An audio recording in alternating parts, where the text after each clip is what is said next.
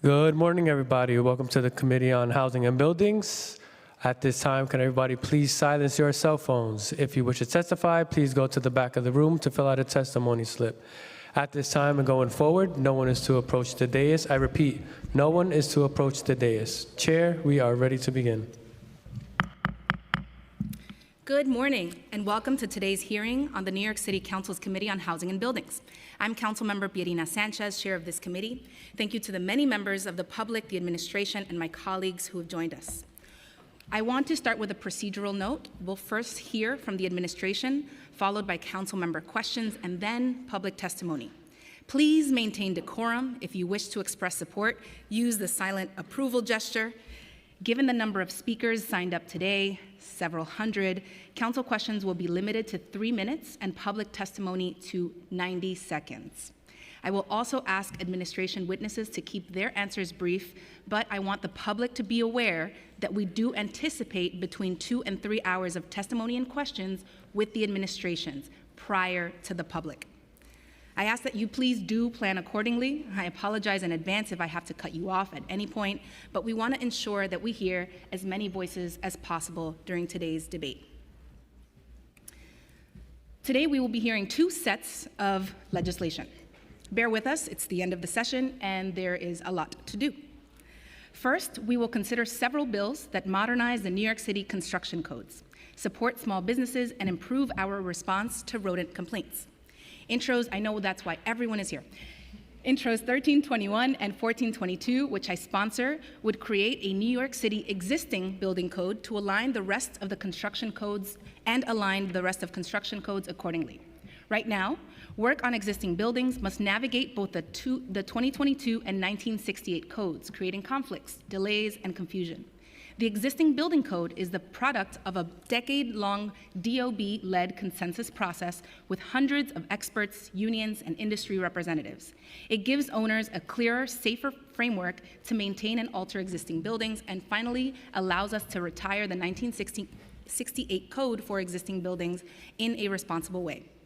Importantly, this new code also codifies changes to the definition of ordinary plumbing work, further changes that this council already passed in Intro 429 several months ago. Changes that some groups suggested came out of nowhere, where in reality, those provisions were debated and agreed upon during DOB's extensive code revision process.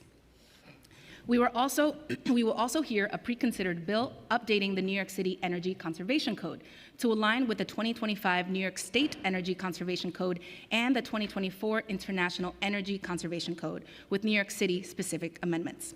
This keeps us on track with state law and ensures our buildings meet modern energy standards as required under existing law.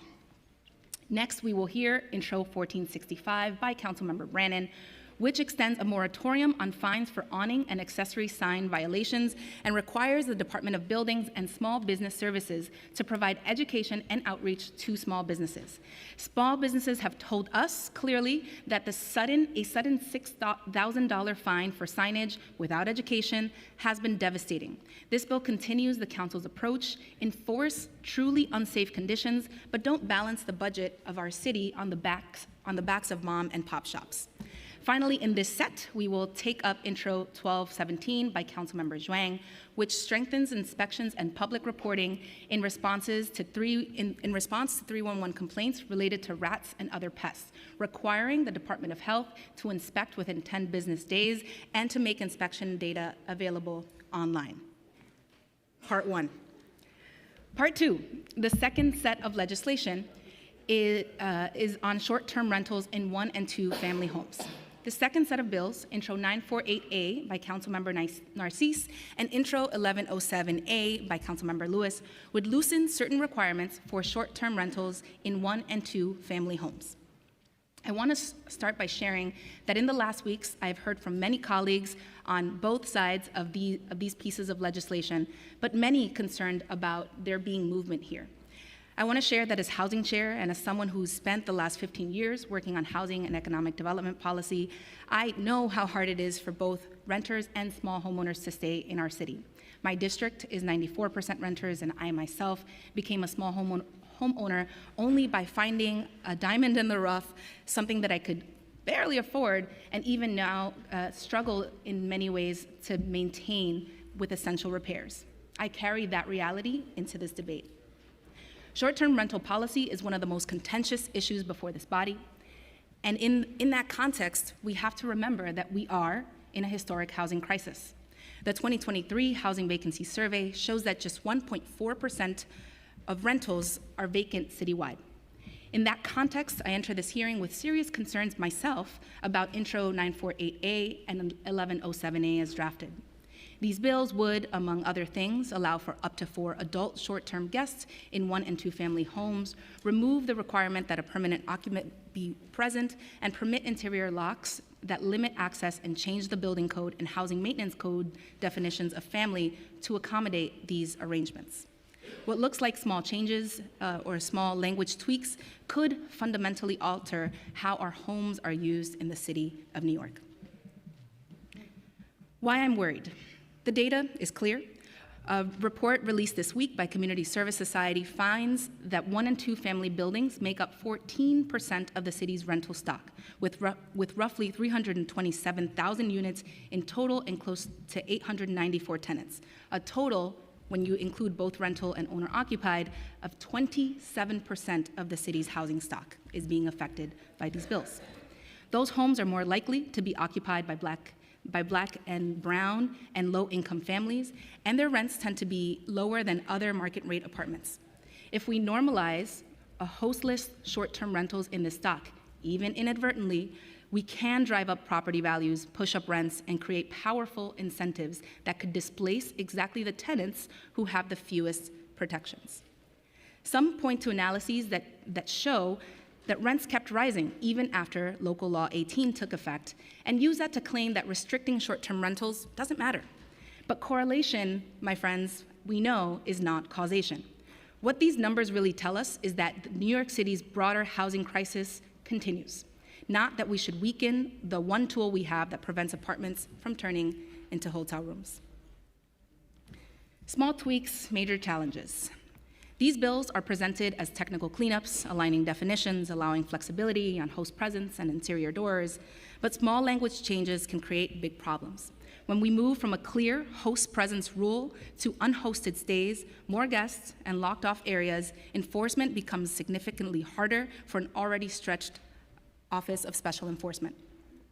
It is much easier to verify that someone actually lives in and is present in a home than to untangle, after the fact, whether a unit has quietly become a full-time business.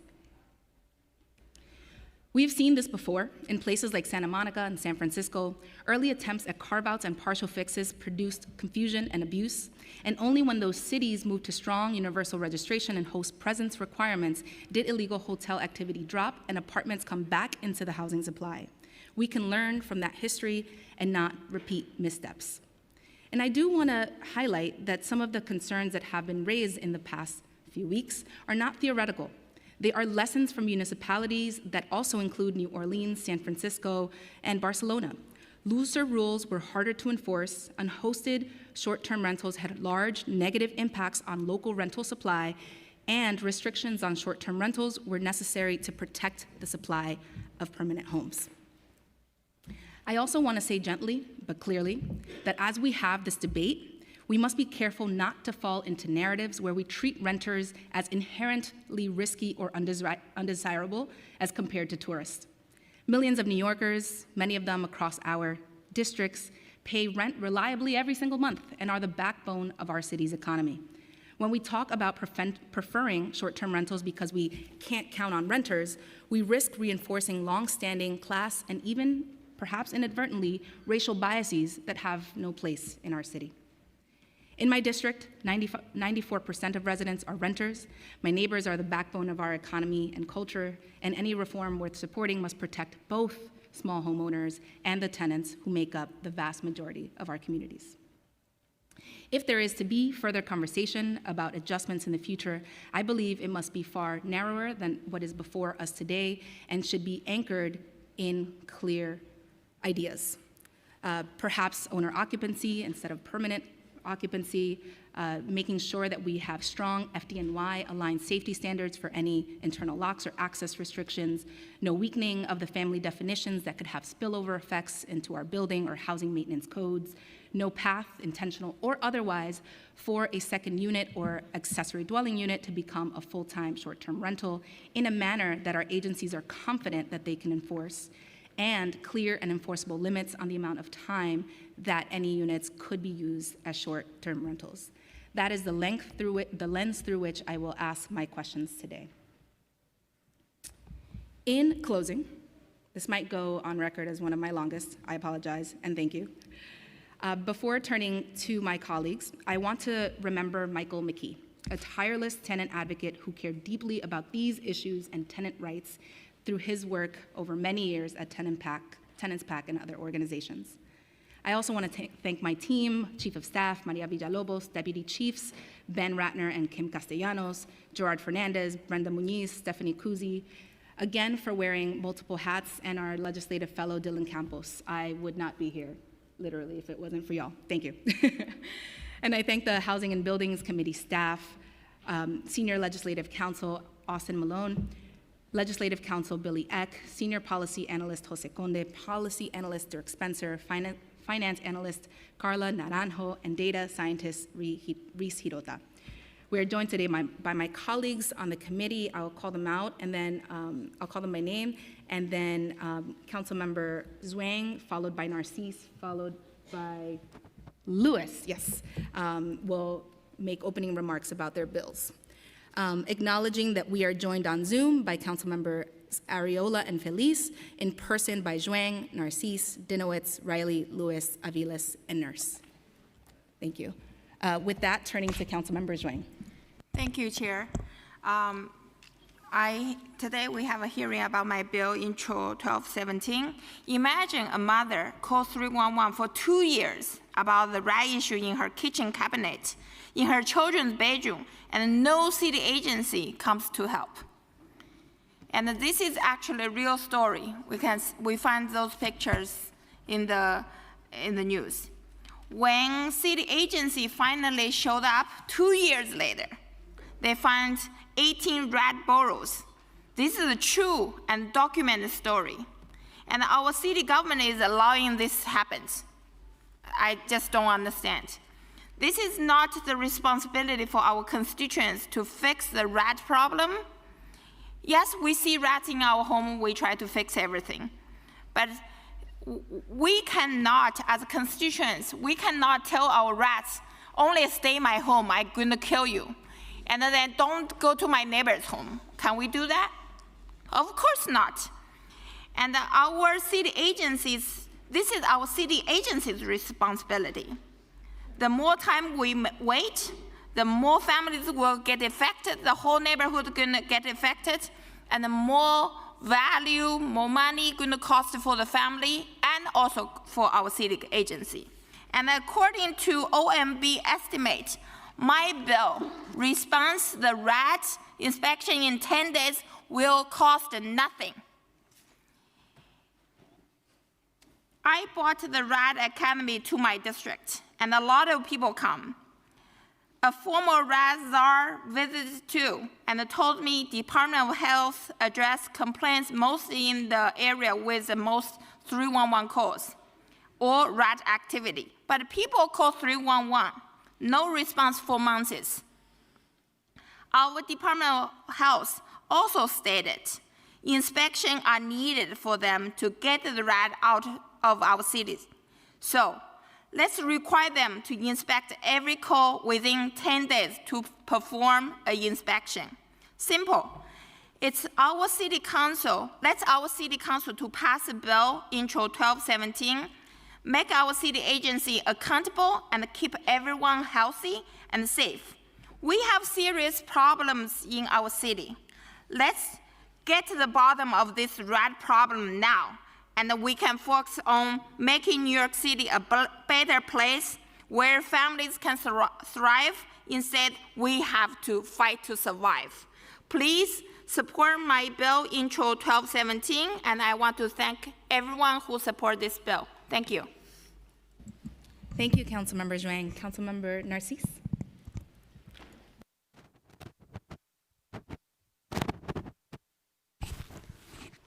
Good morning, everyone. I feel like I'm in the story of David and Goliath.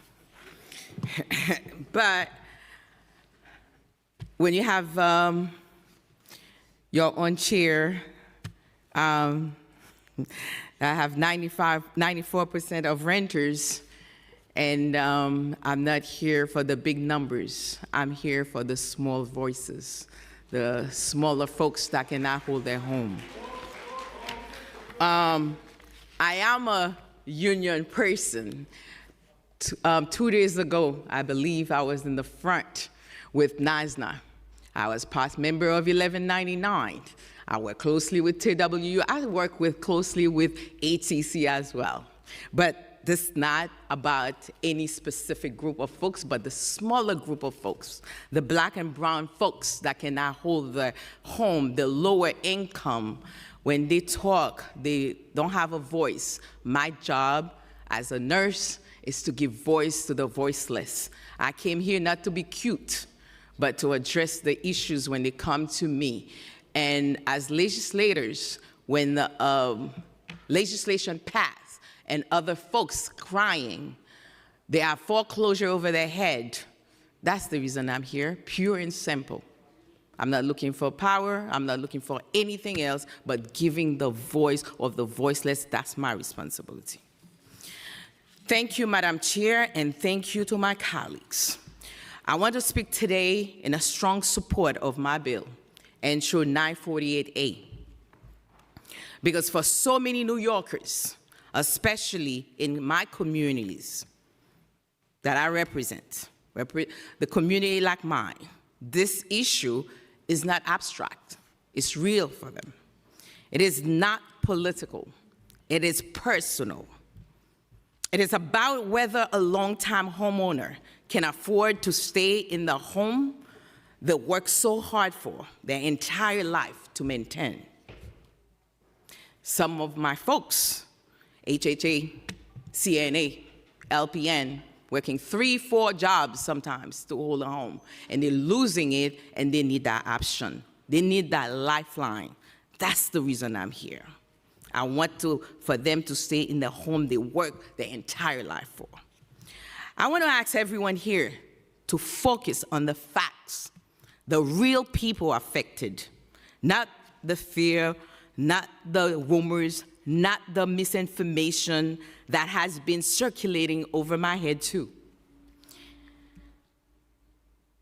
Some folks ask me if I'm scared to even go forward for it, forget about it.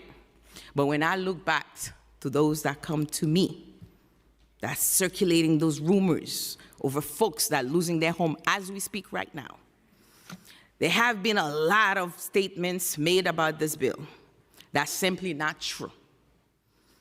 And when misinformation spreads, we know that lies move faster than the truth.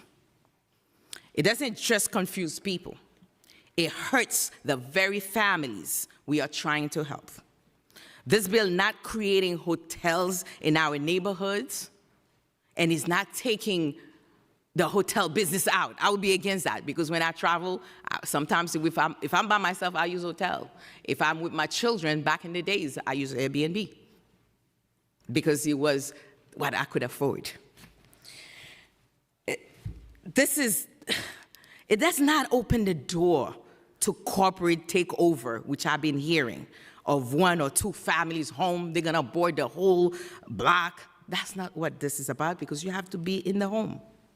You have to own it. You have to be part of it. And when you go away, if you go to see a sick family, you have to come back, because that's have to be your home, your prime residence. It does not allow investors to run short-term rentals without living in there. And it absolutely does not allow unlimited numbers of people to pack in our homes. None of that is this bill. If it was that, I would walk away from it. What this bill does is quite simple. It gives responsible, home-occupant homeowners the ability to earn a little supplemental income safely and legally without violating rules that were never written in their mind. I don't think my homeowners, that's what they want to do. In my district, and in districts across the city, homeowners, especially seniors, immigrants, nurses, CNA, LPN, and all the working families, union workers too, they talk to me, who have been crying out for relief. Some of them have tenants who have not paid their rent in years, and they are desperate for a way to stay afloat. Others are facing rising taxes, rising insurance, rising everything around them.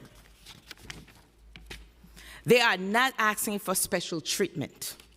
They are asking for fairness, a lifeline. They are asking for the chance to stay in the homes they love and the neighborhood they help to build. You know how many New Yorkers, black folks that left the city of New York.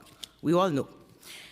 And if you want to talk about the health of our neighborhoods, then come walk the business corridors with me.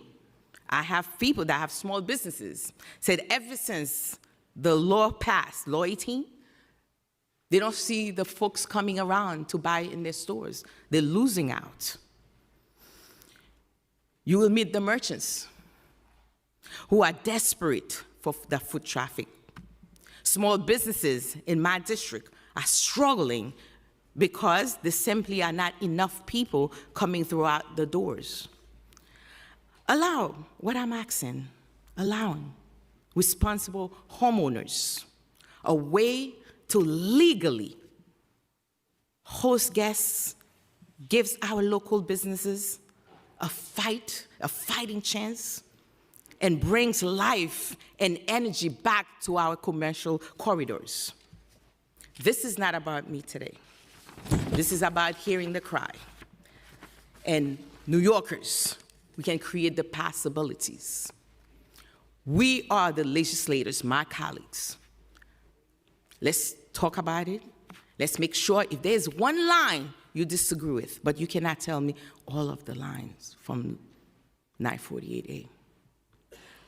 Local Law 18 was well-intended, and I will be here to say yes, but we need to learn to carve out. Maybe because I learned how to carve frogs, open them, and fix them up. Maybe we can fix that. So I'm asking my colleagues, let's stand together for the voiceless folks that we have. Give them a voice, give them a possibility. Please listen to the voices of the homeowners. And I will not leave here to tell you again, I'm not in a fight with labor. I'm not in a fight against, big folks. I just want to be the person that I am, that I'm addressing the cry. So I'm asking you again, my colleagues, please listen to the voices of the homeowners. I know a lot of you don't have a lot of homeowners, but some of us do. And those are the black, brown people, and low-income people that are trying to stay in New York City. Listen to the people who are in the verge of losing their homes because a simply emergency or simply bill or single bill can push them over the edge. Single homeowners, their homes, because a single emergency or a single bill, extra water, can push them over the edge. You have seen on TV, folks lost their home because they could not pay the water bill. That's a fact of our lives. It may be not mine or yours, but it is for some New Yorkers that build this city. And in my word, I don't want to curse in the space, build that, you know what. Listen to them, not to the media campaigns or fear-based narratives that ignore the reality of the community we represent. This bill is a balance. It is responsible. It is response to a very real need in our city. I want housing. I don't want to take the housing apartment, big 3-4 families out. No, no. Because I want people to be off the street. We need to do our part. and we need to keep on pushing. I urge my colleagues to support it and to stand with the families who simply want a hand up, not another hurdle. Give them a hand up to keep their home they love. Thank you, Madam Chair. Thank you, Councilmember Narcisse. Thank you for the good early behavior on everybody's part. Thank you.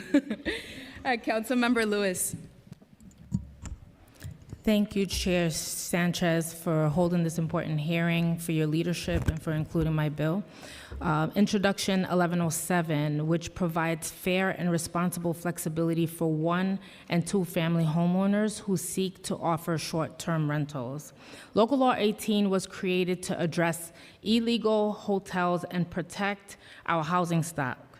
Yet its implementation has placed a severe and unintended burden on small homeowners. These are families who live in homes they own and who are fighting to remain stable in the economic climate that has become increasingly unforgiving. Across Brooklyn, 1- to 2-family homeowners have lost more than $81 million.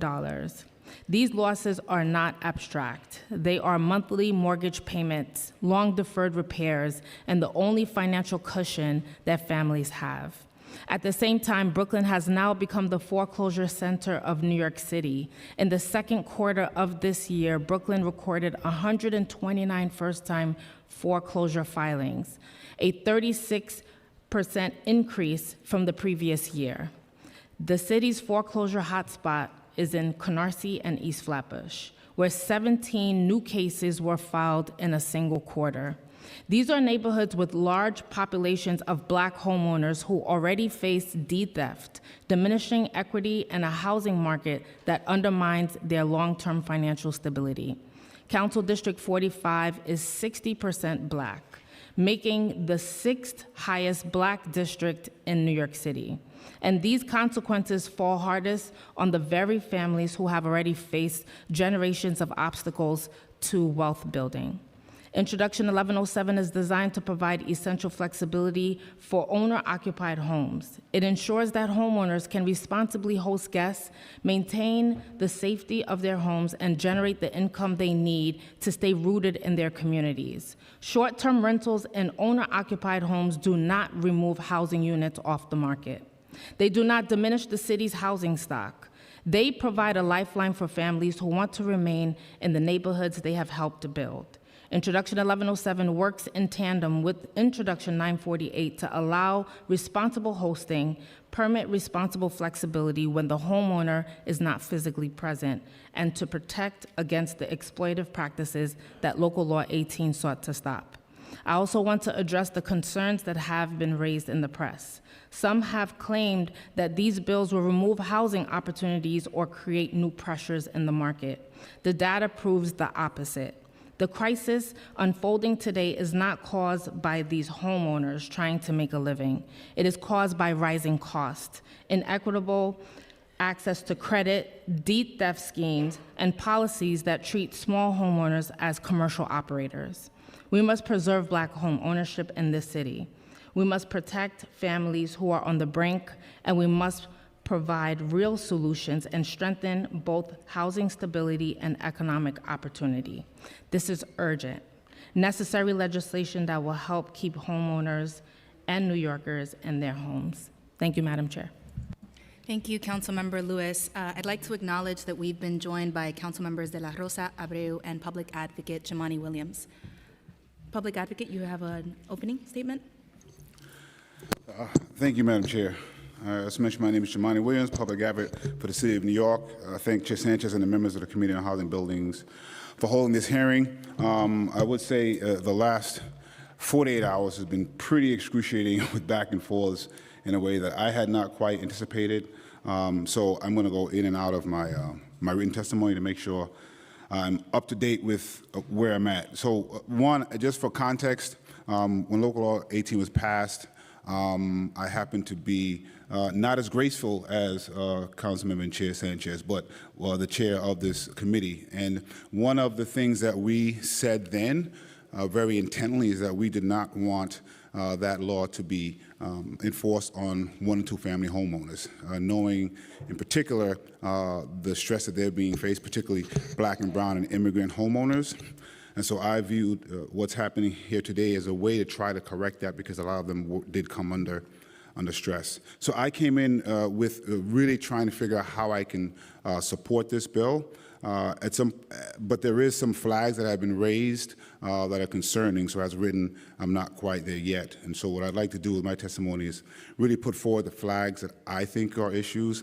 And I'm hoping that Airbnb really answers the questions that are being asked today and commit to addressing some of these with the sponsors of the bill. Most of my testimony will be around Intro 948, and I know Councilmember Narcisse very well, and I know that she will work with everyone to try to get where we need to go, which is, I believe, get a version of this bill through so that we can protect the homeowners that we never expected to be impacted in this way in the first place. I think it's one thing for someone who lives in a neighborhood to utilize a short-term rental while on vacation or on a way to keep their home. It's another to rent that same space for half the year while living in a completely different city or state, or in some cases, corporate LLCs who may fabricate proof of occupancy to run what is essentially an illegal hotel in a residential area. The first thing for me is making sure that even I believe that you shouldn't be able to Airbnb your space. So if you're owner occupied or resident occupied, you should be able to do that, but you certainly should not be able to do that for 6 months. And so I'm hoping that in the new version of this bill, there will be a time limit on how you can do that, particularly if you are not present. I think if you're present, it's differently. I also just want to make sure that we confirm, because I keep hearing different things, that if it's a 2-unit, you cannot Airbnb that second unit, because that would take units off the market, and we do not want to take units off the market. It is very, very clear that we allow people to do this to save their homes, but maintain the stability of the market, particularly in the rental units. The 2 things I heard recently, which I hadn't heard before, one is changing the definition of family. So I'd like to really get a better understanding if that is happening or it is not happening. I also heard that we may have already done that with some of the zoning changes that passed recently, so that is or it isn't. And lastly, something that came up to me was that this may not be allowed in many of homeowners' insurance or mortgage policies. If that's the case, and we find a way to move forward this addressing the flags that I and I'm sure others have mentioned, I just want to make sure we make clear to homeowners that they need to read their policies so they don't inadvertently get themselves into problems. So I am thankful for the sponsors for pushing this forward to try to correct and make the law what we intended the whole time. And I'm hopeful we can get to a point that either addresses those or very clearly says in the law the way it's written so it's different than what we think it is, or provide some more language to address those flags so that we can help our Black and brown immigrant homeowners stay in their homes, use this modality, but also not take units off the market, not violate any policies that they have. And we want to make sure it's also enforceable. So there may have to be some changes in how we enforce this to make sure that people aren't abusing the system. Lastly, I'll just say people abuse any system. They're abusing it right now, so the best we can do is just make it as enforceable as possible. So hopefully some of these questions get answered, and we can get a commitment to make any adoptions and changes to this so that we can get it across the finish line. Thank you. Thank you so much, Public Advocate. Before I turn it over to our committee counsel to administer the oath, I just do want to highlight that despite my own concerns with the legislation, you know, I know that my colleagues have pure intentions. I know that they're trying to do right by folks who do need help. And I don't believe in cutting off debate, so here we are.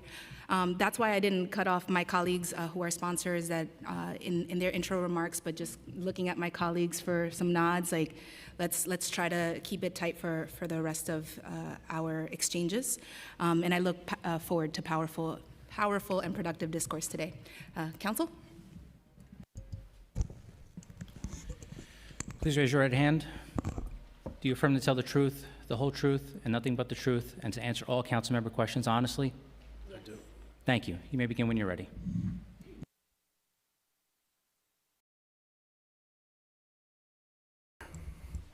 And I have some good news on timing. I'll be covering testimony on behalf of all the city agencies. The others will be HPD and DOB are here for questions, but hopefully we'll pick up some time there. Chairperson Sanchez and committee members, other council members, and Public Advocate Williams, thank you for the opportunity to discuss Intros 948A and 1107A. My name is Christian Klosner. I am the Executive Director of the Mayor's Office of Special Enforcement, or OSE, which is overseen by the Mayor's Office of Criminal Justice. While the bill's stated intent is to be about 1- and 2-family homes, both bills impact every unit of housing in the city and threaten to fundamentally alter New York City's housing market. In my testimony, I will focus on 4 important points. 1, how New York City's existing short-term rentals currently operate. 2, how these bills could negatively impact the local housing market and for the many New Yorkers struggling to find stable housing. 3, how the bills will create a more dangerous environment for residents, guests, and first responders. And 4, how significant increases in short-term rentals will negatively impact quality of life. First, it is important to be clear about the current laws in New York City. For decades, the city's Housing Maintenance Code and Building Code have required the legal use of the city's housing stock in both apartment buildings and 1- and 2-family homes to be for permanent occupancy by a family. The term family allows not more than 2 boarders, roomers, or lodgers, it's a common phrase and a defined phrase, to rent part of the unit so long as the permanent occupant is occupying the unit and maintaining a common household with the lodgers.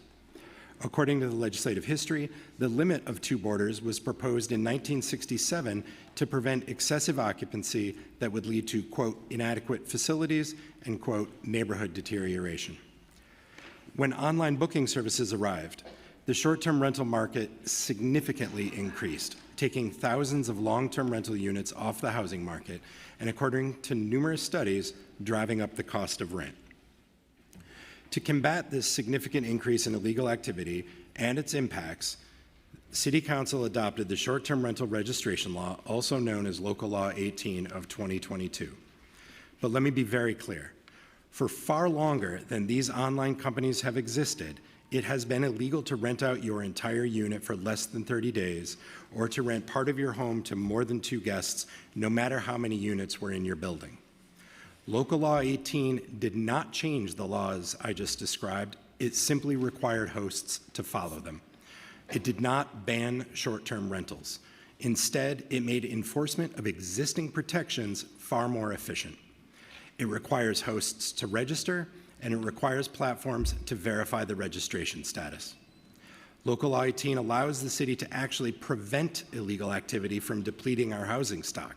It prevents the additional upward pressure on rents associated with short-term rentals, and it provides hosts the chance to know their rental is legal before putting it on the short-term rental market. Now, Intros 948A and 1107A risk undoing the significant gains made under Local Law 18. Let me start with a discussion of the impacts these bills could have on our housing stock. While both bills suggest they apply only to 1- and 2 families, each changes the definition of family in city laws. Changing the definition of family would apply to every home in the city, not just 1- and 2 family homes. For instance, 948A would allow every tenant in the city to host 4 adult guests and an unlimited number of people under 18 in their apartment. 948A also redefines 1- and 2 family homes from exclusively for permanent use to primarily for permanent use. And 1107A contains the same provision, although just for 2 family homes. While that may seem like an insignificant change, it is not. During litigation over Local Law 18, it was argued that 1- and 2 family homes should be allowed to have unhosted rentals for 182 days a year, relying on the phrase "as a rule" in the relevant building code occupancy classification. The city responded that the building code definitions of 1- and 2 family dwellings required they be used exclusively as permanent housing. The litigation against the city was dismissed, but now, through these bills, the City Council is being asked to legislate this interpretation and open the floodgates to unhosted short-term rentals. Here's what could happen with those floodgates open. As have been discussed already, 1 and 2 family homes make up over 28% of the city's housing stock and just over 14%, or 320,000 units, of our rental stock. This bill allows for the potential loss of this entire group of homes to the short-term rental market, which would be devastating, especially in the context of an ongoing housing crisis and in a moment when the New York City Housing and Vacancy Survey shows our net rental vacancy rate is just 1.41% and under 1% for the lowest cost homes. While difficult to quantify, the bill also has the potential to drive up purchase costs, making it even harder for families to afford their first home. Those who buy and take out a mortgage based on short-term rental income may be severely overextended the next time New York sees a tourism slowdown or an international pandemic, which would worsen the fears of foreclosure that we've heard about so far. Ultimately, if these bills increase speculation and reduce inventory, they will also increase market rate rents. 948A in particular would also incentivize investors to shop for properties as large as possible to accommodate 4 adult boarders and an unlimited number of children in order to maximize revenue. That will squeeze large New York City families, especially multi-generational families, who will have to compete for the same inventory in an already tight housing market. We hope the Council will also consider that tenants generally have fewer rights in 1 and 2 family homes when compared to other parts of the city's housing stock. This legislation will incentivize displacement of current tenants to use the unit for tourist rentals instead of for homes. Not only do these bills pose severe threats to the housing market, they create conflict with critical safety requirements. For example, allowing 4 boarders and an unlimited number of children will likely conflict with provisions of the Housing Maintenance Code related to how much light, ventilation, and space each occupant is required to have. It would also incentivize cramming large parties into small spaces or illegally converted basements, cellars, and attics. And according to my colleagues at the New York City Fire Department and the Department of Buildings, these bills pose unacceptable safety risks and do not make sense from a life safety point of view. 1 and 2 family homes, which are also referred to as private dwellings, are exempt from many of the safety precautions required for the kind of activity these bills would allow. They don't have sprinklers or fire alarms that automatically summon the fire department. They aren't required to be built with the same level of flame-resistant materials. They are among the city's most combustible buildings and amongst the most dangerous buildings in which the fire department conducts search, rescue, and firefighting operations. In fact, over the past few years, approximately a quarter of all structural fires in the city have occurred in private dwellings, and fires in private dwellings have accounted for a disproportionately greater percentage of serious fires and deaths from fires. These bills compound these existing dangers by 1, allowing commercial level use, 2, dramatically increasing the occupant load, effectively allowing conversion of private dwellings into multiple dwellings, including allowing an unlimited number of children who are some of the most vulnerable and likely to require assistance when escaping a burning building. 3, eliminating the required presence of a permanent occupant who knows the layout and location of exits. And 4, allowing a significant expansion of locked interior doors that pose safety risks for occupants and firefighters alike. In a fire situation, when seconds matter, any barrier that slows firefighters conducting search and rescue operations or that prevents a quick exit could cost lives. Finally, I will turn to concerns about the impact on our neighborhoods. OSC has received over 2,000 complaints both this year and last, and almost 3,000 in 2023. Complaints from neighbors of short-term rentals express concern over quality of life impacts, such as excessive noise, late-night parties on weekdays, trash piling up, and tourists ringing the wrong doorbell in the middle of the night. Some tenants allege that the illegal activity is done to harass them into giving up their lease. And more short-term rental guests are reporting concerns about consumer deception, unsanitary conditions, and a concern that their stays were illegal. It stands to reason that a sharp increase in short-term rentals where the host is not present will turn into a sharp increase in the impacts that lead to these complaints. I have attached to my testimony a chart that I will display here as well that shows the percentage of complaints each year broken down by building type. In 2018, the vast majority of complaints, 69%, were about units in multiple dwellings. Since then, as you can see in this chart, complaints about 1 and 2 families have made up an increasing percentage. And as of earlier this month, 2025 will be the first year in which there are more complaints about activities in 1 and 2 family homes than in multiple dwellings. These are people who have asked the city for help, and OSC asks this committee to consider these complaints as though the people filing them were here today to testify. For all of these reasons, the administration opposes these bills, and I ask the council to seriously consider their harmful, unintended consequences. Thank you again for the chance to testify, and I look forward to your questions. Thank you. Good morning, Chair Sanchez, Public Advocate, and members of the Committee on Housing and Buildings. I'm Corinne Schiff, Deputy Commissioner for Environmental Health at the New York City Department of Health and Mental Hygiene. On behalf of Commissioner Morris, thank you for the opportunity to testify today regarding the Health Department's pest control program and the legislation before your committee. The Health Department takes a multi-pronged, evidence-based approach across New York City to control rats, building on decades of experience.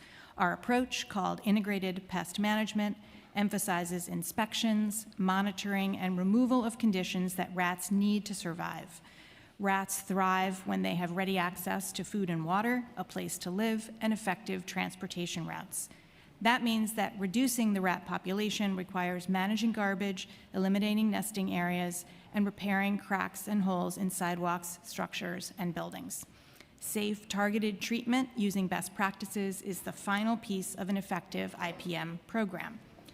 Key components of our IPM program include proactive inspections of every property in a particular area, enabling the department to learn where rat activity is greatest and track progress over time, inspections in response to 311 complaints, enforcement actions against property owners who fail to maintain their properties free of rats, exterminations by our licensed pest management professionals on private properties where the owners fail to act and billing the owner for the work, monitoring, guidance, and technical assistance for city agencies to help them address areas in need of rat control, sealing or collapsing rat burrows in the public realm, and conducting outreach and education to help residents, property owners, and pest management professionals learn best practices for controlling rats. Many council members have sponsored our popular Rat Academy sessions, and we look forward to continuing to hold those with you. We describe our pest control activities on our Environment and Health Data Portal and provide detailed inspection information on our Rat Information Portal. New Yorkers can look up a specific property to learn what we observed at the inspection, whether we took enforcement action, and about any baiting by the department at the property. We know from the Health Department's inspection data that rat activity in New York City neighborhoods is not equally distributed. Some neighborhoods bear a higher burden of rat infestation. Those neighborhoods tend to be densely populated with high foot traffic, an abundance of food service establishments, and a higher proportion of public property. To effectively address rats, city agencies, property owners, and residents in these areas must work together. Rats do not observe property lines or distinguish between public and private ownership. To reduce rat populations in New York, everyone in a neighborhood, both private and public, must work together across our usual boundaries in times and places that matter most to rats.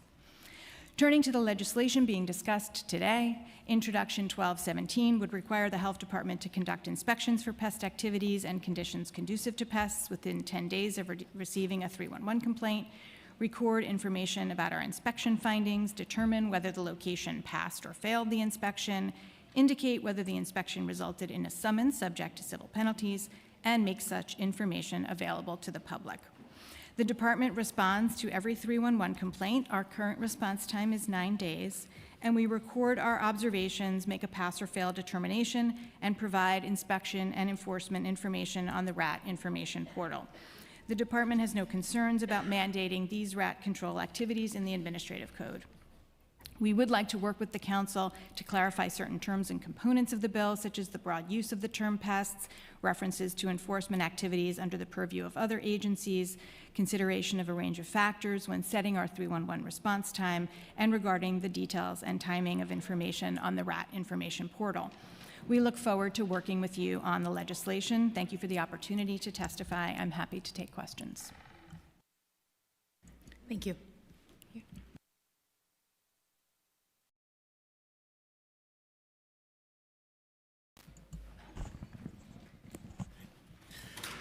Good morning, Chair Sanchez, members of the Committee of Housing and Buildings, and the Public Advocate.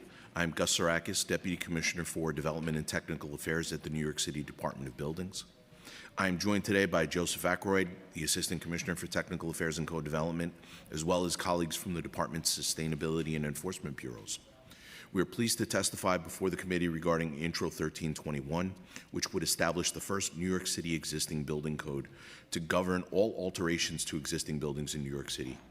Intro 1422, which makes corresponding changes to the New York City construction codes that are necessary to implement the EBC, and preconsidered Intro T 2025-4492A, which addresses periodic updates to the New York City Energy Conservation Code, and Intro 1456, which would extend the moratorium on fines related to violations of local laws and regulations governing signs on awnings and accessory signs, and require the Department of Buildings and the Department of Small Business Services to provide education and outreach regarding the applicable laws governing such signs.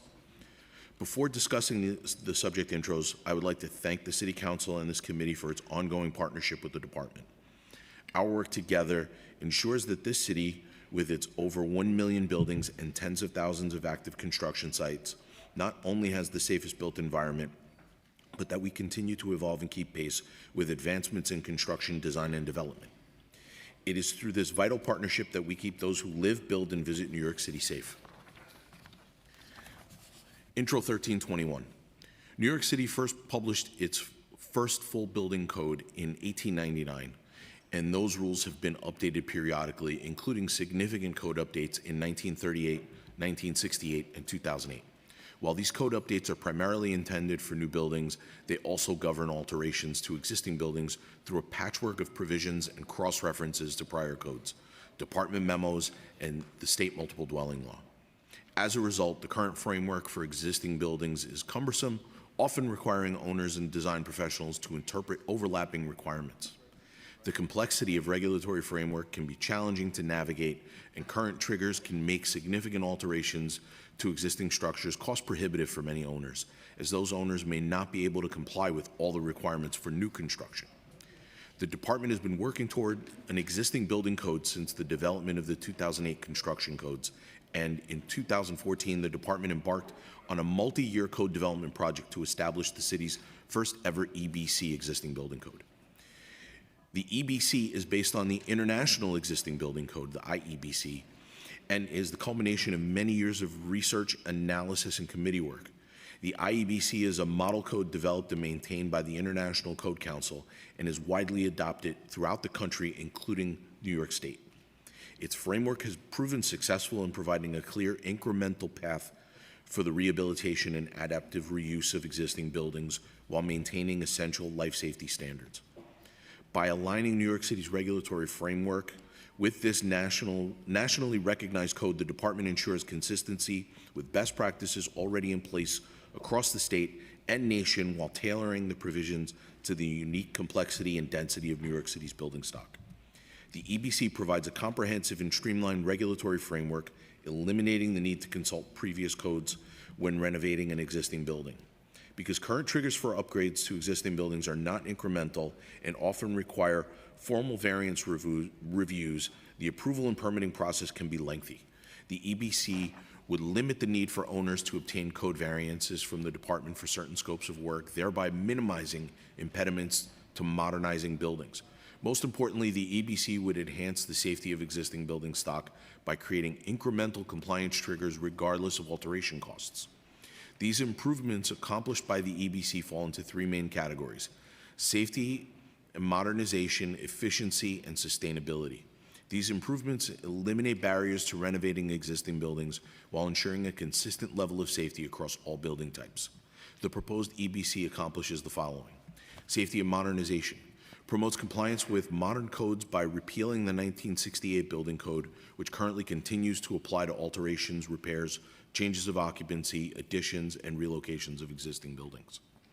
Provides comprehensive tenant and occupant protection plans for buildings occupied during construction activities, expanding on the current code regulations. Establishes new requirements for architectural investigations when the work area exceeds 50% of the floor area, ensuring that existing means of egress elements and rated assemblies are safe. Enhances fire safety by introducing new requirements for automatic sprinkler systems that address various unique conditions that occur in existing buildings.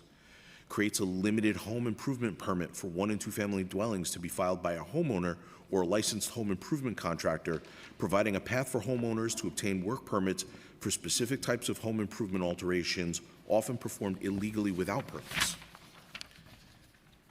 Introduces limited alteration application permits for additional scopes of work, including window replacements, re-roofing, and elevator repair and replacements, which will result in improved compliance with the building and energy conservation codes. Increases accessibility in residential buildings when an alteration involves more than 50% of the dwelling units under a single ownership by requiring all common use facilities serving those units to comply with the accessibility requirements in Chapter 11 of the Building Code. Provides a standardized method to verify the stability of buildings being altered and requires a more thorough condition assessment when the proposed alterations increase the level of structural demand in the building. Efficiency introduces the concept of work area to replace the alteration cost as the trigger for when code requirements apply, which provides a more objective measure of an alteration size and code requirements. Streamlines and simplifies regulations related to changes of occupancy, including changes to occupancy classification and use. Establishes a simplified framework for the multiple dwelling classifications to comply with the complex framework of the multiple dwelling law that details the technical provisions of the MDL that are applicable to alterations to existing residential buildings. Sustainability increases the energy efficiency of the city's building stock by facilitating renovation of existing buildings while requiring incremental energy conservation upgrades. Allows the use of like materials, assemblies, and details in partial and restorative repairs of facades and roofs to facilitate incremental energy conservation upgrades. In combination, these reforms simplify how the department and the public navigate alteration projects, encourage investment in older buildings, and maintain public safety. The EBC will make it easier to preserve, modernize, and adapt our existing building stock while ensuring regulatory consistency across future code updates. At this time, I'm going to go off my script for just a quick second, just to let everyone know the existing building code was drafted with a large number of stakeholder constituents. We put an open casting call out to those interested in participating. This committee worked from 2019 to 2023, 14 technical advisory and managing subcommittees, 523 participants, 138 meetings, more than 13,700 hours that was dedicated to this. We're quite grateful at the department to have this much interest and expertise put forth to do this, all just for the betterment of the work that we all do and the city that we live in. Intro 1422.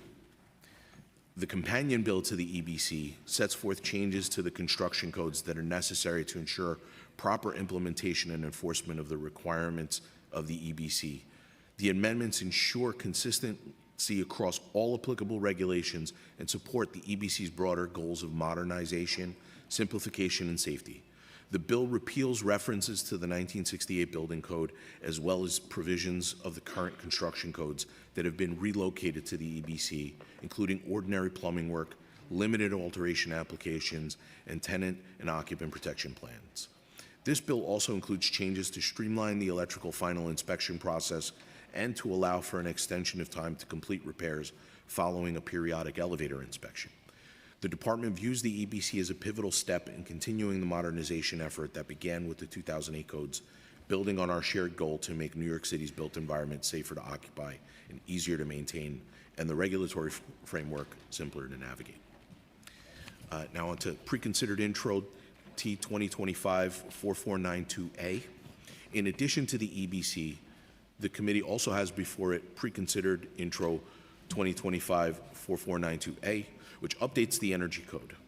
Just as the EBC modernizes the framework for existing buildings, this updated energy code ensures that new construction advances the city's goals for safety, efficiency, and sustainability, together forming a comprehensive, coordinated approach to improving New York City's built environment.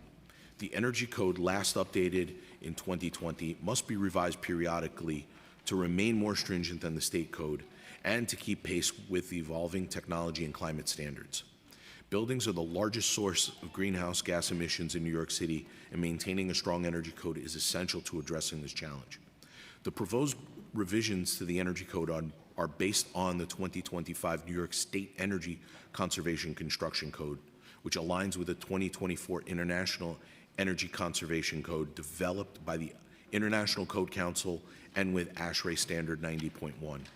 While the proposed revisions use the 2025 New York State Energy Code as a base, they also modify or add new language to the Energy Code tailored to the unique needs and characteristics of the city's built environment.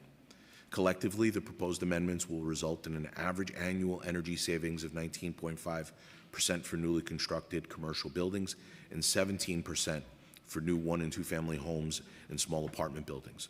The Energy Code revisions involved over 35 industry professionals and stakeholders who volunteered their time to participate in the process and who sat on either a residential advisory committee or commercial advisory committee and who participated in various subcommittees. I'd like to take a moment to thank the residential and commercial advisory committees and their members who contributed their expertise and time to the Energy Code revision process. These improvements will bring the most advanced standards for building envelopes, mechanical systems, and equipment to new development, ensuring that buildings constructed in New York City use less energy and are better prepared to support the city's path toward carbon neutrality. Finally, while this energy code update is the most stringent in the city's history, it represents only one component of the department's climate work. Looking ahead, the department will begin developing a performance-based energy code. Intro 1456. Turning now to Intro 1456, which would extend the enforcement moratorium concerning business accessory signs. Since 2019, when the initial moratorium was implemented, the department has taken several steps to further support businesses and assist them in complying with applicable regulations. This includes educating businesses about sign regulations, conducting outreach to businesses who have received violations from the Department for Illegally Installed Signs, establishing the small business team, a dedicated resource to assist small businesses with any issues they might have, and launching an annual no-penalty accessory sign inspection program. The department is supportive of Intro 1456, which will extend the moratorium on the issuance of accessory sign violations for 3 additional years. We recognize and appreciate the need to continue to support small businesses. As such, we'd like to recommend 2 amendments to the bill. The first recommendation is expanding the universe of signs that would be covered by the moratorium. As drafted, the bill would extend the moratorium for signs installed prior to February 9, 2019. We suggest amending the bill to allow coverage for signs installed prior to February 9, 2025. This would provide relief to additional businesses, including small businesses. The second recommendation is expanding the pool of individuals who are allowed to install signs. Pursuant to Local Law 28 of 2019, there was a task force convened to evaluate the relevance and appropriateness of regulations concerning accessory signs. That task force issued several recommendations, including expanding the pool of individuals who are allowed to install signs to include other licensed trades with relevant experience and expertise to safely install the subject signs. There are approximately 43 licensed sign hangers. It is possible the limited pool of licensed individuals may contribute to delays in businesses complying with applicable regulations. Expanding the pool could enable businesses to more timely comply and could result in cost savings for the businesses. Thank you for the opportunity to testify before you today. We look forward to working with you to move these important and critical pieces of legislation forward. We welcome any questions that you may have. Excellent. Thank you. Thank you so much. And I just want to say this is like so exciting on the existing building code front. All of us who are small homeowners, we should be very excited. It represents a huge step forward in how we can address challenges in our home. And thank you for your patience as we go through this hearing. So I'm going to start with questions for the administration related to the short-term rental legislation before us.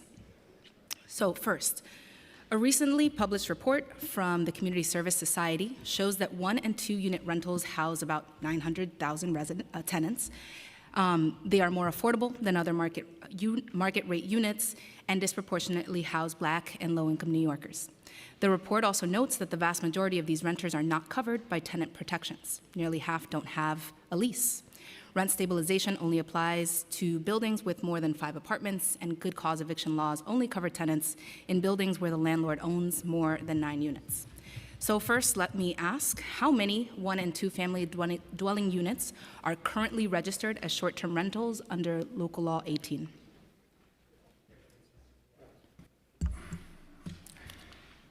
Currently, approximately 2,223. They make up approximately 60% of applications and approximately 66% of approved registrations. Can you repeat the last 2 numbers again? Yeah, 60% of applications and 66% of registrations. Thank you. Is there a number of units the administration sees as at risk of conversion to a legal hotel-type use as a result of the amended legislation? What analysis has the administration done on how allowing unhosted short-term rentals in the stock could increase rents and displacement for those tenants?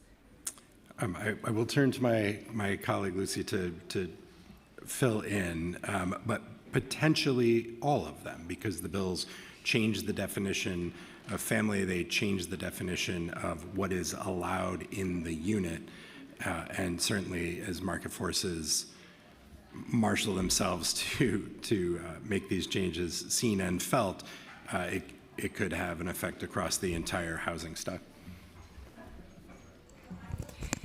I'll just add that as part of the New York City Housing and Vacancy Survey, we've been tracking some version of seasonal or held for occasional use as reasons for a home being vacant and not available. And over the last few cycles, we've amended that given the housing market has changed, and in particular in 2021 and 2023. This is a larger group than just short-term rentals. It includes pied-à-terres, units that are held for investment purposes, but also... I'm sorry, Deputy Commissioner, can we please have quiet in the chamber? Continue. But also short-term rentals. We don't consider these homes to be to be vacant and available because they are not on the market. They are therefore in the category that we call vacant, not available for rent or sale. They're effectively not options for New Yorkers when they're seeking to move.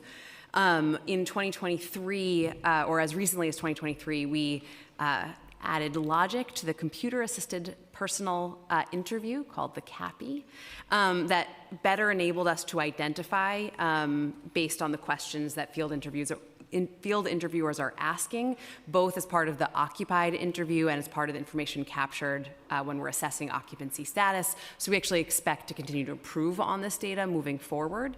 But we did see across the market some change between 2021 and 2023. You all have heard me talk a lot about our findings from the New York City Housing and Vacancy Survey over this time. We went from some of our highest vacancy to some of our lowest vacancy. This is across basically every category that we measure. But of those that are not available, about 102, almost 103,000, or 29% are in this category of seasonal or occasional use in 21, and that, like all other numbers, went down in 23, but it was still at 58,810 units that were not available for rent or sale as a result of this category. It is very difficult to predict, I agree with my colleague, who would opt in to any policy change. The best indicator is past behavior, but we do certainly track things like this because we know that changes in laws and rules do impact behavior, and we would certainly expect for applications to increase. Thank you. If this legislation were adopted as written, what would prevent a private company from buying a one to two family home and evicting the tenants? What tenant protections exist for these New Yorkers who live as renters in these homes?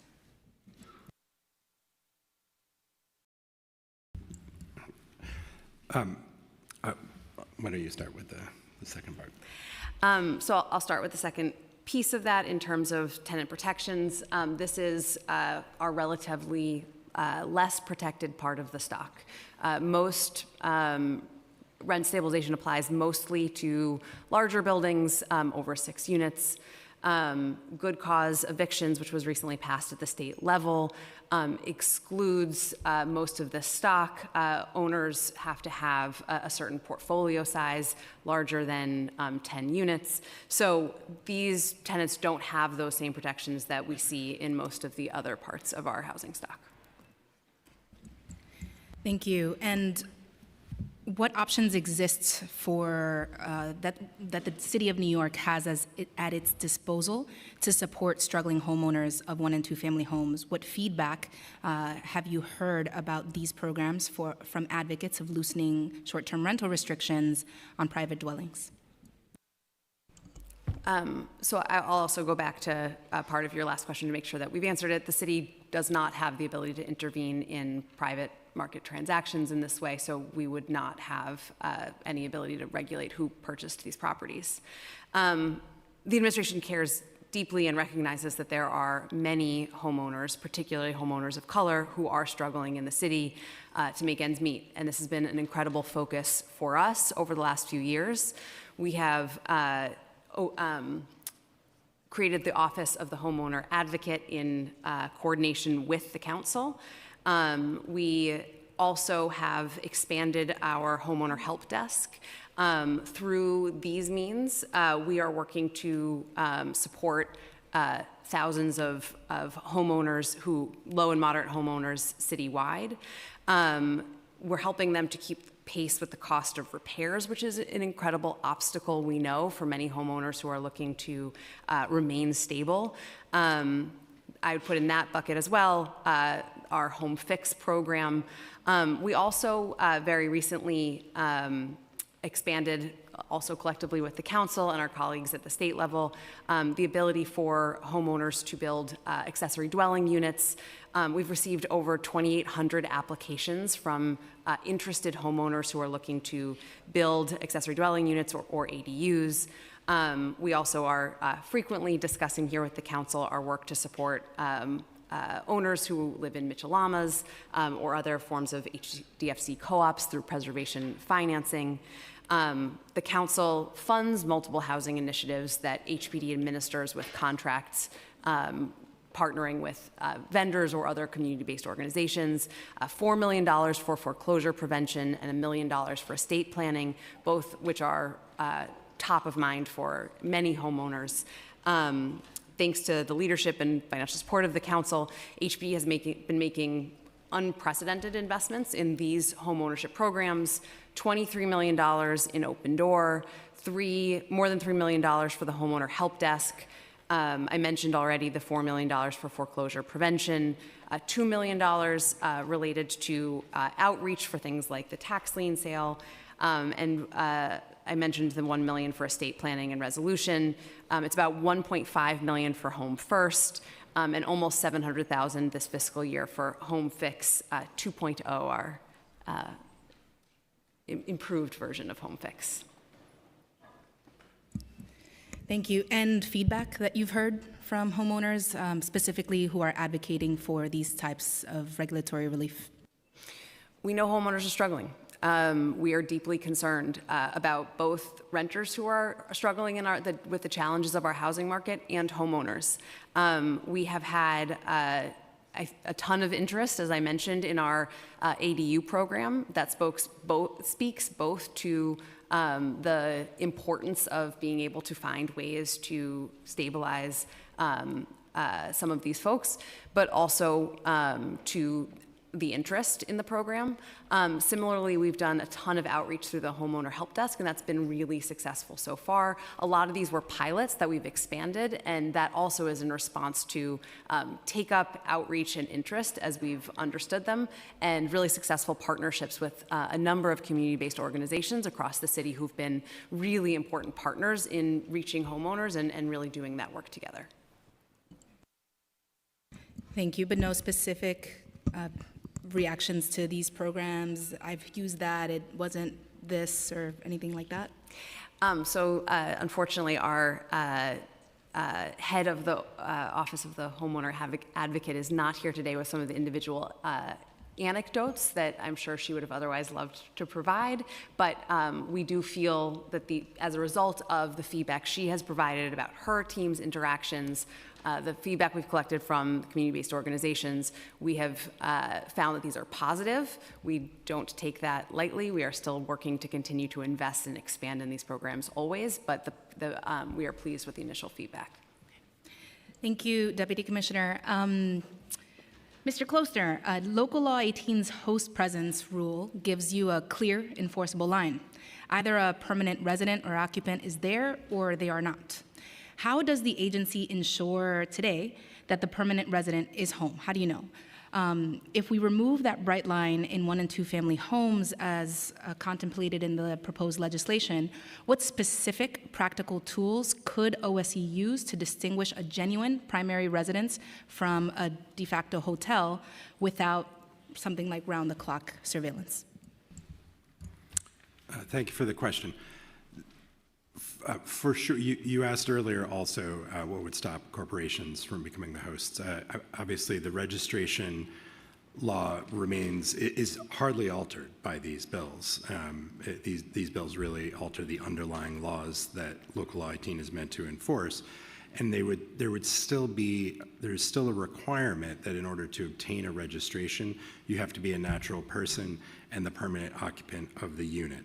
I think the easiest way to explain part of the concern is several years ago there was a 2-family that we found in Bed-Stuy that had been bought by someone in Long Island, and within 6 days of filing the deed, there were probably a dozen Airbnb listings. When we went, we found that a 2-family in a residential district had been converted to house approximately 30 transients with no host on site.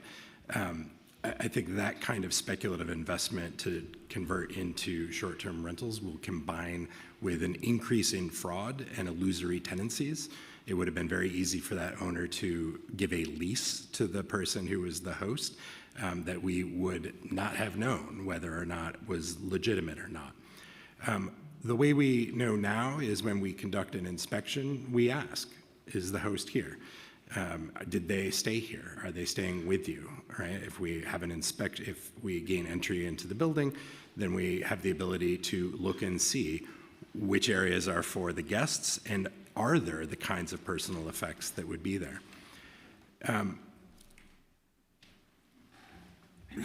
Thinking about how we would police the host, well, let me say this also. Part of the registration process is that in order for a listing to be verified by the companies, it has to be associated with the registration. And so when someone submits a registration or application, or once they get approved and they seek to add a listing, we look at it. If it's clear that the person isn't going to be there, we give folks a chance to correct and say you have to make it clear that you will be present in the unit and you'll be staying there. So that adds a guarantee that the listing itself is legal. It also sends a signal to the guest as to what they can expect. So it adds in a layer of reporting by guests when they show up and the person isn't there and never was there. The guest might say, like, wait a second, this seems like maybe this isn't legal to me, and then they can report it. Let me pause there and let you hone me in if I haven't answered the question fully. That is helpful. So how does changing the definition of 1- and 2-family dwellings from a structured use used exclusively used for residential purposes to primarily used for residential purposes impact the regulatory framework for such homes? You touched on it in your testimony, but if you could expand. Sure. In the lawsuits that were filed challenging OSC's implementation of Local Law 18, it was very clear that the desired interpretation by the industry was that that the phrase "as a rule," somewhat like primary, would allow for unhosted rentals for 182 days under existing law. Right, and it is, in my view, no coincidence that when our response was no, it has to be exclusive, that these pieces of legislation now change the word exclusive to primary. That leads me to believe that the expected interpretation would be that independent of any of the other provisions in the rule, but just that change would mean that owners would have the right to live in a unit for 183 days and do unhosted rentals for 182. It's particularly concerning in 1107A that it is only in 2 families, which potentially creates, I would expect a challenge from the industry to say that that means so long as there was a permanent occupant in one of the units, then the primary use of the building would be primarily for permanent occupancy, and the second unit therefore could be occupied exclusively for short-term rentals, something that we absolutely cannot afford to give away in our housing stock. Thank you.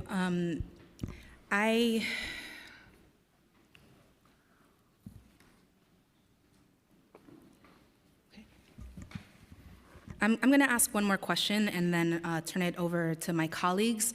Colleagues, we're going to start with short-term rental focused questions because HPD has to leave. So make sure that you get those in, and then we'll have a second round where you can ask about anything you want. I'm coming for you, Dubia. Okay, so my last question for now is, since local law, over the last decade, cities like Santa Monica, San Francisco, New Orleans, and Barcelona, as I mentioned in my opener, moved toward universal registration and host presence requirements precisely because carve-outs and exceptions for them proved impossible to police and were riddled with loopholes and challenges. Why would New York now move in the opposite direction and introduce new exceptions when our vacancy rate is at 1.4%? Certainly, the administration encourages council not to do that. I will say that in that past decade, in which I've been in this position the entire time, we've watched what other entities have done. Registration has been seen as the key to make sure that the city knows who's doing it and what's there. Early models were regularly successfully challenged by the short-term rental industry. It wasn't until Santa Monica passed their version that holds the online booking sites accountable for not processing transactions unless they verified that we had a workable prevention for unfettered short-term rentals. I also want to add, New York is somewhat unique. Most other jurisdictions adopt new rules to apply to an explosion or a proliferation of short-term rentals. In New York City, it has always been illegal to rent out your entire home. And so we have always had the good fortune to simply be able to enforce our existing laws and invent new ways like Local 18 to ensure that those local laws are followed. Excellent. I'll also, if I may, a huge part of my role at HPD is to evaluate new program changes in laws, new programs we put into effect. And while I know there has been research evaluating this issue coming out on both sides, what I would say with quite confidence is that 2 years is a very short amount of time for us to see the impacts of any change in the law or new programs and its effect on the market. So, I don't expect that while we shared some of the data that we have about this part of the stock and how that's changed from 21 to 23, I would just caution everyone that this is a very short time period. Excellent. Thank you. Thank you for that first round. Councilmember Narcisse. Oh, I'm sorry. I need to acknowledge that we have been joined by Councilmember Palladino. I want to be clear on that because I am for structure. I love structure. But there's one thing that is in the room. that the elephant in the room that we need to address is the fact that people are losing their home for real, and it's black and brown folks and low income. What would you have me say to seniors, immigrants, workers, hardworking people, homeowners in my district and across the city that have been told short-term rentals are the lifeline they have, the only way they can afford their mortgage and stay in their homes in the city they love, and the generational wealth we talk about? If you oppose this path, what is your alternative for those folks? I hear the nice, lovely statistic you gave, how you're helping, but when I'm looking on TV, I'm seeing somebody losing their home over $5,000. That's tough. And what we're doing, we're not saying local law 18 is the wrong one. I am 100% to understand it. But all I'm asking is we have to kind of carve this little space for the people that need to breathe. So what do I say to those folks? Councilmember, you're right. We share your concerns. This is an incredibly difficult issue, and some of the most difficult issues that we have in the housing policy space are when we are looking at how we protect both low and moderate income homeowners and low and moderate income renters at the same time. And some of that, in those moments, what we find that we try to do is to look at all of the potential consequences, and can we find policies or ways that we're, to every extent possible, helping both sets of communities who are all at risk in our housing market. But right now, there is nothing. There is no recipe for those people that's losing their home. They're losing their home over $5,000. How many of the city of folks call them and say, I have that money for you. Let me take your deed, your home that you work so hard back to your hand. It has not been done. So when we're talking about why we don't go into this direction, I'm not a person that don't like conflict. I'm a nurse. I like to solve problems, come with a solution. I'm looking for that solution for those folks. And right now, would you say that New York City have the toughest law in the book right now for Airbnb protection? Well, so on that, I think we have one of the toughest one in New York City with structure, with the law and policy for short-term rental. So on that piece, if you don't mind, I'm going to defer to my colleague, but I do want to respond to your earlier comment. It is incredibly important to us that we continue to invest in this space and make sure that we have the best possible programming. I did describe some of the ways that we've rolled out new opportunities, new things through our Office of the Homeowner Help Desk. We want your feedback, and we want to work with you to make sure that we are offering as many opportunities to stabilize people as possible. But while you're rolling it, people are losing their home. They don't have a space. They're homeless, and the tenants become homeless with them too. That's the problem we're facing. And what's the percentage are we talking about in the housing market? We have vacancy in Nassau we cannot even fix right now. So why don't we fix that, administration? Fix that and make sure people have more opportunity before we touch an area that people invest their livelihood in. Give them a chance. That's all I'm asking. No politics, nothing like that. I'm not interested in politics. Well, a lot of people that knows me, I'm more like straightforward, talk about it, let's find a solution. I don't want to fight with anyone. I just want a solution for those folks that are coming to me. And I feel like that's my responsibility to carve it out, to make sure that we give them a room to breathe, and yet make sure that people we don't have developers buying the whole block and doing all that. That's not what I'm in for. I'm not in that. I'm not interested. But I'm interested in those people that are crying on my shoulder. Now you can answer your question. Thank you. Sure. And I appreciate your passion, and I can say that I share the sympathy and understanding. We've heard, I have personally heard from hundreds, if not thousands, of hosts at this point. We did extensive rulemaking hearing, and what we heard from people is that they wanted to use short-term rentals to pay their mortgage, to pay their bills. It's real. We understood that. We heard that loud and clear. And we're also mindful that small homeowners and two families, if a tenant stops paying rent, are at a greater risk than an owner of a large building. That was a very clear takeaway. I will say a couple of things. All the folks that bought these homes with the rules in place that prohibited them from having entire home short-term rentals. And that it cannot be that the solution to allow them to generate income, which they can do through legal short-term rentals. My office has bent over backwards to help people, to help them understand the process to clear up violations that would prohibit a registration, to help them understand that the property they bought doesn't have a certificate of occupancy that allows what they were led to believe. We've heard from a lot of homeowners who were sold properties with illegally finished basements and attics that they thought this is valuable living space, and in fact it's illegal and dangerous living space. We work with them to correct them. When we had a huge backlog, I was in the office until 9 o'clock at night, giving people 20, 30 minutes of my time, walking them through point by point. Here's what the law is. Here's what you can do. The other thing that we can do and that we need folks to do, especially if it's a two-family, is rent the unit to a permanent tenant.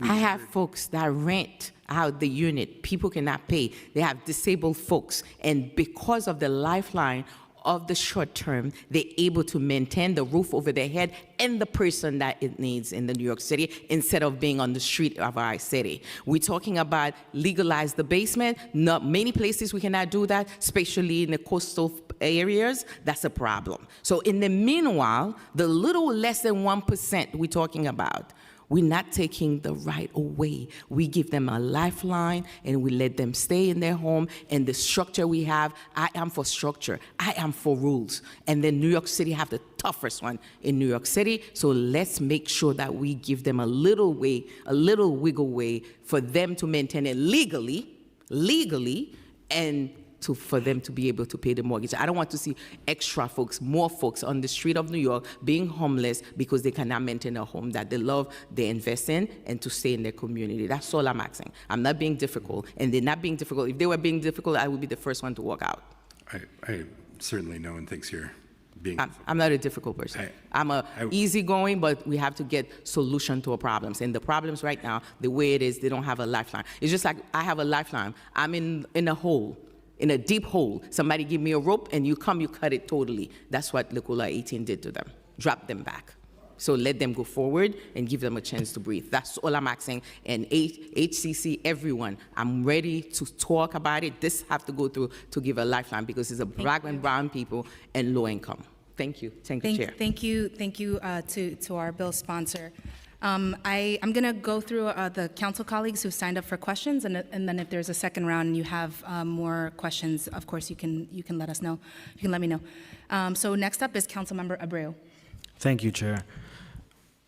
New York State's multiple dwelling laws bans unhosted rentals under 30 days unless a permanent resident is present. If Intro 948A removes the host preference requirement, how would your office enforce permanent occupancy?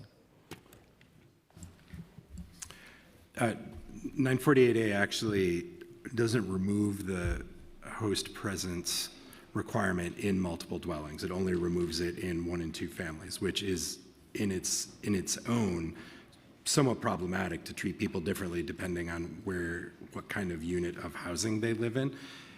But the larger question about permanent occupancy is a very good one. It is very challenging to prove permanent occupancy. When Local Law 18 was adopted, part of the goal was to let legal short-term renters have a very clear path forward by knowing before they put their listing up.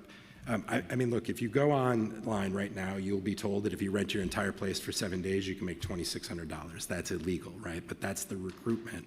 And when a host does that thinking, oh, it's online, and we've heard this from defendants in lawsuits, if it's online, how is it not legal? Then people are putting themselves in harm. They're getting fines because they're breaking the law. So protecting them from those fines by giving them a clear path, registration, showing that they live there was part of the goal. Knowing that we were going to be regulating legal hosts, we made it very easy to prove permanent occupancy. 2 pieces of mail that show that you are getting mail at the address that you are trying to register that are not the kind of mail that you would want to go somewhere else, utility bills, tax statements, things like that. If they don't have to, and in the course of doing that, people are sending us false documents on a regular basis and lying to us about where they are. And if they have multiple homes, I've had applicants say, I live in 2 places, right?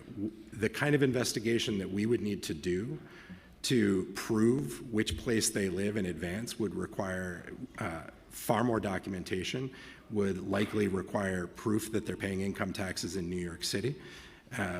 And then if we had reason to believe that they actually had lied to us and were not the permanent occupant, and they're not required to be there during a stay, requires a degree of enforcement that nobody wants, right? Like, are we going to have to go to their house 180 days a year to prove that they don't actually live there? Do we have to do a pre-inspection before we grant a registration? Right now, we don't do that. That was the original proposal, and OSC said we don't need Thank to you. have. I want to be able to get in one more inspection. question Okay, before my sorry. time's end. I think you've answered it. And also, if anything is about housing, I think we're running out of time with Deputy Commissioner Jaffe.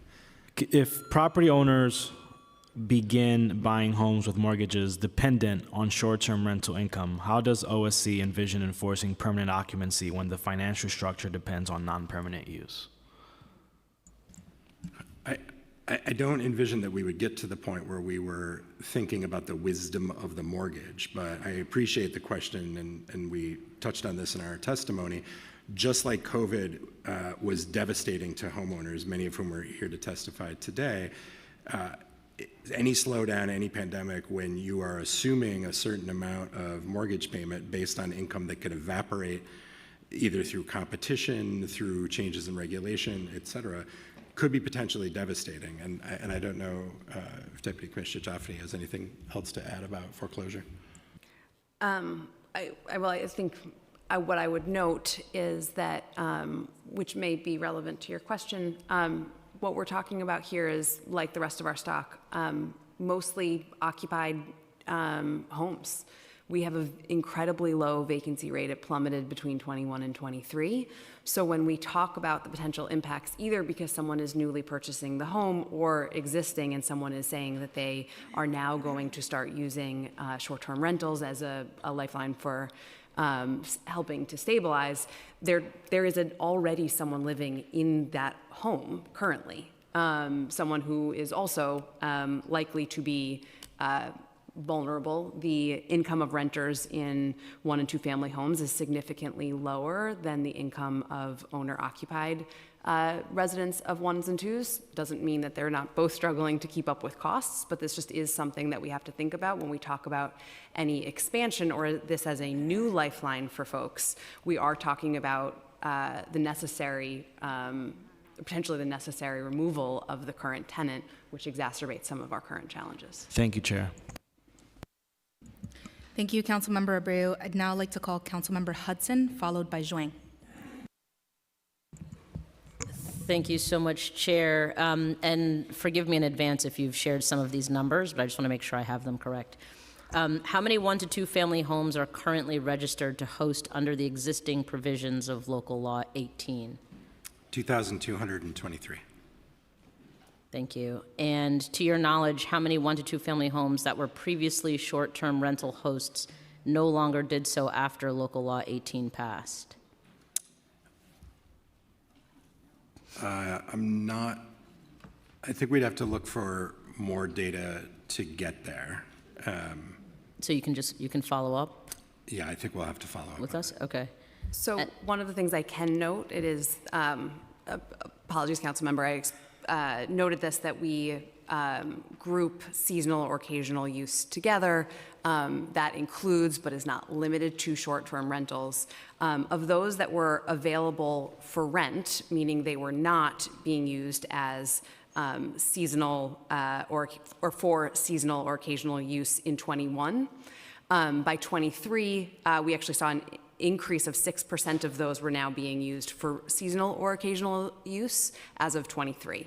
Some of the data, obviously, right, we'll be back in the field in 27, so this is not the perfect timeline to which to look at a recent law change, but we have seen both plummeting vacancy, an overall decrease in across the board and in the units that we consider to be off the market because they are off the market for occasional or seasonal use. But of those that were available for rent in 21 when we had more vacancy in the market, some have moved towards seasonal or occasional use as of 23. Okay, thank you. And how many 1- to 2-family homeowners do you anticipate will apply for registration should this law pass? We really I know can't. it's hard to say. It's hard to say, right? But there is nothing to limit, right? There's no group that you could say this group could and this group could not, at least as currently contemplated under the law. Okay, and then my last question, how do you interpret the bill's use of the term primarily rather than exclusively regarding host occupancy? And what do you believe this means regarding what types of 1 to 2 family homeowners may be eligible to list their homes for short-term rentals? Yeah, I think with respect to my colleagues' time and the committee's time and the other folks, we did touch on that earlier, and I would like to just rest on the prior comments just to not retread on ground, or I'd be happy to meet with you to go over that point. Okay, thank you. Okay, thank you, Councilmember Hudson. Councilmember Zhuang? Thank you, Chair. Thank you, Deputy Commissioner, come to testify. I have a couple questions. The first one, on your testimony, said the department responds to every single 311 complaints. Our current response time is 9 days. I just want to know how accurate it is. We're doing the Airbnb first. Oh, where? We're talking about the 948A first. So our current response time to 311 complaints for an inspection is 9 days, and we do respond to every 311 complaint. Not every response is an inspection. We may get, for example, multiple complaints about the exact same location within a short period of time, and so not every complaint requires an inspection, but every complaint is reviewed by one of our staff to assess whether an inspection is needed or some other response. But very often we see from our constituents, the 311 complaint they filed, they never get a response, suddenly it's closed. And also, according to current law, require inspection done within 90 days. So this issue have to be fixed. And all those news, according to the information you gave, all those news are fake news, right? So we do respond to every 311 complaint. In order to look into your comments that there are complaints that we haven't responded to, I would need to see the details of that. But we do respond to those complaints. A staff person will review, and as I noted, not every response requires an inspection. If, for example, we have recently conducted an inspection and are working with that property owner to make sure that the rat conditions are addressed. And we do encourage people to check the rat information portal where we list all of the inspection work that we do, we list there so New Yorkers can go and check you can type in a specific address and check to see our activity, the date that we were there, whether we've conducted baiting, whether we've done enforcement action. To respond to specific 311 complaints, I would need to see those, and we would be happy to follow up. Sometimes those can help us troubleshoot if something went wrong, but I can't answer about specific 311 complaints. We have a lot of 311 complaints in my district, and then yesterday I got one. The person lived next to the subway station. Subway station has a lot of rats. The homeowner bait their home, and the rat come to their house and bite their small dog. So I would be happy to follow up with you about that. Now they filed 311 complaint. The 311 complaint just closed. Why don't we follow up with you about that specific complaint? We have a lot of cases need to follow up. Thank you. Okay. Thank you, Councilmember Zhuang. So entering round two, I have just 2 more questions that I think might be for HPD. And then I think Councilmember Narcisse also has some questions. So has the city tracked investor or private equity purchases of 1 and 2 family homes in recent years? If 948A were to allow more profitable unhosted short-term rentals, do you anticipate the intensification of speculative buying in working-class neighborhoods, as advocacy organizations have raised concerns about, and what data are you relying on? Thank you for that question, and I am deeply sorry for the inconvenience of I have a family obligation to leave for.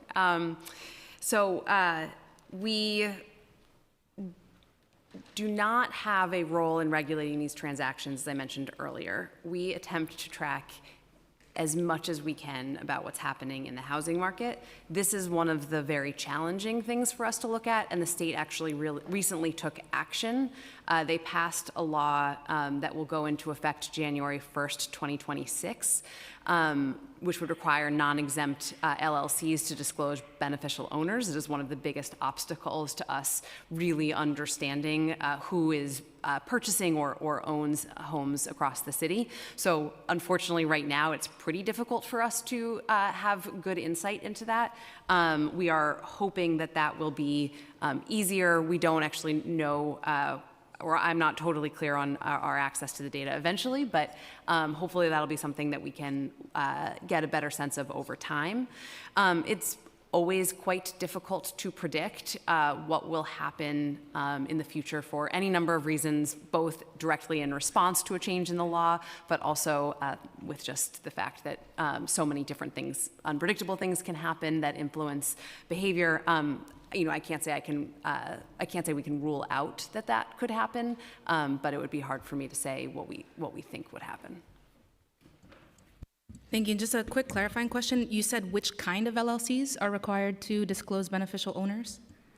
Non-exempt foreign and domestic LLCs will have to disclose beneficial owners. In regular people terms? That is a very good question. I don't have a definition of exempt with me today, and I would be happy to follow up. Apologies for not catching that. No problem. Thank you. Just want to make sure we know what we're getting, and if there's legislation that the council should consider to make it further clear. Okay, so next question. I have deep concerns that the permanent resident rule and unit-specific registration would mean that a second unit or an accessory dwelling unit in a two-family home will be illegally turned into full-time short-term rental use, even if that's not the intention of the sponsors. So I think you touched on this a bit, Mr. Klosner. So formal, right? I think you touched on this a bit, but again, how would OSC verify that that second unit is not being used exclusively for short-term rental guests once the owner is allowed to be off-site? You talked about documents. How does that help you? And you talked about sending inspectors more frequently, but what does it really look like? Sure. When the local I-18 was being negotiated, OSC took the position that we did not want to do a pre-registration inspection. But I think a pre-registration inspection would be critical to determine that someone's personal belongings were on site. And of course, we know from San Francisco that people would stage their units to make it appear. It would be that we would perhaps have to have audits and then consequences for not being granted access. That is not something that we want. I don't think it's something that the hosts that are here to testify wants. It would be very hard, though. Proving that someone lives there when they actually are not there for most of the year is guaranteed to be an intrusive process in order to be effective, or it is guaranteed to not be effective. Thank you. Can you do that let's move into a world where this is the case? Can OSC conduct pre-registration inspections with existing resources? Because I did note that both we and OMB saw a fiscal impact of 0, but that sounds like a lot more work for your agency. If there weren't additional resources, then it would mean taking all of our enforcement staff away from actually responding to complaints that I discussed in my testimony.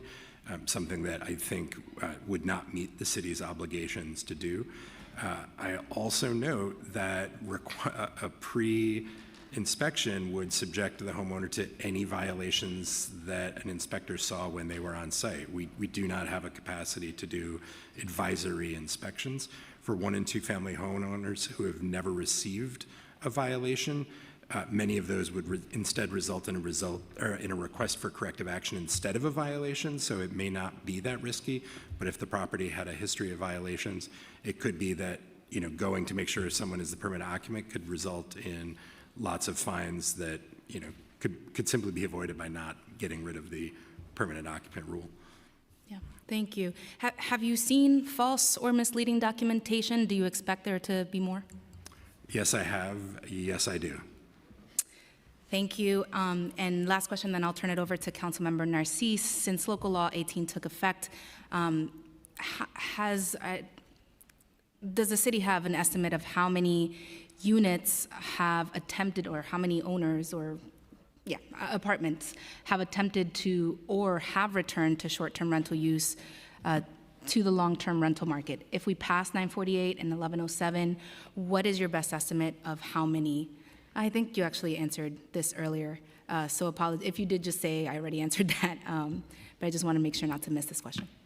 So as you know, because we have the occasion of talking to you a lot about the New York City Housing and Vacancy Survey, it's a longitudinal study, and within the decade we go back to the same homes, which gives us the unique opportunity to see how exact occupants of a home and that home has changed over that time.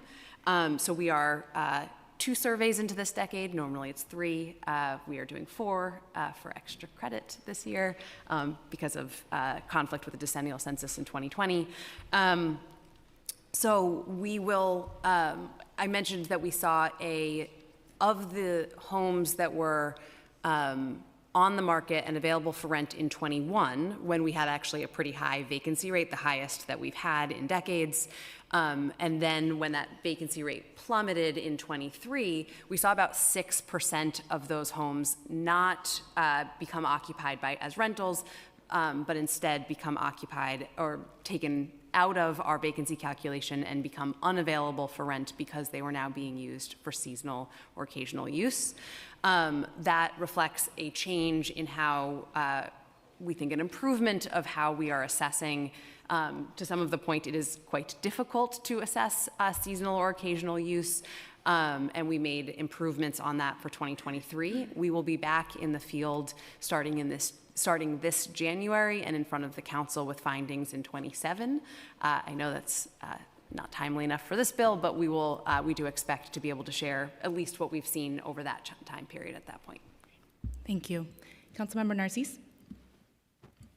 Thank you for being here. And I can help by saying the reason that you cannot figure out the number, because what we're talking today is so minuscule. It's less than 1%. And I want to ask a question. Do you know what's the vacancy rate at NYCHA houses right now? Do you know by any chance? I actually don't work at the New York City Housing. You don't have no clue. What's the vacancy rate in NYCHA right now?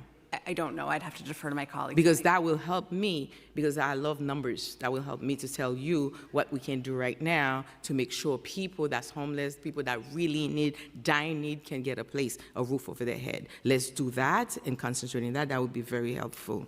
For the help desk, for the homeowner, how many foreclosures that you were instrumental in making sure that they don't go through the process of foreclosure? They were able to hold their home in all the work, that wonderful work that we're doing. I'm looking to see. I don't know that I have numbers specific on foreclosures. I can absolutely check with my colleagues and get back to you on that. You get me. So did you make any effort in the light of what you saw on TV of that guy that was crying for help, saying that his house in foreclosure for about, I think, $5,000? Or have you ever have a chance to collaborate with the court system that we have? Because a lot of foreclosure go through the court system. So have you made any attempt of getting the list to see how we can help folks out? Because sometimes people in need, they don't even know who they reach out to. They don't even know about the owner help desk. But now we have a few folks, very minuscule, less than 1%, that asking for help. They're suffering because of a law that we passed. So now we cannot be stubborn and hard-headed and not looking for a solution to this problem. That's all I'm asking. Because like I said, I don't like not having solution to problems. Because if a person tell me they're sick, I used to do home care, or I was in the ER, I have to bring a solution. You're the expert, you're the smart people. So let's try to see how we can help those that are crying. I cannot ignore them because they're real. They're coming to my office. And once upon a time, I think a few years back, Canarsie area had the highest foreclosure. And this is real.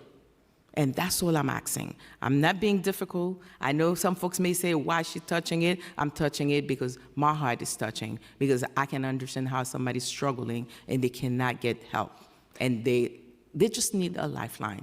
They're not asking us to be in our shelter. They're not asking us to give them money, but give them opportunity to hold their home. That's all. Simple. I'm very simple, by the way. Thank you. I appreciate you. Your partnership on this issue, your advocacy for on this issue is incredibly important, and we look forward to continuing to work with you. I do want to note that the Homeowner Help Desk received over 2,900 or provided foreclosure prevention services for over 2,900 households. We just kicked off a public awareness campaign about the help desk on November 14th. One of the issues that you talked about, making sure that folks really know who and where to reach out to, are aware of our programs. We know this is a major obstacle and something we're really working on, and that's part of the structure of how we've set up some of our homeowner support services. So not only is it HPD, but we are then partnering with the Center for New York City Neighborhoods, who is then also contracting with 17 community-based organizations to make sure that we have the widest reach possible. We've done direct outreach events, counseling, even individual door knocking. We held 66 lien sale events. We had more than 1,500 attendees. 2,885 people received counseling by that network of local community-based organizations that I mentioned. We've knocked on over 6,500 doors. We've also done some remote outreach, so almost 475,000 mailings, 71,000 phone calls, 16,000 emails, 18,000 flyers. We've also attempted to do some marketing across traditional, digital, and social media. So we've received millions of views through Link NYC kiosks, radio I love ads. your work. You don't even have to go because we partner. But I want to know how many that we stop from having a foreclosure, and that number, if we can tally that number, then I can say, okay, that we're doing amazing work. I'm doing all that. You know I'm big on that. Yep. But there's not, my colleagues probably not as much as I'm afraid of foreclosure, because I don't want nobody to have foreclosure. And when I'm hearing those stories, they hurt. They hurt. And my last question, if I may, 50% of folks that live in the city, the highest ever, happen to be Black folks. And a lot of them happen to be those folks that own a home. They cannot afford to do it. And that's the reason I am asking. Let's do this. Let's carve it out a little bit, like the frog that I used to do in nursing school, to give people a lifeline. That's all I'm asking. And the businesses and the small and the Black, brown folks and low-income folks. That's all. So we're going to work this together and then reach an agreement to make sure people have a lifeline. That's all I'm asking. Thank you, Chair, for your amazing time, for being so understanding of my passion, because I'm hearing it over and over, and now I'm like this. What do I do? What do I do? So we can do this. Let's clean out the vacancy, put more apartment in the market. The law that we have, let's make sure it's fair and folks can hold their home they work hard for. If anything, I have to run because I have turkeys giveaways. So I appreciate you. I'm gonna have in the hearing, I'll be following you guys, but let's do it. We are New Yorkers. We don't want New Yorkers to live, especially those that work so hard for our city, to hold it down. Let's hold it down. Thank you. Thank you. Don't want you to get booted. Thank you, Councilmember Narcisse, for joining us for that much time today. I really appreciate your presence here and you speaking firsthand. Thank you, Deputy Commissioner Jaffe, for your daily installment of HPD hearings in the council the last few weeks. Thank you. Appreciate your time. So I now want to move to the existing building code. First question is, rather than another incremental update to the 2020 2002 code, the Department of Buildings has chosen to create a full existing building code. In plain terms, can you describe why that was necessary and how will owners, especially of older housing stock, like me, benefit from having a separate, clearer framework? Thank you, Council Member.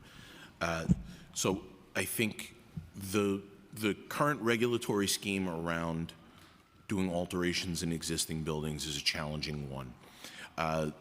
Some of you may know the adoption of an existing building code was actually part of the model code program back in 2003. Unfortunately, the national, international existing building code could not be adopted wholly by the consensus committee at that time, and we needed to do a lot of work to draft something unique for New York. The provisions that you see here have been specifically crafted around the fact that we have so many unique things, including the New York State multiple dwelling law. Right now, if you were to alter a building, 3/4 of the city is 1- and 2-family homes, and 3/4 of the city was built before 1938. So that means if you're property owner, there's a high likelihood you're living in a 1- or 2-family home that is approaching 100 right now. The new modern standards that are in the International Building Code that we've adopted, the plumbing code, the mechanical code, the fuel gas code, they're geared towards new construction. And it's not a good fit for our older building stock that's approaching a century. We took the International Existing Building Code as a framework and then worked with our team, both internally at DOB, outside consultant experts, as well as committee members across a broad set of stakeholders to make sure that we took into account all of these provisions.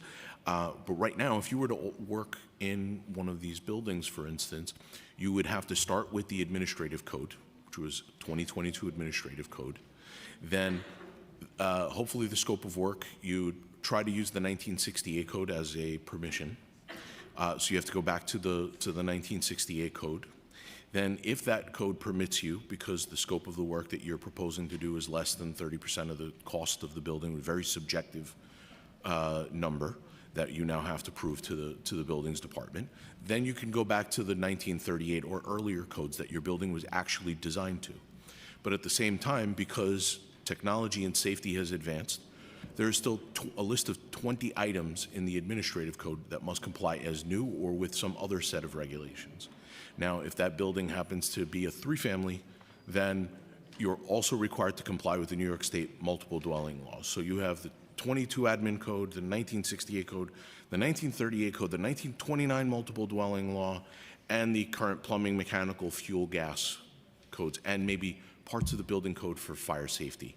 That is overly complicated, not just for property owners, but the buildings department has to train our examiners. We have to train the staff to answer questions about this to everybody from a small property owner to land use attorneys, to you name it from that standpoint. And we have to interpret for the public and for the city council as well.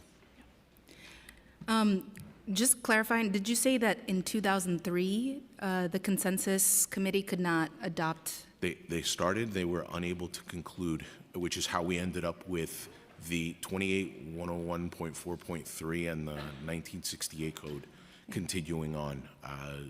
And the long list that I think it started out as like 10 items and it has grown to 20. And you were here for that in 2003? I was not. That predates me. Oh, okay. It predates me. But I was going to say, man, Gus knows it all. we do have some folks at DOB that are still remember those days. Yeah. Awesome. How often does that patchwork lead to errors in alteration applications or delays in approvals? And how does we know how the existing building code will resolve that, but what have we seen in the past in terms of mistakes? Oh, this is, significant in that, there's debates, let's say, when there's changes that impact, let's say, a fire or life safety system that is, in some instances, required to comply as new, and in other instances, permitted to stay using the same existing system design, but with updated components. These end up being determinations that require going to borough commissioner that can then be later appealed. They can hold up a project for a significant amount of time, may require you to, in some instances, the uncertainty and then finding out after plan review and denial of an appeal or a variance request, it may be the end to your project because you can no longer afford to go forward. What we're hoping to do here is give clarity and understanding as to what the requirements are up front for everyone, so that way people can make an informed decision before ever visiting DOB as to what the requirements are. Thank you. One concern has been that code triggers can force very costly all or nothing upgrades. Can you give us some real examples where the existing building codes, work area, and level of alteration concepts will reduce unnecessary costs while still maintaining safety? And my pet from your items highlighted in testimony, you mentioned that you're creating, the EBC creates a limited home improvement permit for 1 and 2 family dwellings to be filed by the homeowner or a licensed home improvement contractor.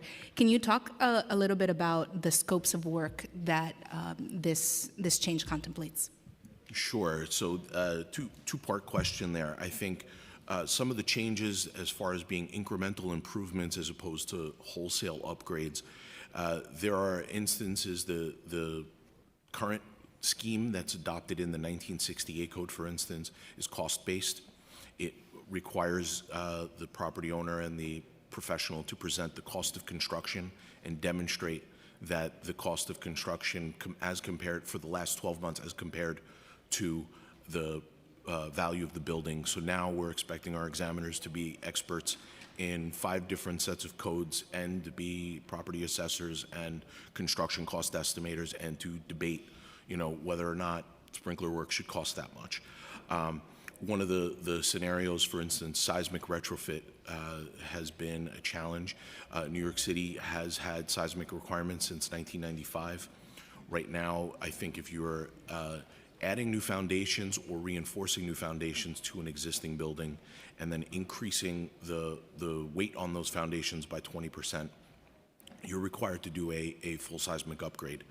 That, in some instances, prevents people from doing work on older buildings.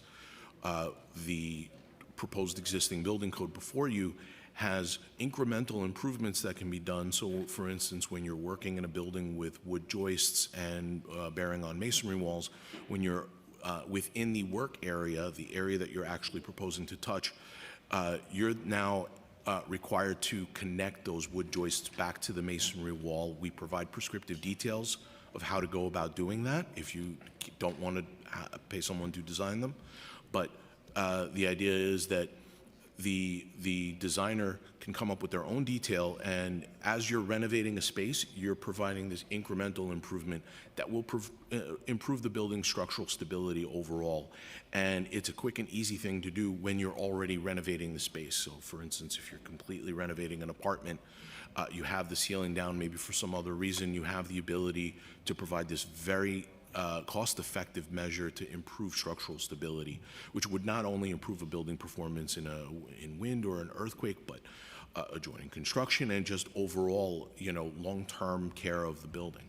As far as the limited alteration applications themselves, that was something that the department has had good success with on the plumbing, fire suppression, piping, and boiler areas, and we thought there's good ways to expand this. Right now, there's probably a lot of ongoing work, construction work that requires a permit happening in 1 and 2 family homes that it's not getting the benefit of a plan review. It's not getting a benefit of a licensed contractor. It's not getting a benefit of maybe a DOB inspection to help steer it in the right direction. And those buildings, they're going to be around for some time and could present hazards. Our attempt here was to come up with prescriptive work that can be performed probably by a homeowner or reported by a homeowner. So that way we can at least track, identify, and provide guidance as to what the criteria would be for that scope of work. Do you know any particular examples? Yeah, I think we're really excited about the home improvement alteration, limited home improvement alteration. The fact that a homeowner can now do some of this work, as well as a home improvement contractor, would be a savings in that you wouldn't have to hire a registered design professional or an architect or an engineer to file plans with the department. Some of the scopes of work include creating storage closets, insulating roofs, the attics, as well as alterations to existing kitchens, bathrooms, and toilet rooms. So that's a very common type of alteration in these homes. And obviously, you would still have to hire a licensed plumber and electrician to do that type of work, but we think that it's really going to be a benefit having a home improvement contractor doing these alterations without having to go through the plan review that would be required if you did it with a licensed design professional. Thank you. You gave me a lot of ideas. Lastly, and then I'm going to turn over to Councilmember Riley. Some stakeholders have implied that certain provisions, like the updated ordinary plumbing work definition, were sprung on them as we've had discussions over the last few months. Can you briefly describe the committee process on how consensus was reached to make clear that industry representatives were at the table for these decisions? Yes, definitely. So all of the provisions of the code, whether it's the existing building code or any of our other code revision processes, I'm going to give a plug for our 2022 code, which is already under revision by Joe and his team for future adoption. And we have active committees right now, hundreds of stakeholders meeting on a regular basis, going through the requirements. Our consensus process states that if any one member of the committee has an objection such that they cannot live with the text, they don't have to love every word of it, but if they cannot live with the text, that they can declare mediation, and we can move the text out of the committee consensus process and into the mediation process. There were attempts through this process to try to come up with some kind of language that addressed everyone's concern and obtain consensus. That is common for our mediation process. And ordinary plumbing work was the only item that we could not get everyone back to the table and get consensus on. The department took positions from all of the stakeholders. We have we hear them out. Then we come up with what we propose as the solution, and we issue a mediation memo out to both the managing committee, the admin and enforcement committee in this instance, as well as the plumbing committee. The mediation memo was actually issued June 11th of this year as the final document, and it included the background and all of the key parties who testified, as well as the final text that the department chose to put into the document. I think, on the positive side, the fact that, this whole front half of my three-ring binder is the hard work of the committee members. The only thing that they could not agree on was that one item where we addressed the concerns, but it was an open concern for quite some time, and we did do a lot of outreach as part of the mediation process to make sure that everybody was at least aware of what the department's final position was going to be. Thank you, Deputy Commissioner. Councilmember Riley. Thank you, Chair Sanchez, and thank you for your leadership in hosting this hearing today. Thank you to the administration for being here. Just have a few questions. Given the data indicating that rents have increased and vacancies have remained flat since the implementation of Local Law 18, despite a significant decrease in short-term rentals, what specific evidence does the agency have to demonstrate that the current regulations are effectively addressing the housing shortage and the affordability crisis? Local Law 18 wasn't meant to address it in its entirety, right? Rent is a complex set of factors, and people who are described, let me say what Local Law 18 was intended to do. It was intended to stop permanent housing from being used from short-term rentals because it was linked to rent increases. It was not intended to lower rent. It was meant to stop people from taking units of housing out of the housing stock. So I understand that, Commissioner. I only have 3 minutes, so I understand that. I'm not saying it does. That's the argument that's being portrayed. So that's the only reason I brought that up. So I understand that was in the cause of Local Law 18, but that's the argument that's being brought to us as legislators. So I'll move on to the next question because you said that wasn't the cause or the reason for it. If I may, Of course. I would refer back to the legislative history, right? You can read what was said at the prior hearings and during the adoption, and it was not promised. The promise was if we prevent these units from being used for short-term rentals, the sponsor of the bill actually said, our hope is that they will be returned to the rental market. Okay. Many of them have been. Thank you, Commissioner. Were you finished, Commissioner? Yeah. All right, thank you. Is there any specific data or analysis the agency conducted to assess the impact of Local Law 18 on different demographic groups, particularly Black and Latino homeowners, and how does proposed amendments like Intro 948 address any disproportionate burdens identified? I would refer you back to the record. We didn't do any studies on the impacts of the bill. Okay. How will the agency ensure that if this is passed, the implementation of Intro 948 will prevent potential for speculative purchasing or the conversion of housing units into de facto hotels, while still allowing homeowners the benefits from home sharing opportunities? I'm not sure at this point. This is part of, the laws have an effective date of 1 year. It will take a lot of creative thinking.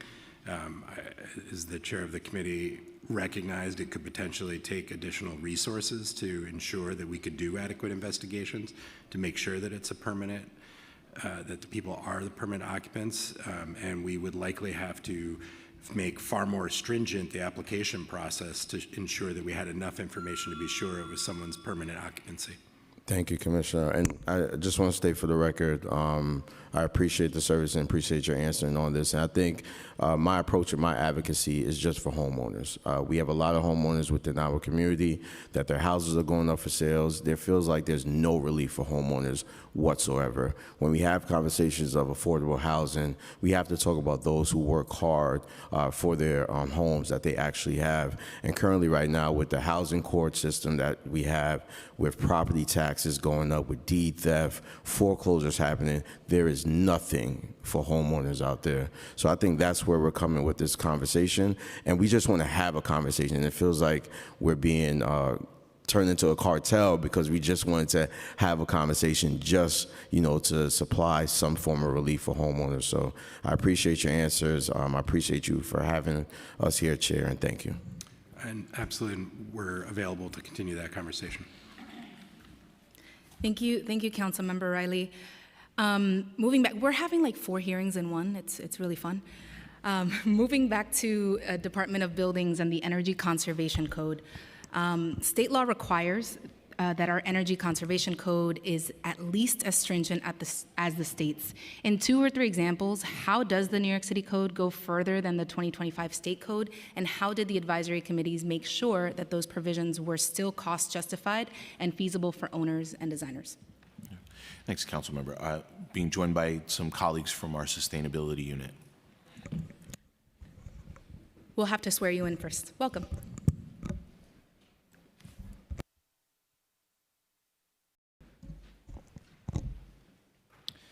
Please raise your right hand. Do you affirm to tell the truth, the whole truth, and nothing but the truth, and to answer all council member questions honestly? Thank you.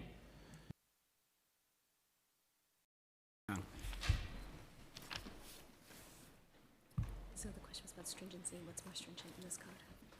Sir, can you repeat the question? Sure. The state law requires the Energy Conservation Code to be at least as stringent as the states. In 2 or 3 examples, how does the New York City Code, as proposed in the bills before us today, go further than the 2025 state code? And how did the advisory committees make sure that those provisions were still cost justified and feasible for owners and designers? So our proposed code is in the draft is more stringent in terms of installation values, which were already more stringent than the state values.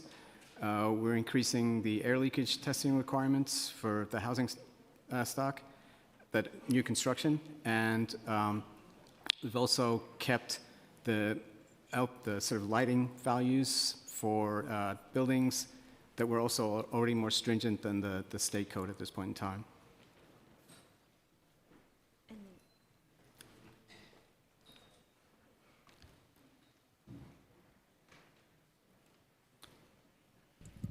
Thank you. Once this new energy code is adopted, what is the Department of Buildings' concrete plan to ensure that design professionals, contractors, and small owners, actually understand and comply with the changes before the effective date? So as in the past, we've updated our website with information about the new code. There'll be a published or a website published version of the code itself. We will update our how-to guide, the training materials that contains, and we'll also be doing sort of presentations to industry professionals and applicants that could be they'll be recorded, and then those can also be posted on the website. Thank you. I'm going to stop touching the microphone at this time. Thank you. I would definitely want to stay in communication with the department about these outreach attempts and scope, just because this is so dense, and for the homeowners, right, and the owners themselves, they can often go beyond our head and just be hard to find, even on the department's website. Third question here is, what is the department's position on including performance-based compliance pathways, such as passive house, in the energy code? That's something that we did have discussions with the state about, and they advised us that we should pursue that in more detail over the course of time with them. But it's not happening in this code? Not in this code cycle, no. Do you have an estimate of when we would be entertaining adding it to the city code? An estimate is difficult, but because yes, certainly part of the performance-based code that we're looking to introduce, as was previously mentioned. Thank you. Turning to the Department of Health, Intro 1217 moves us from a typically 2 weeks, quote-unquote, inspection window on rat complaints to a 10-day requirement. How many additional inspectors would the Department of Health need in order to comply with this new requirement? So our service request protocol is 10 days for us. The 14 is calendar days. The 10 in the bill is business days. But it is our target. So we're still assessing what additional resources we would need if this were an actual mandate. Thank you. Okay, so we're not that far apart. And does the 2025? Wait, no, that's the wrong question.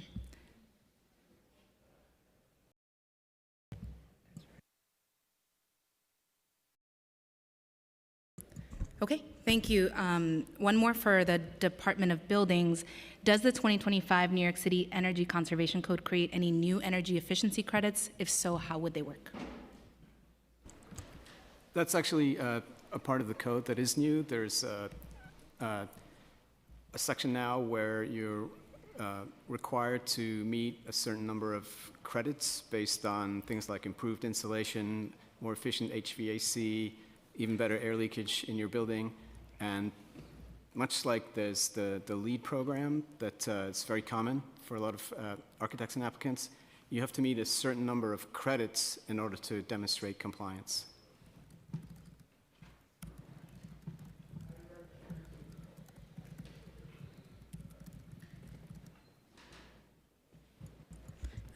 Got it, thank you. And one more question, and it's just you and I, Eric, so let me know if you have anything. It's all good. One more question from me, well, two more questions from me on awnings and the small business relief bill. We're here proposing to extend the moratorium on awning fines.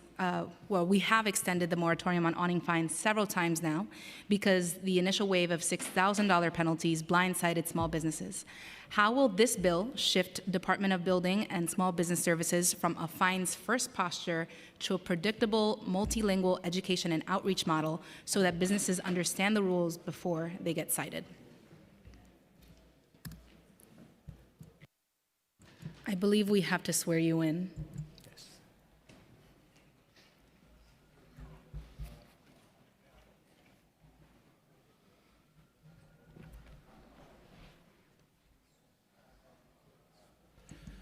Please raise your right hand. Do you affirm to tell the truth, the whole truth, and nothing but the truth, and to answer all council member questions honestly? I do. Thank you. Thank you. I'm sorry, Madam Chair. I think I may need you to repeat your question. No problem. How will this bill shift the Department of Buildings and Small Business Services from a fines first posture to a predictable, multilingual education and outreach model so that businesses understand the rules before they are charged? So I think in this bill, it does require the Small Business Administration to partner with the Department of Buildings in putting out some educational material to small businesses, especially those who have signs up on their structures. And those for the department would include service notices that would elaborately explain the process of permitting. And especially now that the moratorium would be expanded, would give time to these businesses to legalize and get those penalty-free, by the way, to get those signs that they may have that were identified as illegal or potentially illegal if they don't know for sure, to get those permits in place before the moratorium ends. We do have also a no penalty relief program that we extend, no penalty inspection program that we extend annually to accessory signs, so that we can come and we can inspect and tell you if your sign is legal or not. And if not, then you have time, of course, to get them legal. Thank you. Specifically, do you provide education materials when you're issuing these fines or when you're issuing these warnings? No, we do not at the present, but we're not doing that. We're not issuing, for those that are covered by the moratorium, we're not going back and issuing violations. For the new ones, no, because the moratorium has expired. But that is certainly a great suggestion that we have considered already, that we'll have these informational material ready that we do that for other violations as well, so we can do it here in the future when the moratorium is again lifted. Understood. Thank you.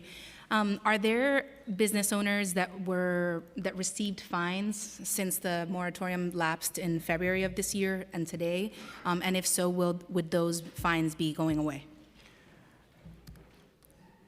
Yes, that's true. Yes, and there are provisions to have those violations withdrawn if this bill passes. Yeah, the department would withdraw those violations through oath, and there are refund policies with oath for them to get, if they did pay the fine already, to get it refunded. And is that something that the department will do proactively in terms of recalling the violations with oath and reimbursing? We will. I believe we also pointed out in our testimony to extend the applicability date, which would add more folks to this. Great. Thank you. And also add them to the oath rescindment of violations and reimbursements? So, so we will first just have to, when this bill passes, of course, we'll go back and identify those violations that were issued for no permitting illegal signs. Going back to the moratorium date, and we will administratively withdraw prosecution of those summonses that we've issued to the oath tribunal, and of course the respondents of those violations do get notice of our withdrawal, and so it is incumbent on them to then ask for a refund from oath if they already had paid a fine. So it's not automatic. Oath, the refunds will not be issued. The refund is not an automatic, but we can probably speak to oath and see what can be done. I'm not sure if that can be an automatic thing, but okay. I'm sure we can reach out to them, or educate those folks in the letter that we withdraw the summons to give them process also of asking for a refund if they already paid.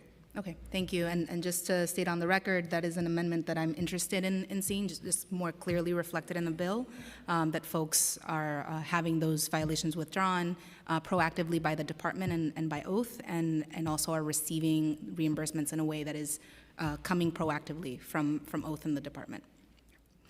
Okay, and finally, this is just because I have received a constituent concern in the 2 days before the hearing, but can you share why there is a distinction between accessory signs and illuminated signs, and whether illuminated signs are treated differently? Are they subject to the moratorium? In general, I'd have to go back and look at a little bit more in detail, but the idea is an illuminated sign versus an accessory sign is obviously, or I shouldn't say obviously, the intention there is that it's accessory to something that's going on the business, on the lot itself.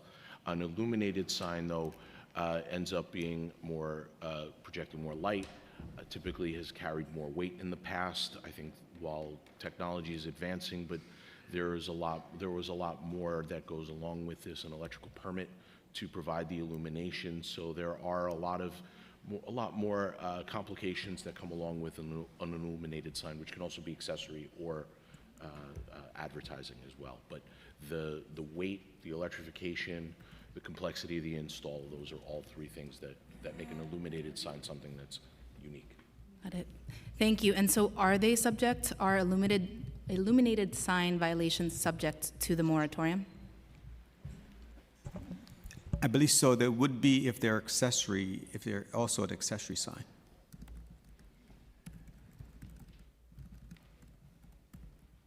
Excellent. Okay. With that, I believe our council member questions for the administration's panel is concluded. Thank you so much for your time, and we will be turning shortly to public testimony.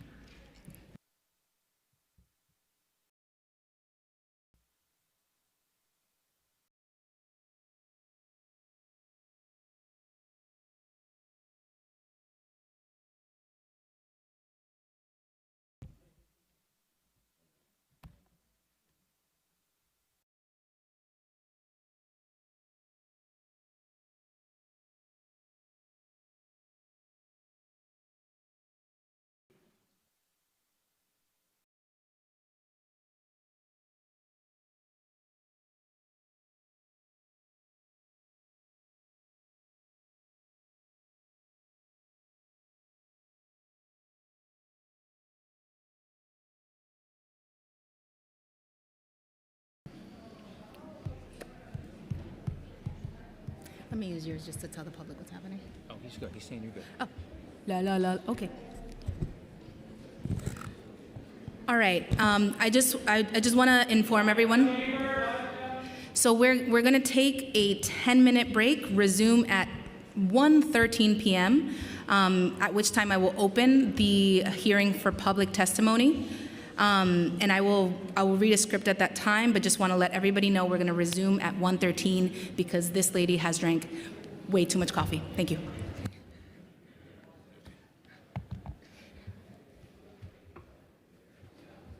I'm going to go to the downstairs bathroom. Yeah. Private one. Yeah.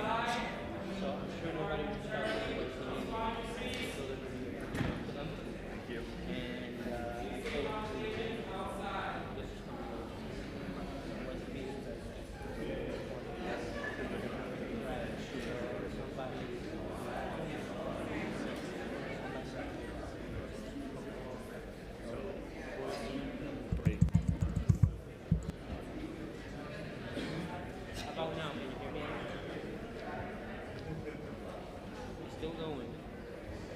Very faint.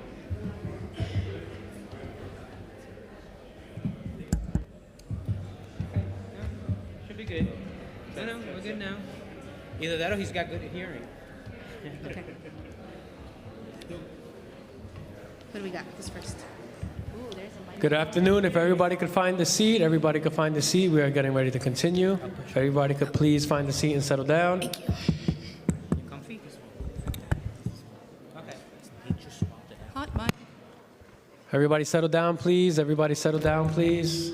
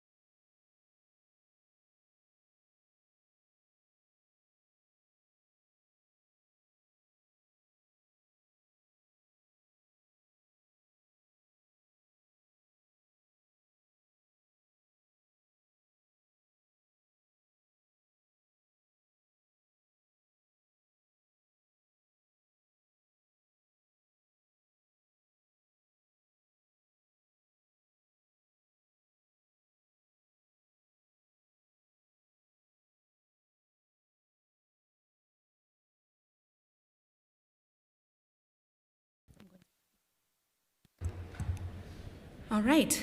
I now open the hearing for public testimony. I remind members of the public that this is a formal government proceeding and that decorum shall be observed at all times. As such, members of the public shall remain silent at all times. The witness table is reserved for people who wish to testify. No video recording or photography is allowed from the witness table. Further, members of the public may not present audio or video recordings as testimony, but may submit transcripts of such recordings to the Sergeant-at-Arms for inclusion in the hearing record. If you wish to speak at today's hearing, please fill out an appearance card with the Sergeant-at-Arms and wait to be recognized. And when recognized, you will have 90 seconds, a minute and a half, to speak on today's hearing topic of intros number 948A, 1107A, 1217, 1321, 1422, 1465, and preconsidered, I don't have that number here, and the preconsidered intro. If you have a written statement or additional written testimony you wish to submit for the record, please provide a copy of that testimony to the Sergeant-at-Arms. And if you have testimony that is written that is longer than the 90 seconds allotted, I will ask you to wrap up and submit that testimony. You may also email written testimony to testimony@council.nyc.gov within 72 hours of this hearing. Again, audio and video recordings will not be accepted. The first panel consists of Dorothy Mazzarella, Marjorie Perlmutter, and Brad Keffer.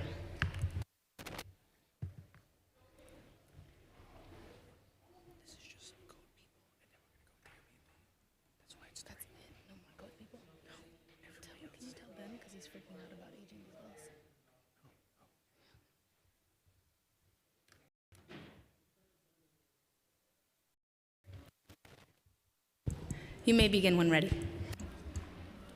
Thank you very much. This is a very historic day, so I'm very happy to be here.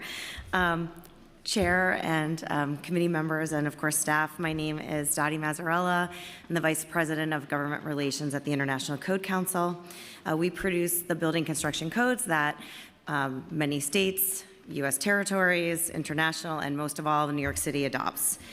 I am very, very, very thrilled to be here to lend support for Intro 1321, as well as 1422, and I would be remiss, and I failed, and I will be sending testimony to also support Intro 4492 on the Energy Code. I was so caught up with the existing building code that I totally blanked, so I will be sending that forthcoming.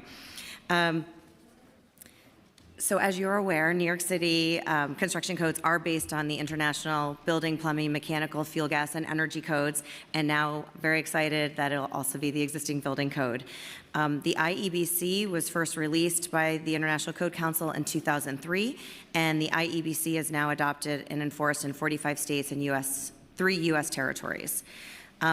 As was mentioned by the Department of Buildings, when New York City first adopted the international codes back in 2008, the basis for the New York City construction codes, it was intended to adopt an existing building code. However, it was decided to postpone that effort for future code cycle, and here we are. Accordingly, in 2016, the effort was revived and the creation of a team to focus their efforts on this. Transparency, that's it? Please oh my conclude. Gosh. Yep. The last thing I just want to say is there's been so many training sessions, and the Department of Buildings is so dedicated to just inform the public, and I couldn't be more thrilled to be part of this. So thank you. Thank you so much for your testimony.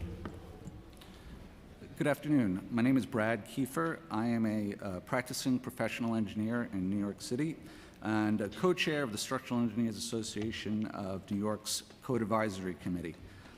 We are a group of over 500 members who have, many of us have participated in the development of the EBC. I am here today to urge the adoption of this code, Intro 1321. I share your excitement in this. We have been working a long time at this, and this will go a long way to help the profession and bring New York City into the forefront of engineering once again. We have one of the oldest building stocks in the country, and we are working with codes that are over 50 years old. It's time that we come to the current codes and work with the latest technology. The proposed EBC will have several benefits. First and foremost, it's going to improve public safety. We have engineers who are working under best judgment that differs from one company to another company, from one professional to another professional. It would be great if we can standardize this. It will decrease the time it takes for the building department to review our filings, which will help the public in general to start construction projects quicker. This will help keep the building stock in use rather than having to tear down buildings because they're not maintained. Thank you. Thank you. And I just want to say to all who participated in this revision work, these super wonky topics have really been part of the highlight for me as housing chair, is working with you all on this because of your excitement, the expertise you bring to the table, and Austin's expertise. So just thank you so much for that work. And just in time, Ms. Perlmutter, whenever you're ready. Is this on? It's on, right? Thank you so very much for allowing me the time to speak today. My name is Marjorie Perlmutter. I'm a land use lawyer and an architect and the former chair of the New York City Board of Standards and Appeals in the de Blasio administration. And I am going to be speaking about the existing building code. New York City has tens of thousands of 3 to 6 story occupied walk-up apartment buildings that are without elevators. This poses many hardships and dangers for the disabled, the elderly, EMTs who must carry patients down the stairs to the ambulance, and for any person who becomes temporarily disabled or simply has too much to carry. Such buildings, most built before World War II, comprise a significant portion of the city's actual affordable housing stock. The absence of elevators prevents everyone from aging or disabling in place, creates isolated shut-ins, and forces others out of their affordable homes into compromised living conditions in unaffordable apartments located outside of their original neighborhoods and away from longtime neighbors and friends, or into nursing homes with limited availability. Hence, the absence of elevators represents both a health emergency and an affordability emergency. In New York City, elevator regulations in the New York City Building Code, that was 3 minutes, all right? 90 seconds, because we have it's 90 seconds? people signed up to testify. Thank you for your participation. Yeah, but you may conclude, please. Okay, so I can conclude? Thank you. The International Building Code and the New York City Building Code prohibits the installation of elevators in 5+ story multiple dwellings that do not accommodate a stretcher. While installing such an elevator is an option in existing buildings that are being gut renovated, these enormous elevator shafts and cars generally cannot be installed as retrofits. In shorter buildings, the minimum clear dimension of the cab is very large, too large to fit it in a retrofit of an occupied tenement building where the areaways and yards would be the most practicable location for the elevator. This means that an elevator installation would require a major renovation of a 3 to 4 story occupied building, resulting in loss of space in apartments on every floor and major disruption, if not removal, of tenants. The New York City zoning resolution was amended in 2024 to permit elevators to be constructed in yards and courts, but limited the size to 20% of the area of the yard or court. This, there's an image attached to my testimony that shows how it won't fit. I submitted the testimony, and I could just leave this with you. Appendix K of the New York City. I'm sorry, Building Code. I do It's just have to- one paragraph. Appendix K of the New York City Building Code. I'm sorry, I can't. I'm sorry, just because, especially because this is the first panel. But please do submit your testimony, and we will review. This is the codes panel, so we will be reviewing your testimony in connection. I'm sorry, just before you go, Dorothy, I want to acknowledge that you flew in to be here with us today, and just wanted to give you an opportunity if you wanted to share a bit more about your work.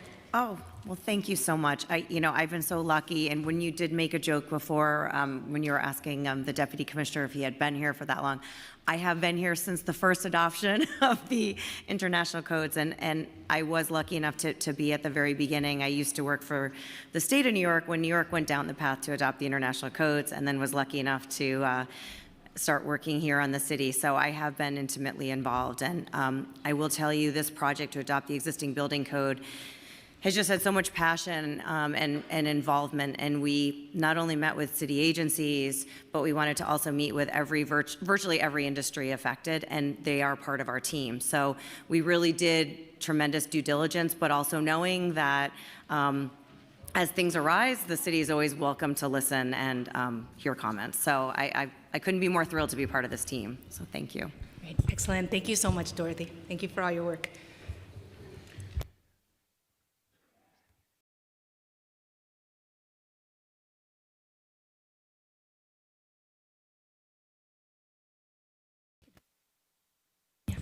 I just want to make sure folks in the audience know that you do have to register to sign up. The way that you do that is you approach the sergeants. They have these yellow slips, two layers slips.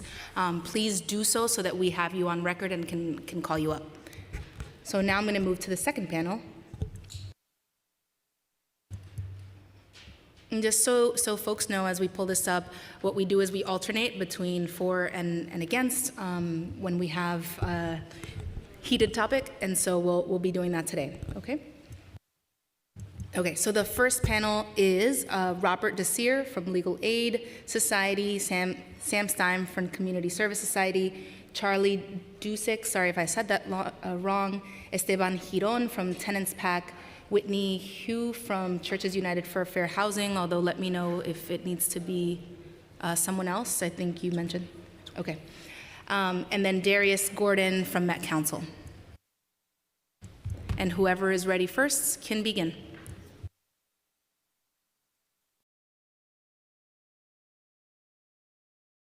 Please make sure you say your name at the top of your testimony, and if you're affiliated with an organization, your name and your affiliation.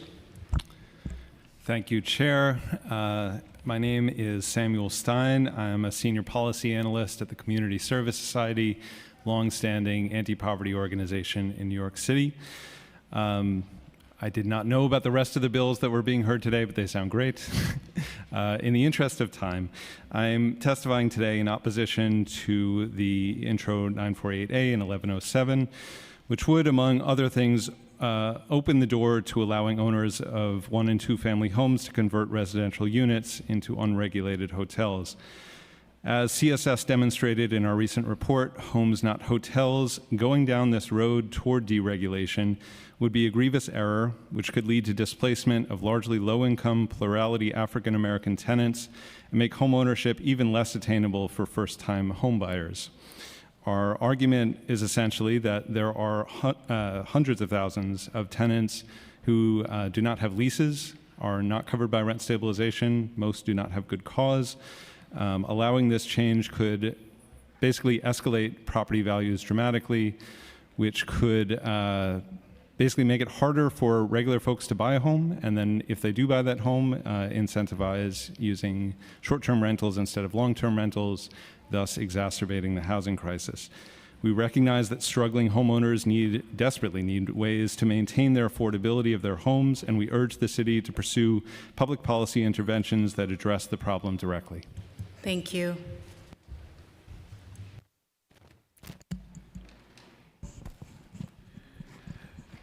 Good afternoon, Chair and members of the committee. My name is Robert Desir. I'm testifying on behalf of the Legal Aid Society and Tenants Not Tourists, and I'm testifying in opposition to Intros 948 and 1107A. Local Law 18 is doing exactly what it was designed to do. The Mayor's Office of Special Enforcement reports that it has eliminated tens of thousands of illegal short-term rental listings, restoring transparency and protecting those units for long-term New Yorkers. These bills threaten to undo that progress. First, they weaken the core enforcement mechanisms of Local Law 18 by redefining who counts as a permanent occupant and expanding short-term rental eligibility to arrangements that are difficult or impossible for the city to verify. Second, these proposals create serious risks for tenants in multifamily buildings. Altering the definition of family and common household to include locked door configurations and absentee hosts opens the door to unsafe transient occupancy conditions that the Housing Maintenance Code's regulations were designed to prevent. Third, these bills are inconsistent with the state multiple dwelling laws, which require Class A units to be used for permanent residence. Weakening occupancy definitions at the city level undermines the legal foundation that supports Local Law 18 and state housing protections. At a time when New York faces an acute housing shortage, every permanent unit matters. These bills risk putting scarce housing back into the tourist market, destabilizing neighborhoods, and undermining tenant protections. If I could just close, Local Law 18 protects tenants, it protects neighborhoods, and it protects the very housing stock that the city can't replace. For these reasons, I urge the council to reject 948 and 1107. Thank you. Thank you. Good afternoon. Thank you, Chair Sanchez, for bringing us together and holding down the fort alone right now.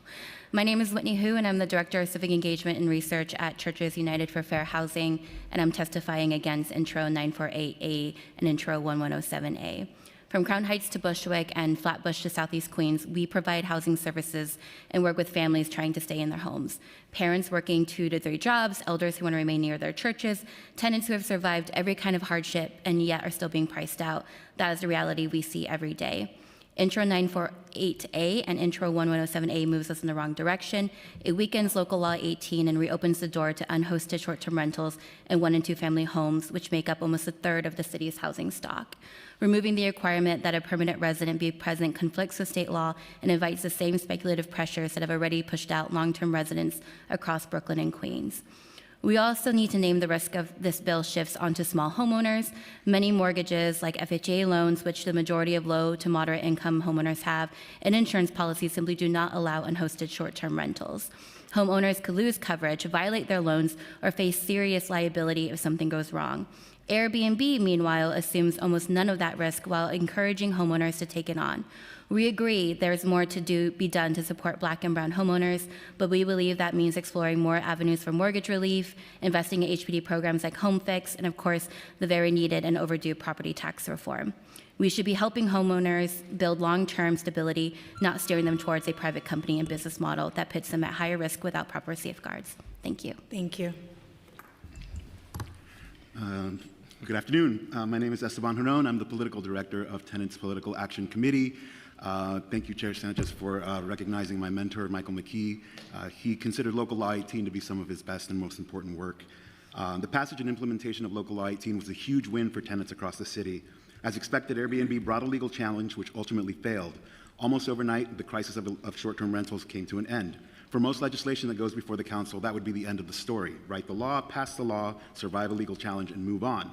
But we found ourselves facing Intro 1107, a clear threat to tenants living in 1- to 2-family homes across the city. We mobilized and formed the Tenants Not Tourists Coalition and managed to weaken and finally stop that. And yet here we are. We have to point out that Airbnb spent $1.3 million this cycle to re-elect the sponsors of Intro 1107 and Intro 948. Note, now having a hearing 3 weeks before the end of session because Airbnb knows tenants elected a pro-tenant incoming mayor who has vowed to oppose any weakening of Local Law 18.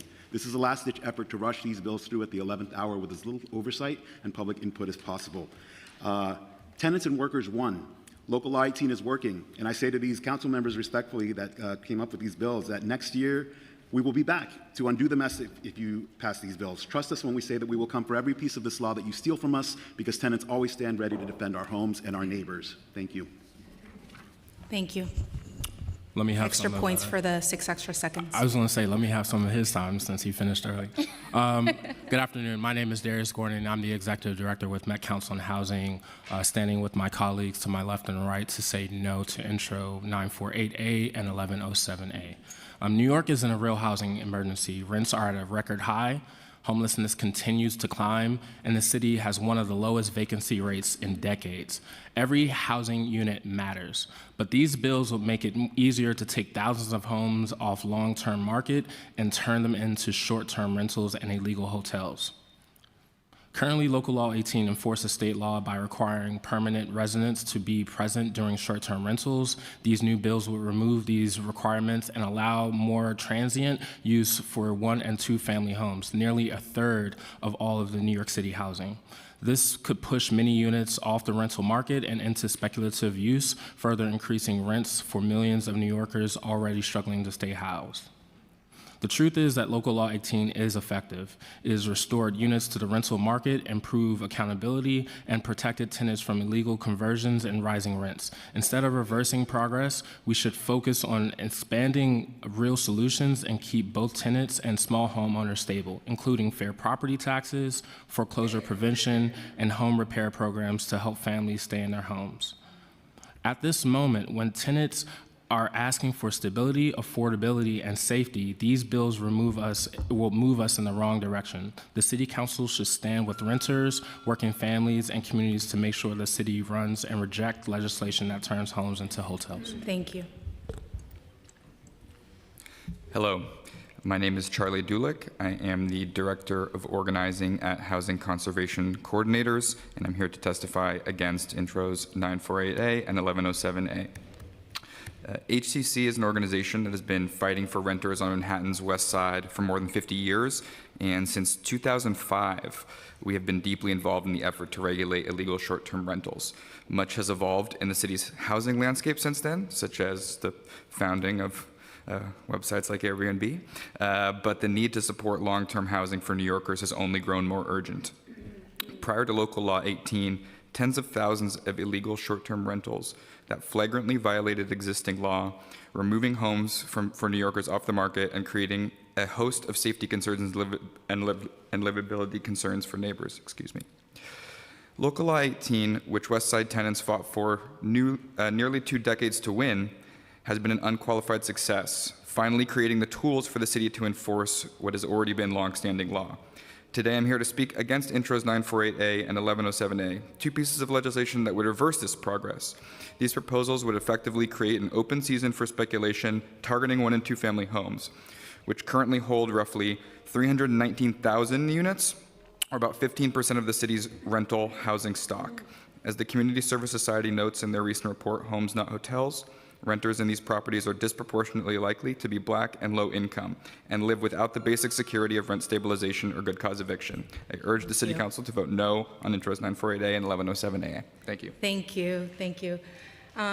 Two quick follow-up questions for this panel. There are individuals and some of my colleagues who argue that these bills do not intend to allow for second units to be short-term rented.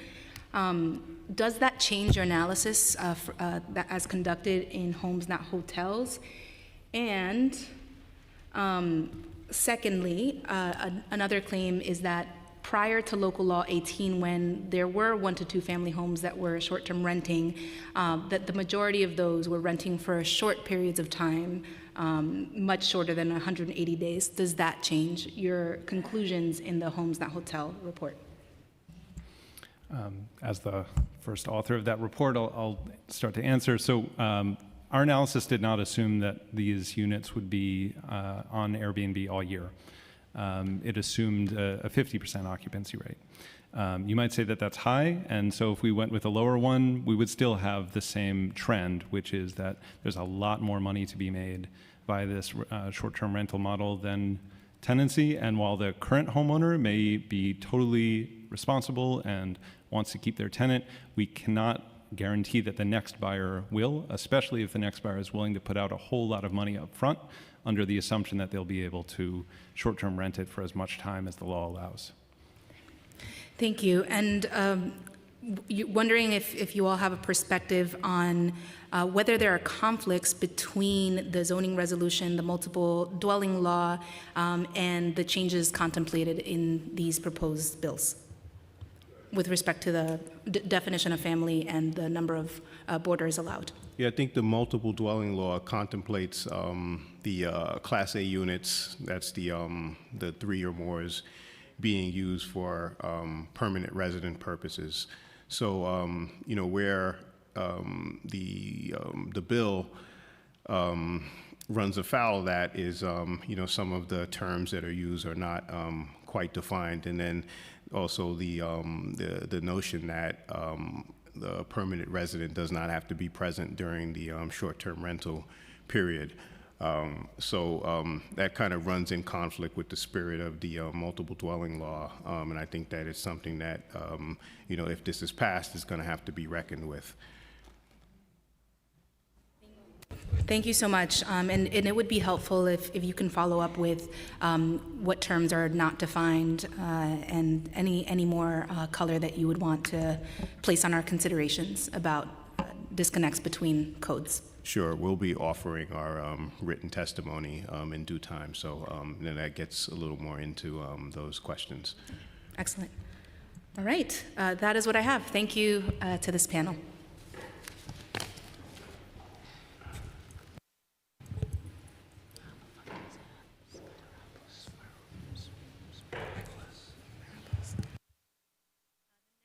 The next panel is Alex Byropoulos, Gia Sharp, Warren Gardner, Nathan Rotman, Lisa Grossman, Jason Mondesir Caesar.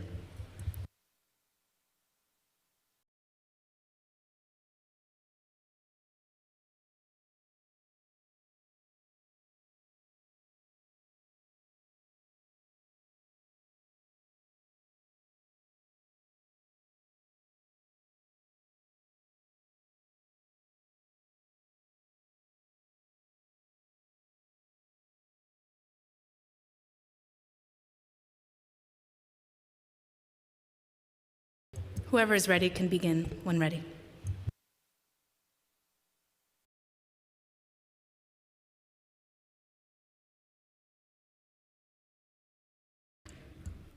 Can you hear me now? Oh, thank you.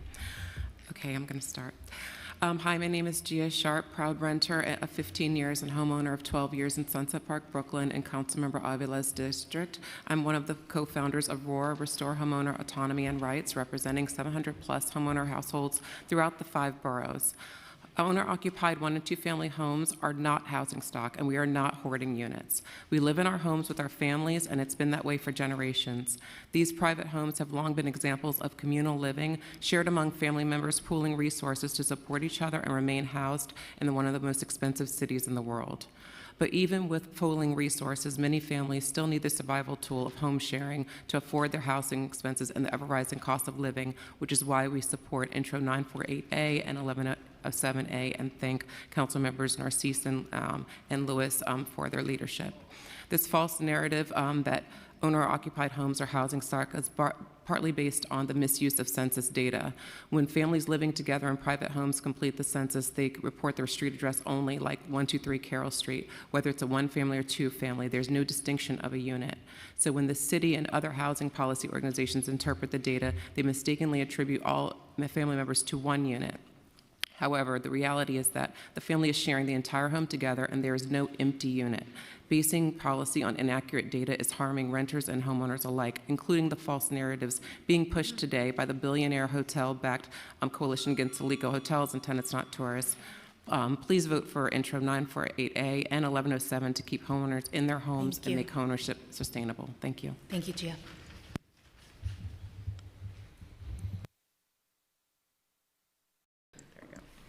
Hi, my name is Lisa Grossman. I'm a lifelong New Yorker. I am not being paid to be here, and I actually wrote my own testimony. Our incoming mayor was elected because he believes New York City should be a place for everyone, not just a place where the rich and big corporations rule the city. However, in 2021, Local Law 18 was funded by the multi-million-dollar hotel lobby. Yes, I agree changes were needed, but Local Law 18 went too far. It should be no surprise that the tenant groups and opposition you are hearing from today are funded by the hotel lobby. Their claims that by voting yes on Intro 948A, thousands of apartments will be taken off the market from needy New Yorkers. I don't know where those thousands are coming from. And that 948A is a loophole for speculators and investors. They are wrong. Speculators and investors won't benefit, rather regular, hardworking, outer borough New Yorkers will benefit along with their communities. I urge each of the Housing Committee members to go home this evening and log on to the OSE website and attempt to register your home to home share. You will then see that the system in place already makes it impossible for an investor to register. 948E is easy and it's simple. It simply increases the number of guests from 2 to 4. It allows locks on our doors, and it reasonably does not require a homeowner to be present 100% of the stay. That's it. It's simple, smart, and straightforward. Please vote yes. Thank you.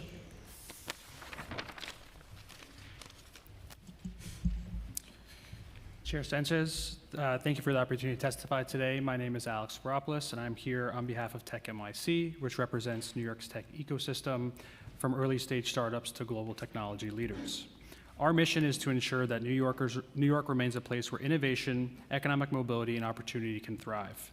A core part of that mission is advancing policies that keep our city affordable and livable while recognizing the constructive role technology can play in supporting that goal. We support Intro 948A because it represents a thoughtful, balanced update to New York's short-term rental regulations. This bill preserves strong protections against illegal hotel activity while creating a narrow pathway for owners of 1- and 2-family homes to responsibly share their primary residences under clear, enforceable rules. This approach gives everyday New Yorkers the ability to earn supplemental income without undermining the city's housing stock or neighborhood stability.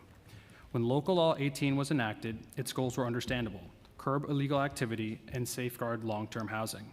But the implementation has not addressed those goals. Even after more than 90% of listings were removed, rents have continued to rise and vacancy rates remain largely unchanged. This demonstrates that enforcement alone cannot solve the affordability challenges and that we should calibrate regulations to reflect real-world impacts.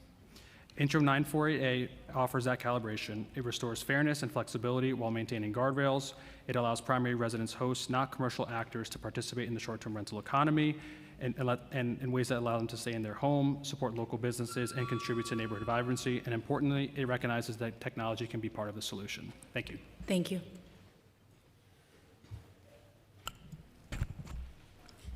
Good afternoon, Chair Sanchez and members of the committee. My name is Warren Gardner, and I'm the Senior Manager for Public Policy at Airbnb, and I'm joined by my colleague Nathan Rotman, our Director of North America Policy. I'm here today because affordable homeownership in New York City is very personal to me. I'm the son of immigrants who came to this city with nothing but determination. For decades, my parents drove a yellow taxi through these streets. They work 18 hours a day, 7 days a week, to afford our home in Southeast Queens. Like millions of working families across the city, they sacrificed everything. And they still have a mortgage because they had to refinance their home several times in order to survive in the city they helped build. This is what many New Yorkers face today.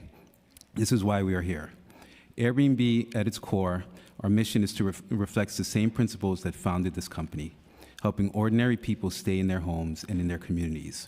The message you're going to hear from homeowners today is that New York City has become the most restrictive short-term rental market in the entire country. And we're not here to dismantle Local Law 18. The registration system works, but the law's unintended consequences have created an untenable situation for homeowners. Even the bill's original sponsor has acknowledged that it went too far. The current restrictions are crushing opportunities for the very families we should be protecting. New York City has lost over 200,000 Black and brown families, and we can't afford to lose any more. Intro 948A is simply a modest correction to an overreach. The bill applies only to 1- and 2-family homes where a permanent resident lives. These common sense adjustments do not remove a single unit of housing from the market. This is not just about policy, but about values and keeping New York City the true American dream that it is. And we want to work with the council in order to make this law palatable for everyone. Thank you for your leadership and the opportunity to testify today. Thank you. Okay, great. Oh. Thank you. Hi. Oh, hi. Sorry. Good afternoon. I thought we were going that way. Yes. Oh, yeah, no, I let everyone go first. Good afternoon. My name is Jason Mondesir Caesar. I'm a native New Yorker, and I'm a homeowner in Bed-Stuy, Brooklyn. I home share in my unit of my home, which allows me to keep my rent affordable for my tenant on the top floor. Opponents of this bill will come and tell you that every unit in a home sharing platform, is a unit taken from the affordable housing market. This is demonstrably false. Local Law 18 currently allows you to participate in home sharing only in your unit. Right? Intro 948A and 1107 do not change that. Therefore, there is zero change to any count of any unit availability, right? Affordable housing, there's no change because I'm using the units that I live in. We're using the units we live in. Home sharing and lease tenancy are not mutually exclusive, and they should be able to work hand in hand to ensure that small homeowners are able to employ what works best for them, right, and their household.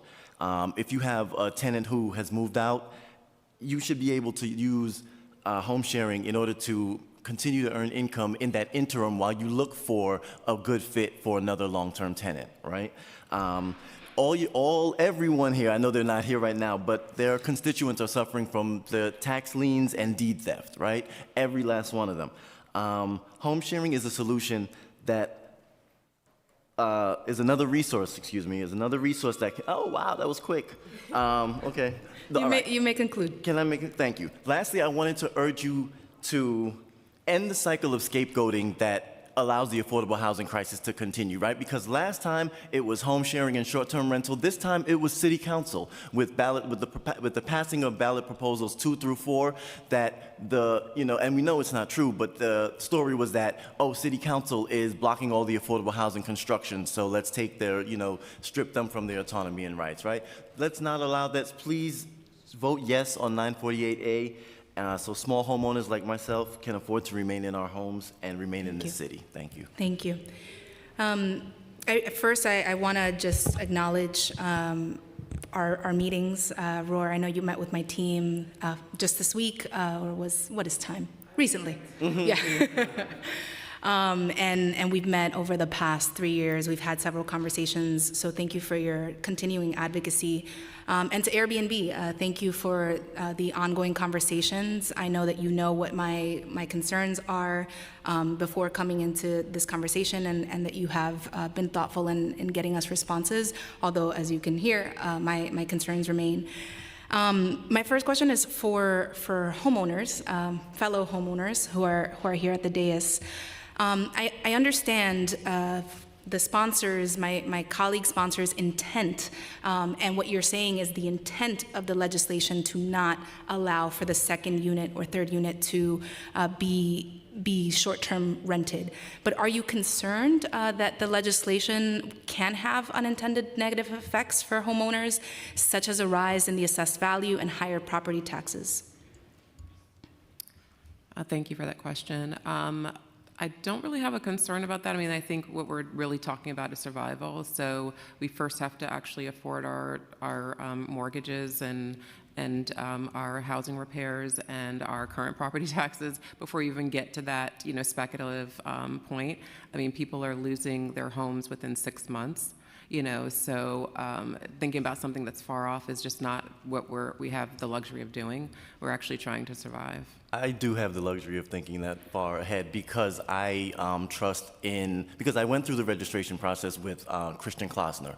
And what I observed in that is that he was very diligent about making sure that I chose a unit in my home because I was only allowed one unit to rent, on the short-term market or home share. And it's his office who would be regulating that the abuse, to make sure that there is no abuse of the platforms. And yeah, he was good at it. You know, it was to my dismay that I was only able to home share with my unit that I live in. So I trust that he would do his same due diligence in making sure that anyone who engaged in that would follow the same rules.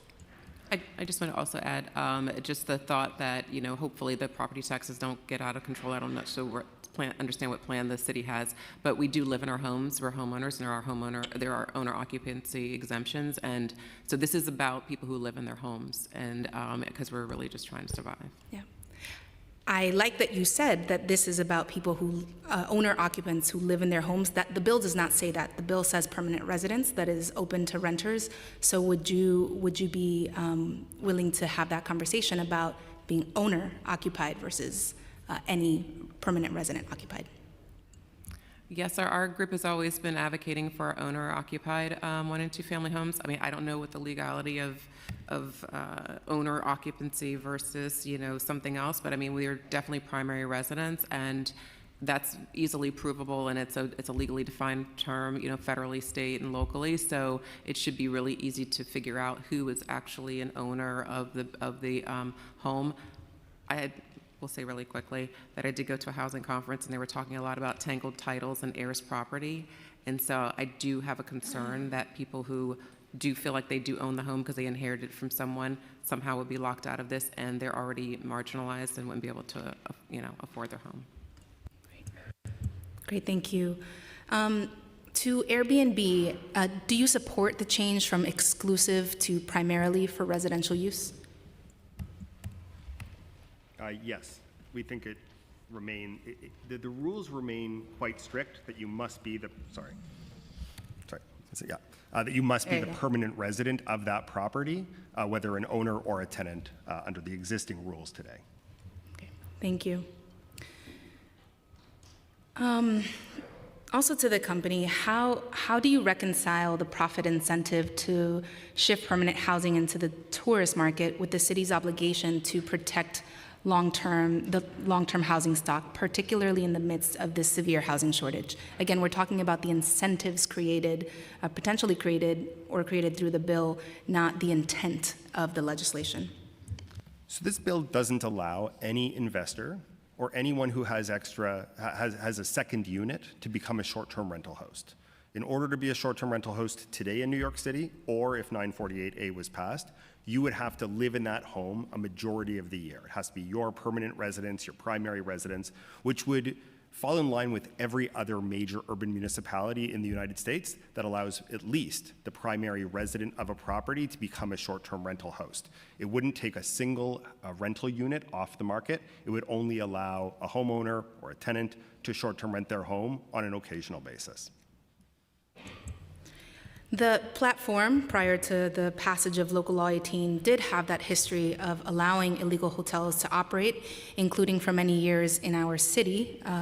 What concrete mechanisms will you use to prevent commercial operators from exploiting these pieces of legislation? Great question. We work extremely closely with the Office of Special Enforcement on a regular basis. Every listing operating on Airbnb today has gone through a process to be approved by the Office of Special Enforcement before it's allowed to operate on Airbnb. The registration system is the most robust in the world. It is the most robust regulatory agency that we've worked with anywhere in the world. And both the registration requirements, the system, and the approach that we take with working with the OSC is the most robust in the United States by far. Going back to the change from exclusive to primary, what does that mean to Airbnb? How many days per year? And, you know, very specifically, do you think it would be okay for a permanent resident to be living in a different state, country, different place for 182 days of the year? So first of all, we've had a legal opinion drafted to showcase that none of the changes in 948A contravene any of the other existing codes, and that if anything, that this lines up more closely with the most recent changes in the City of Yes zoning resolution. With regard to additional restrictions, you must be the permanent resident of that property. New York City in particular has the strictest residency requirements in the United States. for tax purposes. And so the New York City regulators, tax regulators know exactly who is living in New York City or not. And so we don't think that there are additional restrictions required, but certainly that is an option before City Council if it chose to. Thank you. And on that distinction that the zoning resolution as amended by City of Yes for Housing Opportunity did make changes. You may not have this today because this came up during the testimony that we heard earlier, but would love your perspective on inconsistencies with the state multiple dwelling law as described by the previous panel. Yeah, so previous panel was misinformed. The state multiple dwelling law has restrictions for hosted only in Class A buildings, so 3 or more units. There are no restrictions for single family or 1 and 2 family homes, private dwellings under the multiple dwelling law. This 948A lines up both with the zoning resolution and the multiple dwelling law, as well as there's 4 of them and they all contradict each other, the housing maintenance code. We're trying to fix that. Did you hear there were other bills today? Great, okay. And then finally, and perhaps most saliently for me, how do you reconcile that Office of Special Enforcement was just here for quite some time, testifying quite vehemently that they don't believe they could enforce these changes in an effective manner?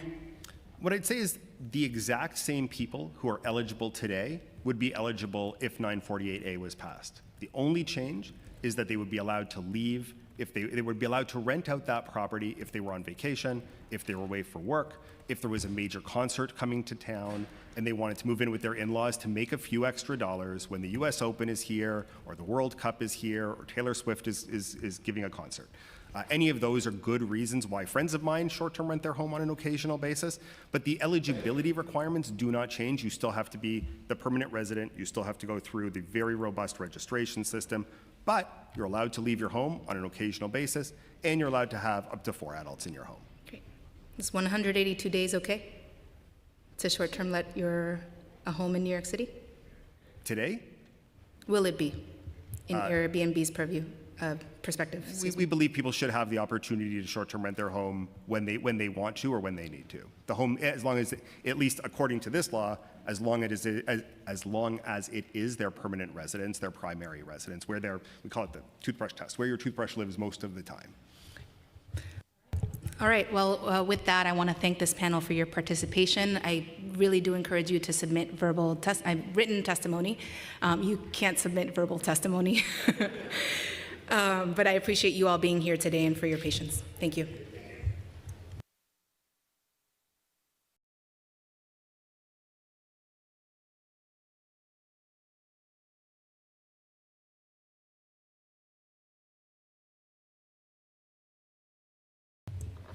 I'll now call the next panel, Hazel Hazard, who has a very cool name, Michael Leonard, James Innes, Dorca Reynoso, Alexander Gleason, and Jack Spillane. Apologies if I said that wrong.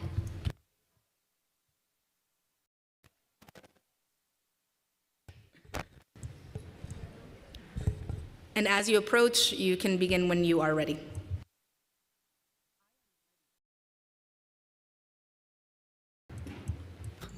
Thank you. My name is Hazel Hazard, and I am a vice president of HTC. First, I was a room attendant and worked my way up, organizing and mobilizing other non-union hotels. I'm here today because it's up to the union members like me to tell you what's at stake. HTC is a voice for those who cannot be heard, for the benefits that we offered, the benefit that we fought for our members is truly a life-changing issue for us. All of these things, I take pride in being able to provide for the workers. At HTC, we love to say, when we fight, we win, and that is so true. If this is not a complicated issue. There is a right side and there's a wrong side to be on. Airbnb doesn't care about New Yorkers. They just care about profits. If we allow Airbnb to get away with passing Intro 948 and 1107, especially before the World Cup, hotels will lose out of tens of thousands of guests per year, and the industry will start cutting jobs. That means when they cut jobs, we don't have health benefits. Our livelihood is at stake. We are fighting so that we can continue paying our mortgage, sending our kids to college, and living our lives with dignity that we reserve. Thank you, Ms. Hazard. Thank you. You don't have to leave yet. I'm getting. May have questions, but just testimony over.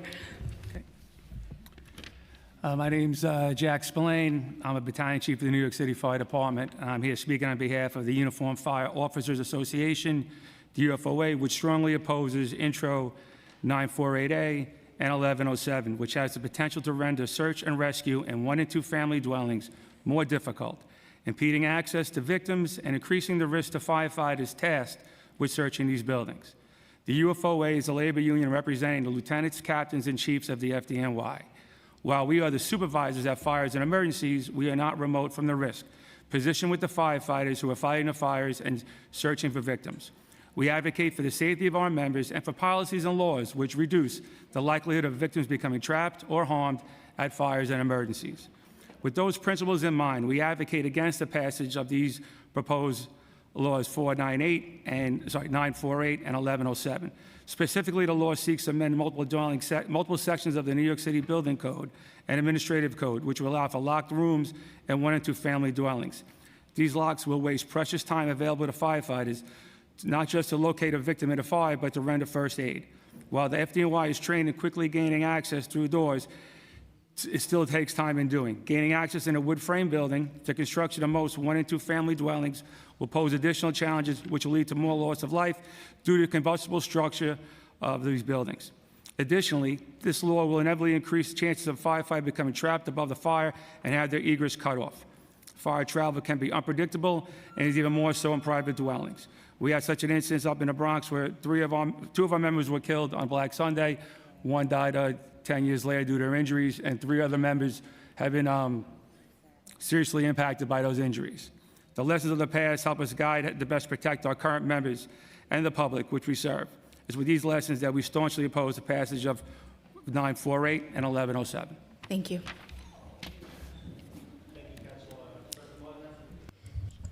Thank you, Councilmember Sanchez. It's a pleasure to be here. My name is Michel Leonard. I'm the Chief Economist and Data Scientist at the Insurance Information Institute. We're a non-lobbying, non-partisan organization that has been asked to speak directly to the issues of homeowners insurance today as they relate to short-term rentals in residential dwellings.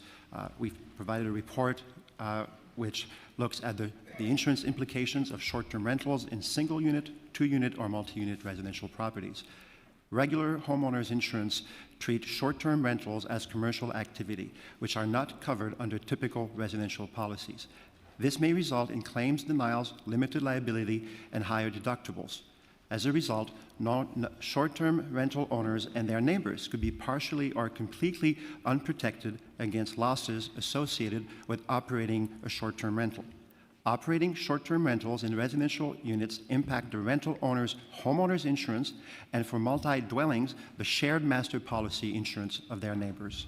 Increased commercial activity, including short-term rentals in single or multi-unit dwellings and in areas deemed residential, can impact the cost, policy terms, conditions, and exclusions of homeowners, renters, condo, and master insurance policies. This typically leads to higher insurance premium, complexity, and costs for all involved. Thank you. Thank you. Bonus points, 9 seconds. Good afternoon, Council Member. My name is Alexander Gleason, and I'm here on behalf of the New York City Central Labor Council. We're representing 1 million members and over 300 affiliated unions in the 5 boroughs. We urge the City Council to reject Intro number 948A. The bill would remove core protections established by Local Law 18, which created the regulatory framework for short-term rentals. Local Law 18 was enacted to preserve scarce housing during a time of extremely low vacancy and to prevent homes from being converted into unlicensed hotels.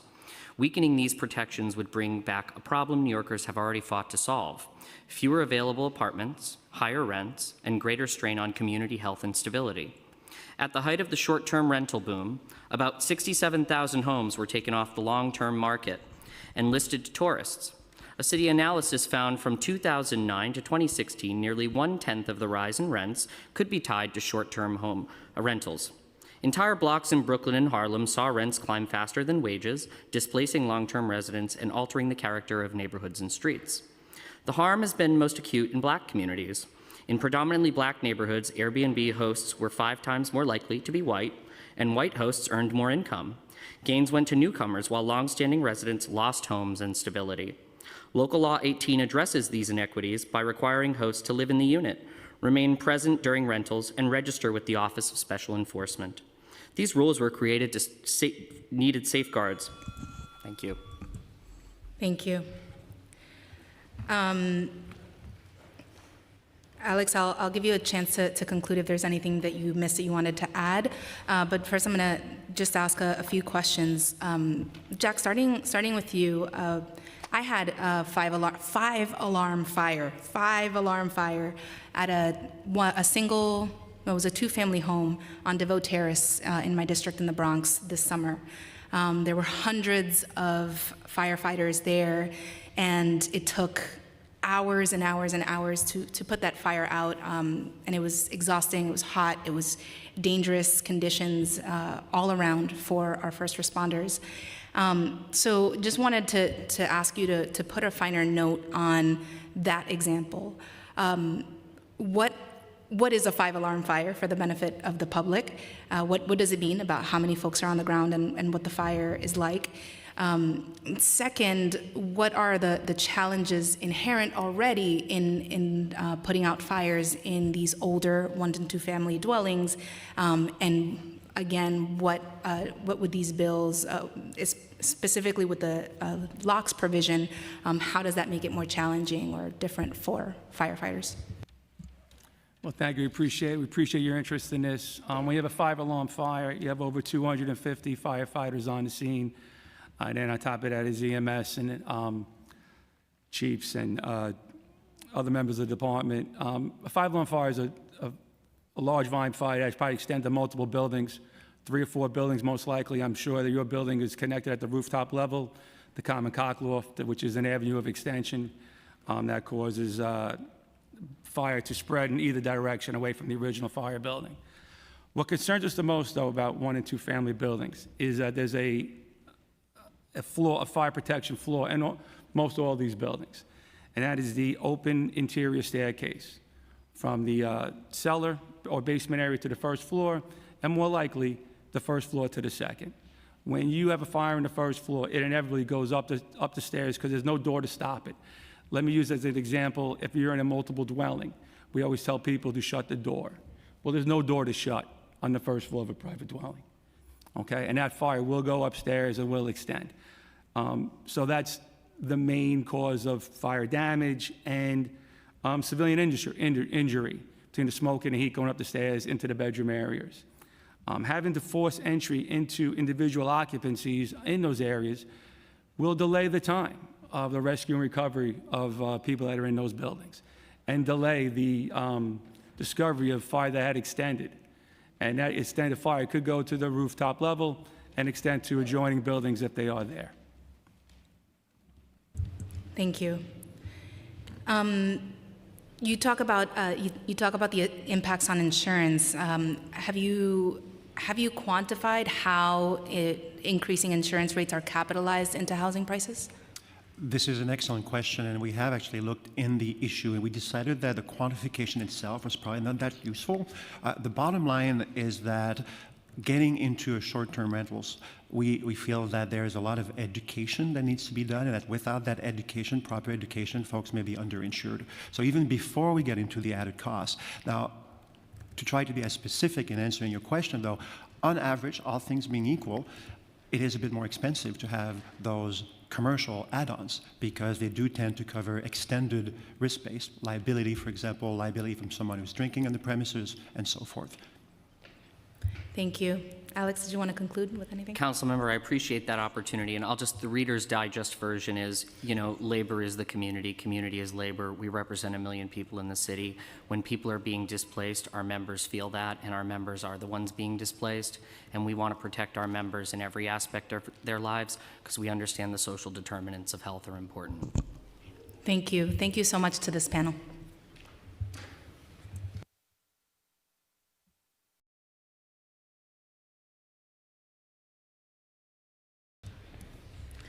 The next panel will consist of Tony Lindsay, Amy Werblowski, Marjorie Moore-Roberts, Sharon Jones, Randy Pierce, Jessica Walker, and Lori Kellogg.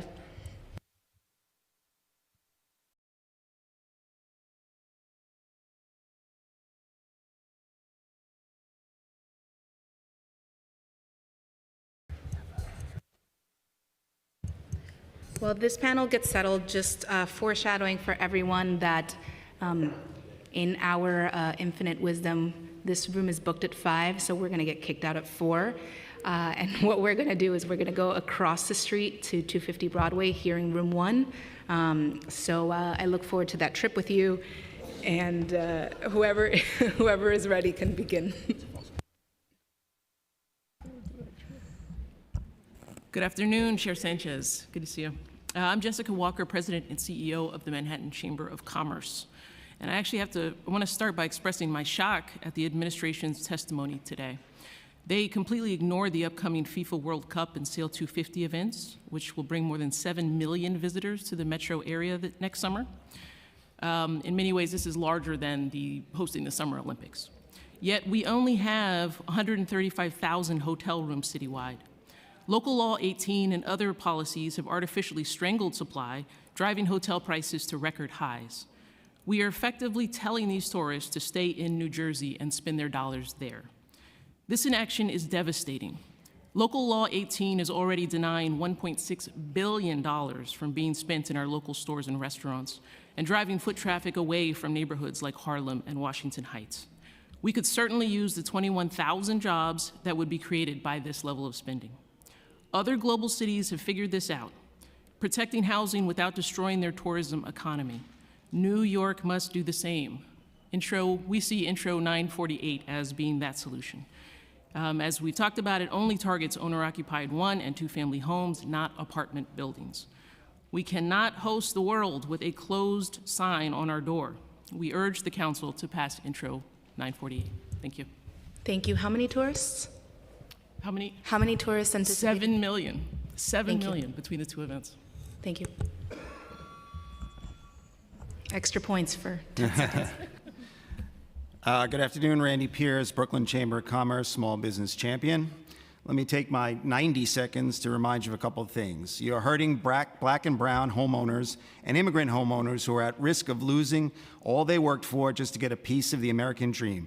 You are hurting neighborhoods in the outer boroughs that are transit-starved and don't have any hotels. You are hurting families in these same neighborhoods who have no affordable way to host their family and friends when they visit from out of town. You are hurting the tourism citywide, especially in advance of FIFA and the World Cup. And you are hurting small businesses in the outer boroughs who rely on foot traffic and visitors coming into these neighborhoods and driving that foot traffic. And you are doing all this without making a dent or progress on the housing crisis in New York City, which has worsened since Local Law 18. The only one benefiting from this law are the big hotels.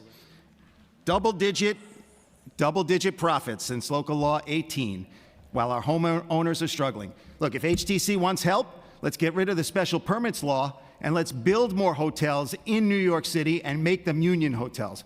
That's the compromise here. But let's pass Local Law 948A. Let's make some reasonable accommodations so that our residents here in New York City can keep their homes, do the right thing. Thank you, Mr. Pierce. Appreciate you. Hello, my name is Tony Lindsay. Oh, do I have to hold it? Yeah, hi, my name is Tony Lindsay. I'm the president of New York Homeowners Alliance. I'm actually the person who drafted the language that led to Intro 948. I'm disappointed to see all of the false talking points that have been delivered here today, And it's particularly troubling because I hear a lot of language that is being wrapped in equity and protection of black people, while at the same time, Local Law 18 has accelerated the displacement of black people out of their communities. Even the HTC members here today, many of them are homeowners themselves, but as union members, they're prohibited by the HTC from sharing their own homes. So I just want people to understand that a lot of the talking points that you've heard today here, they are false. And I want to make something clear. Under Local Law 18, tenants, renters are not impacted whatsoever. And the only thing it does is it creates a narrow carve-out. And to see the campaign of misinformation that has been pushed behind this bill, it's astounding to me. So I just want to make sure that we get one thing clear, because Christian Klausner was here earlier, and I've spoken to him many times about this, and he was basically arguing to violate the rights of people within their own domiciles because of a possibility of a bad actor breaking the rules, even though they already have rules in place for that. And probably the last thing that I want to say, because I know it's like I'm on limited time, is that I've been trying to squeeze everything in. I'll just, yeah, you know what? Hopefully you'll ask me some questions, because I've been trying to squeeze everything in here. I'm gonna ask you to highlight the two top points. Oh, it's one thing. Okay. Okay, yeah, because it was a lot that I was hearing. But Klausner also argued that passing Intro 948 was somehow creating an advantage or unequal protection, as it's providing 1- and 2-family homeowners with this specific rule that is catered to them. But you can't argue about unequal protection while you're subjecting private homeowners to unequal enforcement, when you're subjecting them to enforcement that is tailored for commercial operators. These are private dwellings under state law, and that is the problem, that is what's missing from this conversation. 1- and 2-family homes are private dwellings, which means they are your private residence. Nothing in this bill has anything to do with renters, and I'll leave it there. Thank you. Good afternoon, Councilmember Sanchez, and to the honorable members of the Housing Committee. I thank you for hearing testimony today on Intro 948A. When we think about the story of Jesus and Mary in Bethlehem, we are reminded that even in the most sacred moments in history unfolded in the homes of strangers, they found shelter where there was no room. And that act of hospitality became the foundation of a story that has inspired billions. Housing is not just about property, it is about community, compassion, and the freedom to open our doors to the guests in ways and reflect both the economic realities and our shared humanity. To restrict this is to forget that the very origins of our faith and culture were built on the generosity of households willing to share our space. Our homes are not merely units of a regulatory system, that they are extensions of our liberty.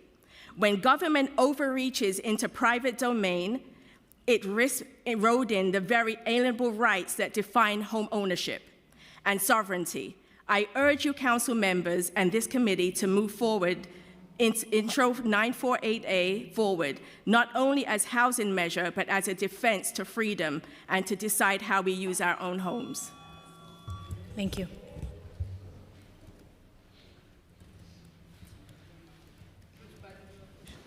Oh, I'm sorry. I want to acknowledge that I've been acknowledged. Joined by. I can still speak English. I want to acknowledge I've been joined by my Councilmember Gutierrez. I need food. Yeah, go ahead. Good afternoon, Chair Sanchez and Councilmember Gutierrez. My name is Marjane Moore Roberts. I'm a homeowner in Brooklyn. I'm not being paid for my testimony today. I am living it. I urge this body to approve both 1107 and 948A so both bills can be fully considered by the entire council. When 948A whether it's approved or blocked by this committee today, this bill will make history and impact generations. The question is, what kind of history? Throughout our history, government regulations have been a key determinant for who is afforded the opportunity to buy and stay in a home. From the destruction of Seneca Village to redlining, racial covenants, predatory lending practices, and mass displacement due to underregulated corporate landlords and investment banks, Black and brown families have repeatedly been boxed out of economic opportunities that homeownership provides. Now, in a city where buying a home takes a small miracle and keeping a home requires multiple streams of income, the overly restrictive regulations of Local Law 18 threaten to continue this devastating trend. While some reform was necessary, the current regulations have thrown 1- and 2-family homeowners out with the proverbial bathwater. We have been discarded as political roadkill. Without supplemental income from responsible home sharing, middle and lower income homeowners are losing and will continue to lose their homes. This is not hypothetical. It is a fully realized fact. Foreclosure rates are up. So what kind of history will we make today? Passing 948A will curtail the economic harm that's been perpetuated by government regulations for far too long. Thank you. Thank you. Sure.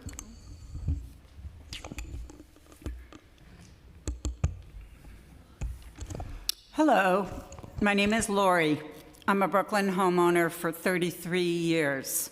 I've worked for 47 years, helping workers, immigrants through my union membership and as a union staff person for 50 years. So I want to speak to you. My Social Security isn't enough to pay my house bills. I didn't make money serving the public. So sharing my space when I have some availability has been a lifeline. I use my space for my family. My brother is a periodically homeless vet. Do you want me to put him out on the street, or can I use my own house to house him? My elderly father cannot go stay in a Manhattan hotel when he comes. I share my home when I'm not using it for my family. Why is that why is that anyone's business? Okay, I share my home so I can keep it. And you know what? I'm about 20 minutes away from losing it. After 50 years of serving this city, and by the way, making many contributions to my beloved city councilors and progressive causes. Who have I helped? School teachers from Oklahoma and Chile, marathoners, COVID nurses, poor dancers, poor artists, poor students. My students pay I'm sorry, I gotta keep going because I've been waiting years for this. And you conclude, yeah. 90 seconds was not exactly fair. Okay, I'm gonna talk a lot faster. Okay, mostly I house families of my neighbors. And guess what? I house the families of city council members. No names today, okay? I host your families. I host the families of immigrants who come to see their kids. My neighbor's parents came when she was deathly ill. And guess what? They had to take care of the kids and her. And I took care of them. I had to move into my own downstairs apartment when I had double knee replacement. What, I'm not allowed to use my own apartment for 6 months? But sometimes I also rent it out long term. Okay, to the union folks here, I love you, I've been there, I've done this for 50 years, okay? We are not gonna take one single union job away. Guess why? Because I host people who couldn't even afford a bathroom in a Manhattan hotel. Lori, thank you. Thank you. So I'm not taking away your job. Lori, I really don't want clients. to. I don't want to have the sergeants turn off the mic. I don't want to go there. I super appreciate it. I'm trying to be respectful. May I just say my last thing? This hurts me. The city is hurt when I'm kicked out on my derriere. Local small businesses are hurt. They thrived from the thousands of meals that my guests ate. Who wins when some LLC comes and boots me out? Nobody. Thank you. The city does not win. Thank you. Thank you. Thank you. I want to thank this panel for your candid and passionate testimony, and that's why we're here. We're here. I'm sorry we don't have as much time to air every single concern, but we are here to receive all feedback. All feedback. So this is valuable, it's on the record, and we look forward to any written testimony you submit. Thank you. Did you want to say anything else? Yes. Oh, sorry. Yeah, just briefly. Local Law 18 is simply a law that requires registration, and I want to make that clear. The reason why it only requires registration is because the rules that have been created under the OSE cannot exist in the law because it overreaches into the private domicile of people who reside in their homes. And I think that's just something that you guys really need to consider. And the last thing I want to make very clear is that black people in this city are facing the highest rates of foreclosure. They are the highest rates of homelessness. And I really am offended when I see the hotel union use these beautiful people here to come out here and protest against against their own interests, because at the end of the day, Intro 948 has absolutely nothing to do with anything that they are doing here, and I'm sure many of them are homeowners, and this is about their autonomy and their rights. Thank you, Mr. Lindsay. Thank you. Thank you to this panel.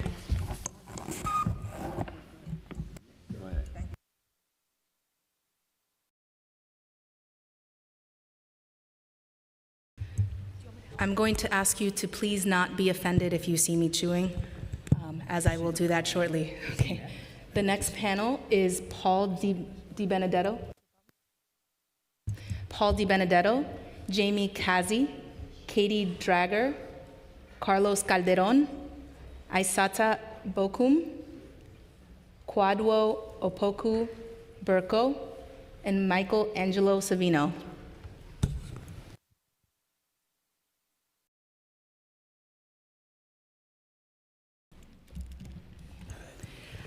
I want to make sure that I say this point of order. If you've ever watched a Stated, you know that council members are not to address each other. They're only to address their comments at the chair. And the same applies for you. This is a public hearing. You are not to address the audience or any individuals outside of the chair of the hearing. That is a procedural requirement. Please maintain decorum. We want to make sure that this remains a civilized procedure. Whoever is ready may begin. Good afternoon, Madam Chair. My name is Carlos Calderon. I am a veteran, a Brooklyn resident, and a proud member of the Hotel Trades Council. If intros 948 and 1107 pass, I could lose both my job and my home. I am not the only one. These bills displace tens of thousands of working people who call New York home. The only reason we are all here today is because Airbnb has spent millions of dollars on elections and lobbyists to push these bills.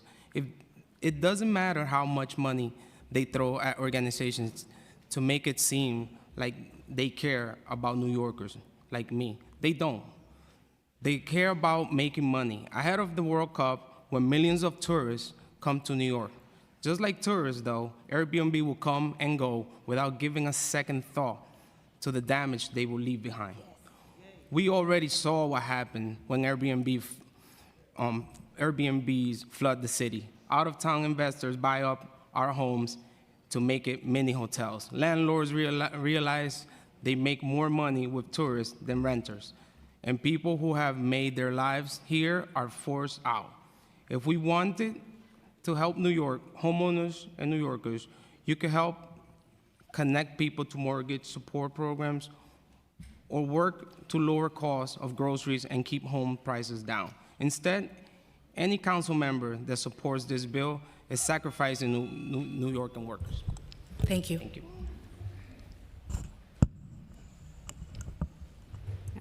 Hi, my name is Aissata Bokum. I am a proud member of Hotel Trade Council. I'm here today to urge you not to pass any bill that would expedite short-term rent. I watch my friends, neighbors, and co-workers pushing out. as rent spiked and long-term lease disappearing. We cannot call this harmless side hustler when they contribute to legalize and expedite short-term rent will put even more pressure on neighborhoods that are already fighting to survive. Please vote no. Please vote no. Intros 948 and 1107. Thank you. Thank you. Good afternoon. My name is Michael Angelo Savino. I'm a hotel worker in New York City, a lifelong New Yorker, and a proud union member for the last 29 years. I'm here today to impose Intro 948 and 1107. I live here in Brooklyn with my husband, Rolando, who is also a hotel worker and a union member. Thank God for that. I am not exaggerating when I say our jobs have transformed our lives, gave us the ability to live and afford what we have. Having union jobs has enabled us to build a life together, buy a home, stay in New York, even as it becomes more and more expensive and unaffordable. These bills put both our jobs at risk, and if passed, threaten the beautiful life we have worked so hard to create for the past 25 years by pushing us out of the city. This isn't a guess. This was I was born and raised in Bensonhurst, Brooklyn, and have seen firsthand what short-term rentals did to our neighborhood before Local Law 18 was enacted. Rents rose, homes were more expensive, and many residents, who are mostly working-class people of color and immigrants, were forced to leave. These neighborhoods lost the diversity, the multi-generational and strong communities that made us great. These bills will worsen, gentrify, and harm New Yorkers like myself and my husband. Please vote no. Thank you, and thank you for wearing an Orioles cap. We're an Orioles and Ravens family. Thank you. Hello, my name is Paul DiBenedetto, and I am the chair of Queens Community Board 11. I have come to the chamber today to ask you to please vote no on Intro 948A and 1107A. These proposals allow 4 rooms to be rented per day in a 1-family home and 8 clients per day in a 2-family home. Meanwhile, the owner does not have to be present. This will create the incentive for hedge funds and real estate investors who start buying up our homes and turn them into full-blown Airbnb short-term hotels in the middle of quiet residential neighborhoods, a complete commercialization of our communities. In 2025, Airbnb has already spent over $1 million lobbying council members, some of whom are present here today, and has promised to spend $5 million to get this bill passed. They have created and generously funded several organizations to do so, such as ROAR and Homeowners for Financial Empowerment. CB 11 Queens is 71% owner-occupied. The vast majority of our ethnically diverse owner-occupied housing is 1- and 2-family homes.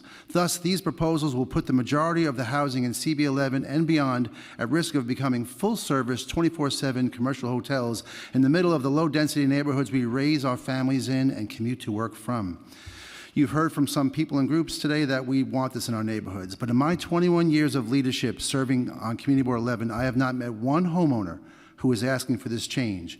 Indeed, on March 19th, 2022, during an Airbnb party rental only 1 block away from my home, and I'll finish, a shootout occurred where 21 bullets were discharged. 1 teenager was shot in the torso and stray bullets damaged nearby vehicles, including 1 round puncturing a child's car seat. Congresswoman Grace Meng, Senator John Liu, Assemblyman Ed Braunstein, and Councilmember Vicky Palladino all rallied to have Airbnb pull the rental from their listing. So please, Thank you. Vote no. Thank you. You have to share the mic. Oh, that's That's working. Okay, hi. Chair Sanchez, thank you so much for the opportunity to testify today. My name is Katie. I'm a native New Yorker, and I'm a staff member at UHAB working with HDFC Affordable Co-op Buildings. I just want to contribute a thought on community here. Working with the most financially and physically distressed buildings, a common theme that I see is that many of the owners do not occupy the units themselves through short-term and long-term rentals. When owners do not occupy their units and their homes, it discourages cooperativism and consistent engagement between neighbors. Short-term rentals threaten community cooperation straight up. We urge the City Council to reject this bill and defend Local Law 18.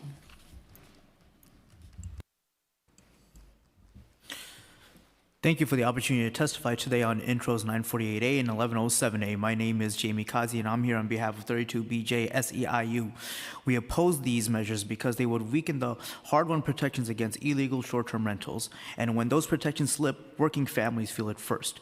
These bills would shrink the city's housing supply and undermine job quality, our tourism sector, and the stability of our communities. 32BJ is the largest building service union in the country, representing over 185,000 workers, 85,000 of which live in the New York City metropolitan area.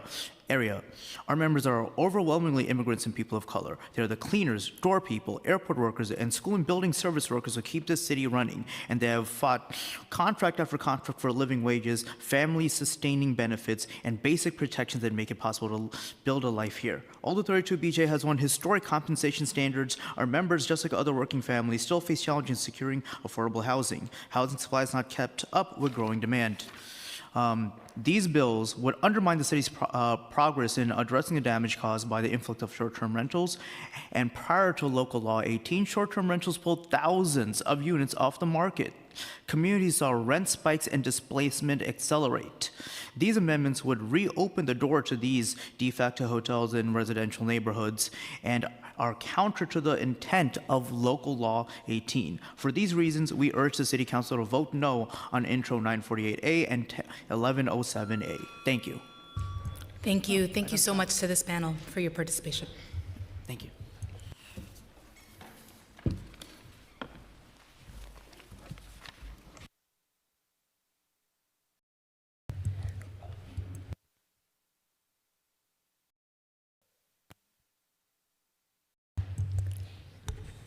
The next panel consists of Tene Clark, Muzzy Rosenblatt, Gregory Anderson, Brianna January, and Laura Borges.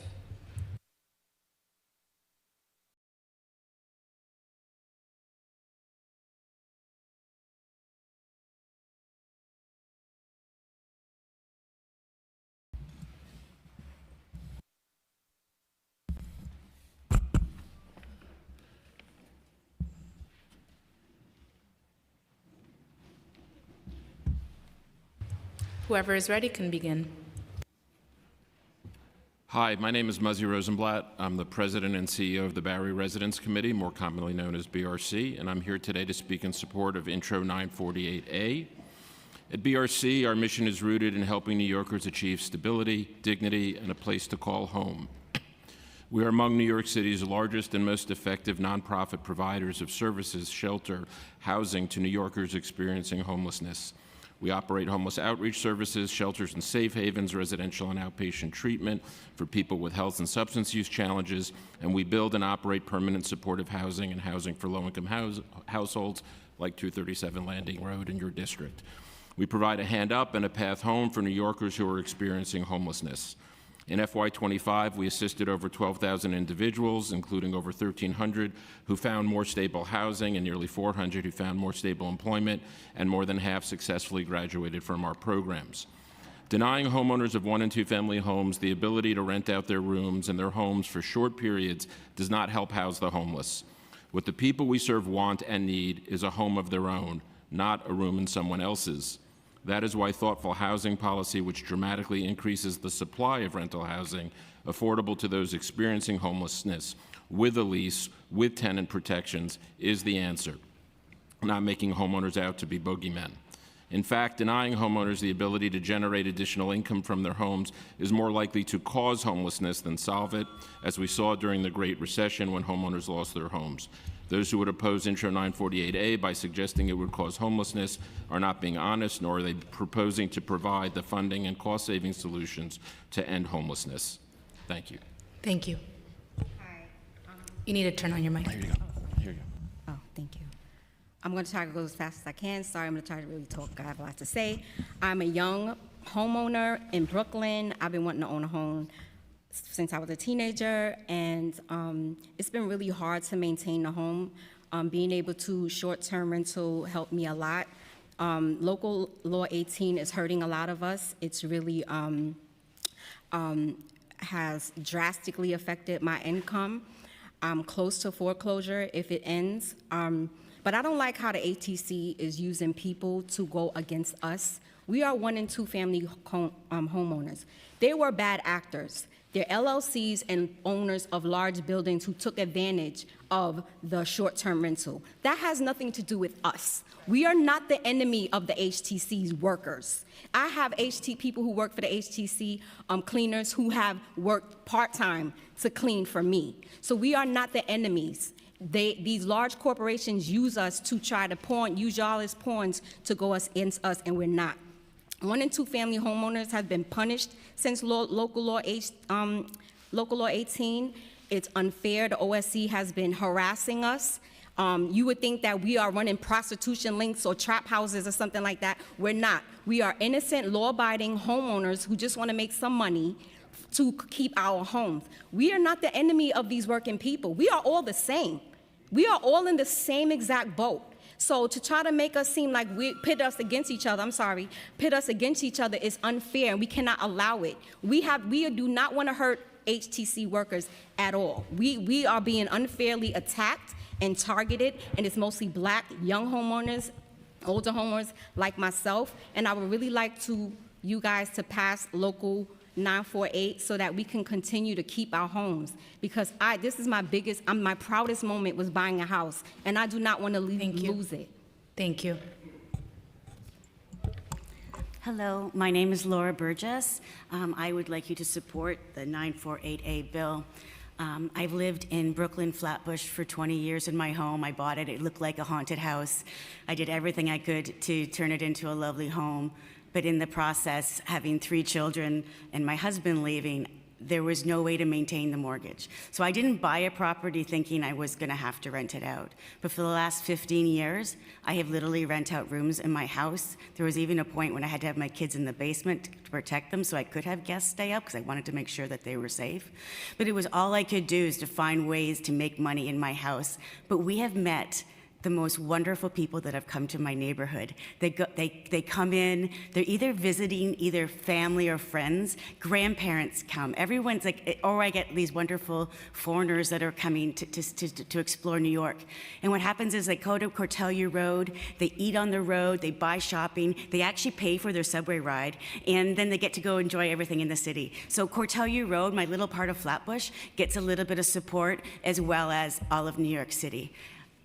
My youngest daughter will be going to college next year, and I will no longer get any child support. And my goal was, before this rule came in, is, I'll just rent out the other 2 rooms, and now I can't. So now I'm really, at the discussion in my brain is, do I sell my house? Do I leave New York after 27 years?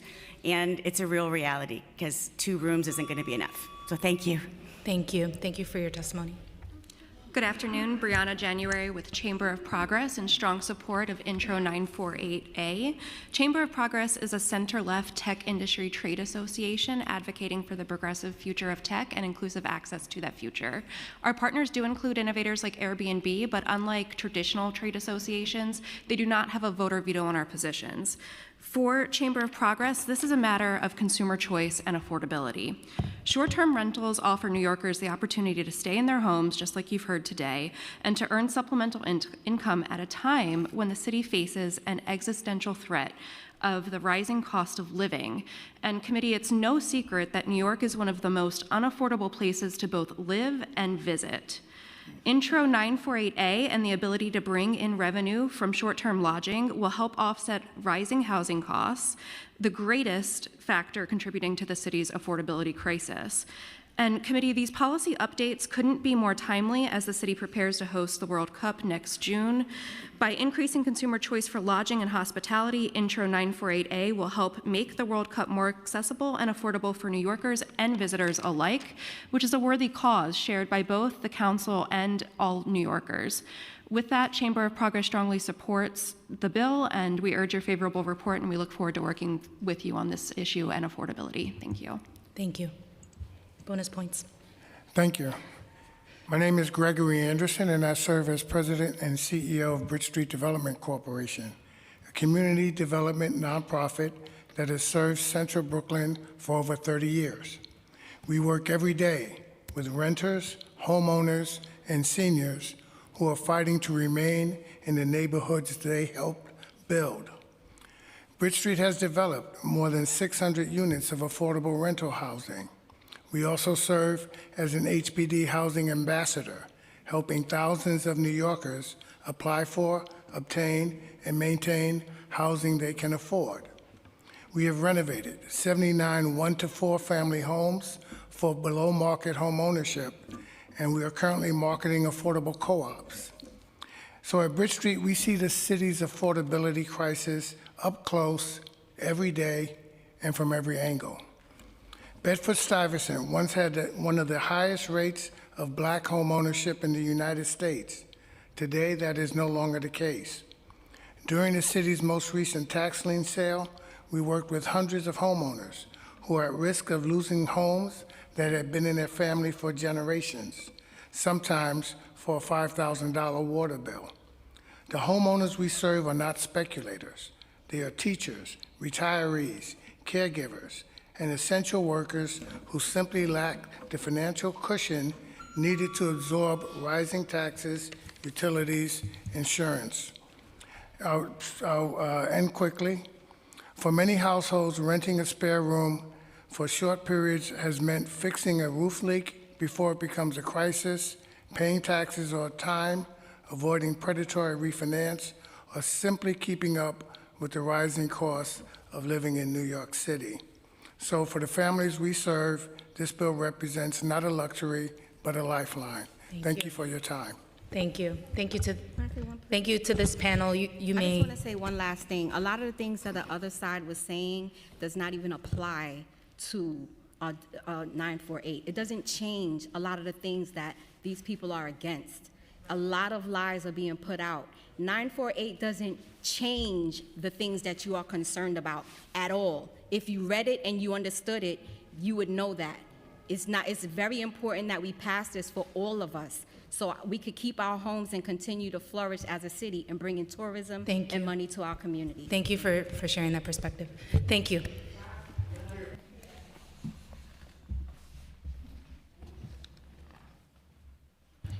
The next panel consists of Shaquana Boykin, Sonia Randolph, Yudelina Santiago, Chandra Singh, and Hilda Alvarez-Eve. If you fit, Murray Cox as well, and Thomas Kaler. Kaler. He'll tell me. Whoever is ready can begin.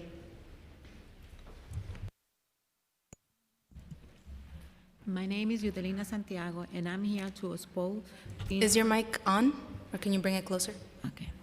My name is Yudelina Santiago, and I'm here to oppose Intro 948 and 1107. If you pass this bill, the homeowner who support might be able to cover their housing costs for a short while until the real estate company realize they can make a profit by buying up this home and turning them into a hotel. Homeowner like me will not be able to complete. Even worse, our house costs will rise even more because this bill turned residential neighborhood into tourist area. With my union job, I'm able to save up to buy a home one day in the city that I love. But if you pass this bill, home price will go up and I could lose my job, ruin any chance I have of this dream. This bill not leave homeowner better off. Instead of helping tech company, we should be helping current potential homeowner by creating better paying job and lowering the cost of living in New York City. The City Council should listen to the uninsured resident of New York City, not just like the Airbnb is spreading. Vote no on both measures. Thank you. You may begin. Hey, thank you very much. My name is Tom Kaler. No, did I not flip myself back on? Hey, all right, thank you. And welcome this afternoon. My name is Tom Kaler. The Coalition Against Illegal Housing is a housing advocacy group that wrote, sponsored, and helped to pass Intro 2309 back in 2021, which then became Local Law 18 in 2022. So, Local Law 18 is what precipitated this little brouhaha that we're having here today. So you are welcome to blame me and my colleagues for that if you would like. But what you can't do is to say that Local Law 18 did anything other than require short-term rental platforms and hosts to register with the city as any other business in the city is required to do. Local Law 18 did not change a single existing New York City housing law, period, which means that 1- and 2-family homeowners and apartments can, in fact, rent their spare rooms in New York City. That is legal. They can rent their spare rooms for cash to help pay for their mortgages. What they can't do is rent their entire units and then be off premise. Now, this regulation of being on premise is the most important one in order to keep any residential housing unit from becoming a permanent short-term rental. Once you vacate that, then you have taken out the regulation which prevents that from happening. It's that important, and thank you very much. Thank you. You are taller than I thought you were. We've only met over Zoom. But thank you. Thank you for your advocacy. Thank you for your testimony. Yeah. Good afternoon, everyone. My name is Chandra Singh, and I'm a New York City hotel worker and resident. I came to the city from Trinidad 3 decades ago, and I have worked at the Mandarin Oriental Hotel for 21 years. My union job has allowed me to provide for my 2 daughters, own a home in Queens, and be a part of a strong community. All of that will be put at risk if the City Council passes Intro 948 or 1107. My union job means not only that I could afford to buy a home, but also I can afford to keep my home. That is how to help homeowners by creating good jobs opportunity with fair wages and benefit. If workers like me lose their jobs and home prices increase, families will be pushed out of New York. It is not fair at the cost of any legislation too high to pay. Please think of the hardworking people like me and vote no on this bill. Thank you very much. Thank you. Good afternoon. I am a Queens resident. Let's be clear. The only reason we're all here today is because Airbnb has spent millions of dollars on electors and lobbyists to push their bill. It doesn't matter how much money they throw at organizations to make it seem like they care about New Yorkers like me. They don't. They care about making money ahead of the World Cup when millions of tourism come to New York. Just like tourism, though, Airbnb will come and go without second thoughts to be damaging. They will leave behind. Damage they will leave behind. We already saw that happen when Airbnb flooded the city. Out of town investors buy up homes to make mini hotels. landlords realize they can make more money with tourism than rentals.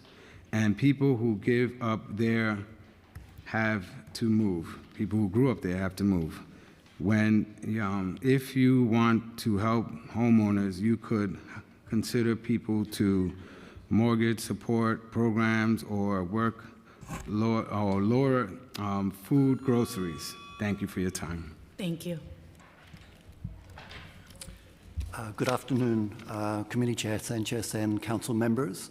My name is Murray Cox. I'm the founder of Inside Airbnb, a data activist project that provides data on short-term rental impacts in cities around the world. We also research policies, regulations, and enforcements, including I've written a report for the European Parliament on short-term rentals. That's why I respect the well-researched opening remarks that you gave, Chairman Sanchez. I also want to say that for 9 years I lived in a rented apartment in a two-family brownstone. So I was part of the 319,000 households who rent in 1- and 2-family homes. This group of people is not made up. People rent in 1- and 2-family homes. And laws like Intro 948 and 1107 make it easier to short-term rent, but they take housing off the market. Another category of renters that is hidden are roommates, people that are renting, that are sharing, where there might be a primary resident or the homeowner. They number 224,000 across the city. They're also directly impacted by short-term rental laws. I also want to address what Public Advocate Williams said. I think he was advocating for some type of yearly cap. Other cities around the world are moving towards restrictions. LA tried a cap of 120, and they said they couldn't enforce it. People use multiple platforms, and it's impossible to enforce across different platforms. And I could talk about that after the hearing if you're interested. Thank you.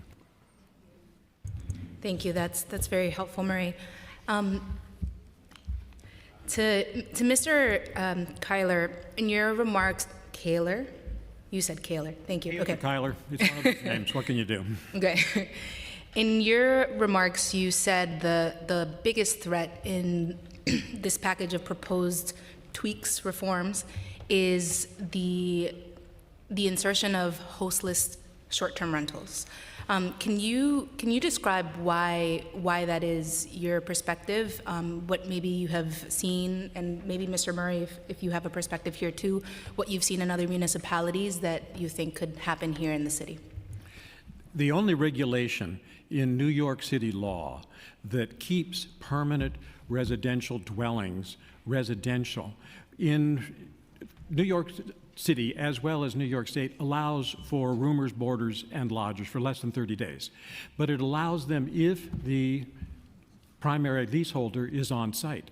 Once you say the primary leaseholder doesn't have to be on site anymore, this bill 948, there's no limitations on when the primary leaseholder doesn't have to be on site.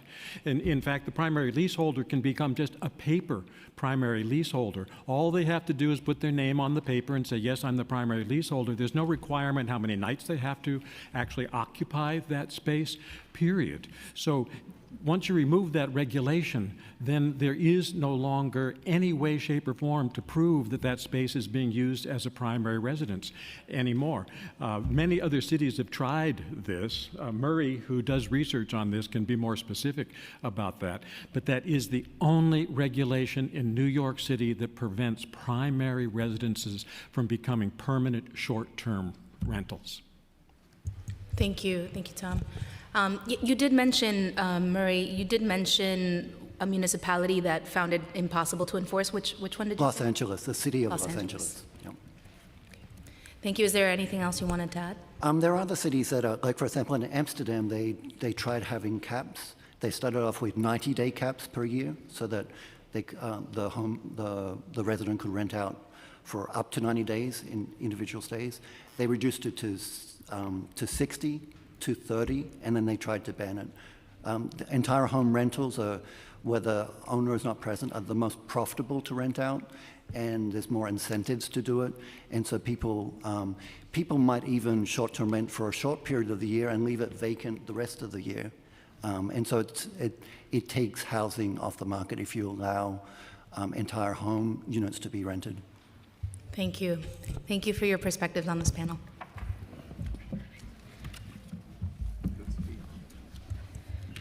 The next panel is Philip Summer, Sanket Hendrick, Margaret Smith, Eric Lunt, Ivana Amahidas, Chris Chan. Did I get that right? Yeah. Chris Chan and Dr. Abdo Zandani.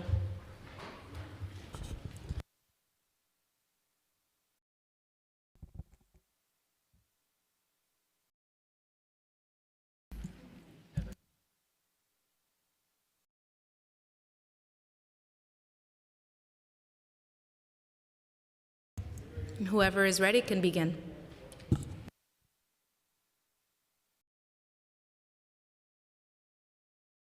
Look for the red light. Yep.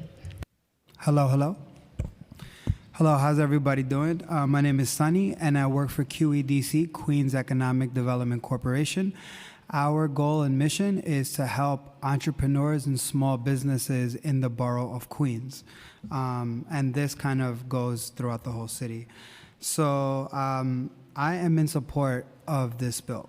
And the reason I'm in support of it is because it gives the ability to rent out rooms for would-be entrepreneurs, which are small landlords. And it allows them to make extra money on areas that they wouldn't have been able to rent anyway, places that I don't think they would be available to the public.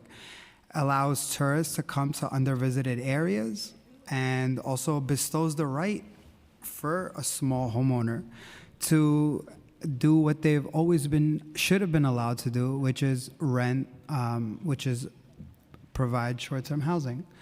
And the other thing is, we need more tourism in the city, in undervisited areas, and we need to be able to confer people the property rights that they've always deserved. So that's my position. Thank you. Hey, my name is Philip Sommer. I'm a proud homeowner of a small townhouse in Brooklyn, Park Slope, where I live with my wife, our 2 daughters, and 2 cats. We used to Airbnb our home for about 4 weeks a year. We typically rent out to families of 4 from Europe that cannot afford hotels and want a more personal experience to explore this great city. We point them to local attractions, restaurants, and bodegas where they spend the money. And this has been a wonderful experience. They feed our cats, take home of the garden, and the income that generates helps us pay for maintenance of our home. Let me tell you, there should be absolutely nothing wrong with doing this, but we had to stop doing this because of Local Law 18.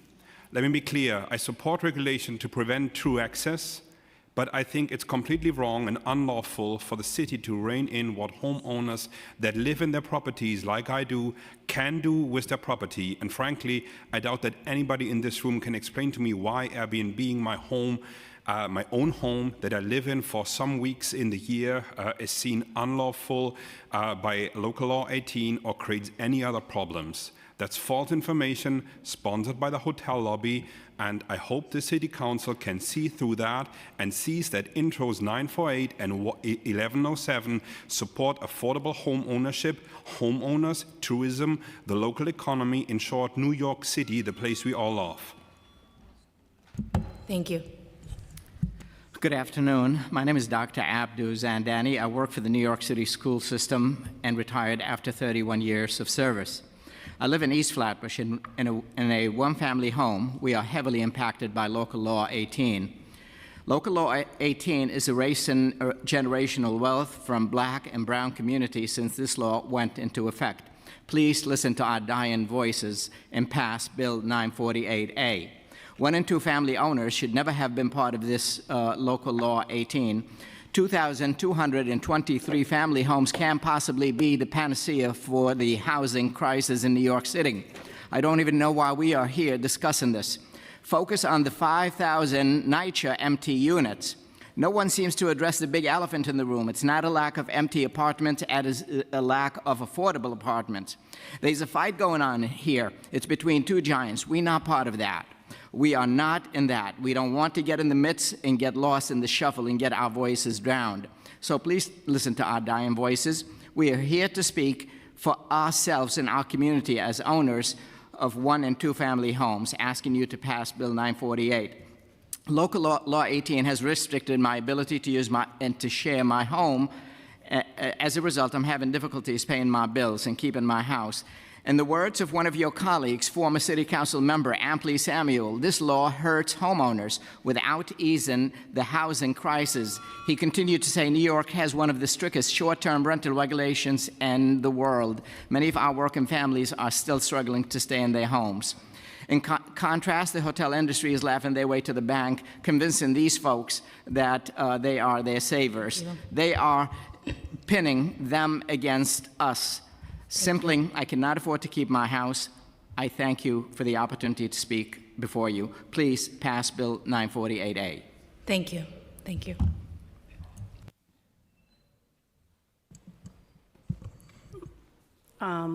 Hello. My name is Ivana. I am an immigrant from Argentina. I am here to talk about optics. Because as optics, before I open my mouth with this huge accent that I have, I look like a white lady with a nice coat that is 27 years old. I came to this country with $900 in my pocket, and I come from a family of workers, the first person who graduated from college.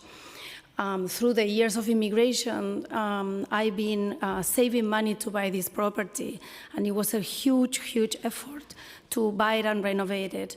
I've been also supporting my family from Argentina at times. I've been hearing here today a lot of things that I don't think are true. First, that somebody who doesn't live there can rent and establish that it's a primary residency. We had to submit a lot of papers to OSC. We had to submit bank statements that were 90 days old, New York City water, driver license from New York, bills, internet that was on our names in that so it's not so easy, as you say, you live there, but you don't. Affordability. It's been talking on and on and on about affordability for tenants, but what about affordability for owners? The affordability also, if today I move out of my house and I put it up in the market, my house will not be an affordable housing.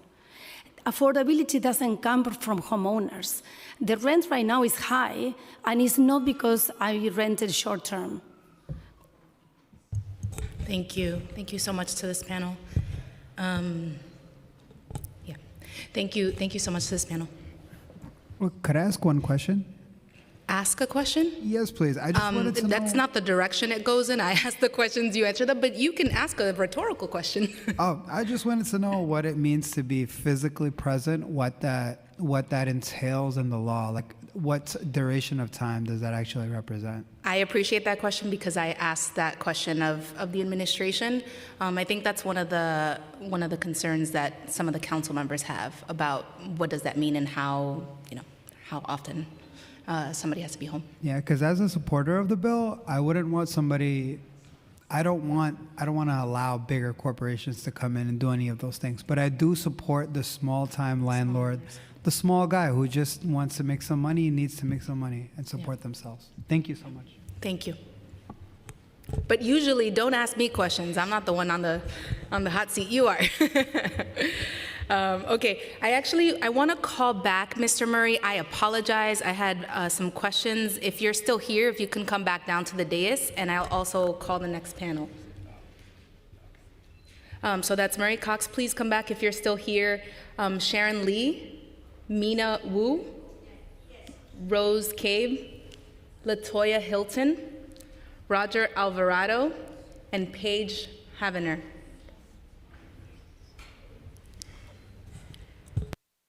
Thank you so much. And Mr. Murray, my question for you, I know you've done extensive research analyses of Airbnb in different contexts, And so I wanted specifically to ask you about some findings that you highlighted about Stuyvesant Heights in central Brooklyn, where you have an analysis of the demographics of the Airbnb hosts in that neighborhood versus the neighborhood demographics. Can you just describe that for us in terms of your findings and also your methodology? I mentioned I was the founder of a project called Inside Airbnb that was collecting data on Airbnb. It started in 2015, and I was living in Bedford-Stuyvesant at the time. I started off by creating some maps of Airbnb in the neighborhood and putting dots on a map. And instead of putting a dot, I put the Airbnb host faces on a map in Bedford-Stuyvesant. And something that was pretty obvious to me as someone that lived in Bedford-Stuyvesant were that a lot of faces of the Airbnb hosts appeared to be white faces, non-black, not black faces. So this was in 2015.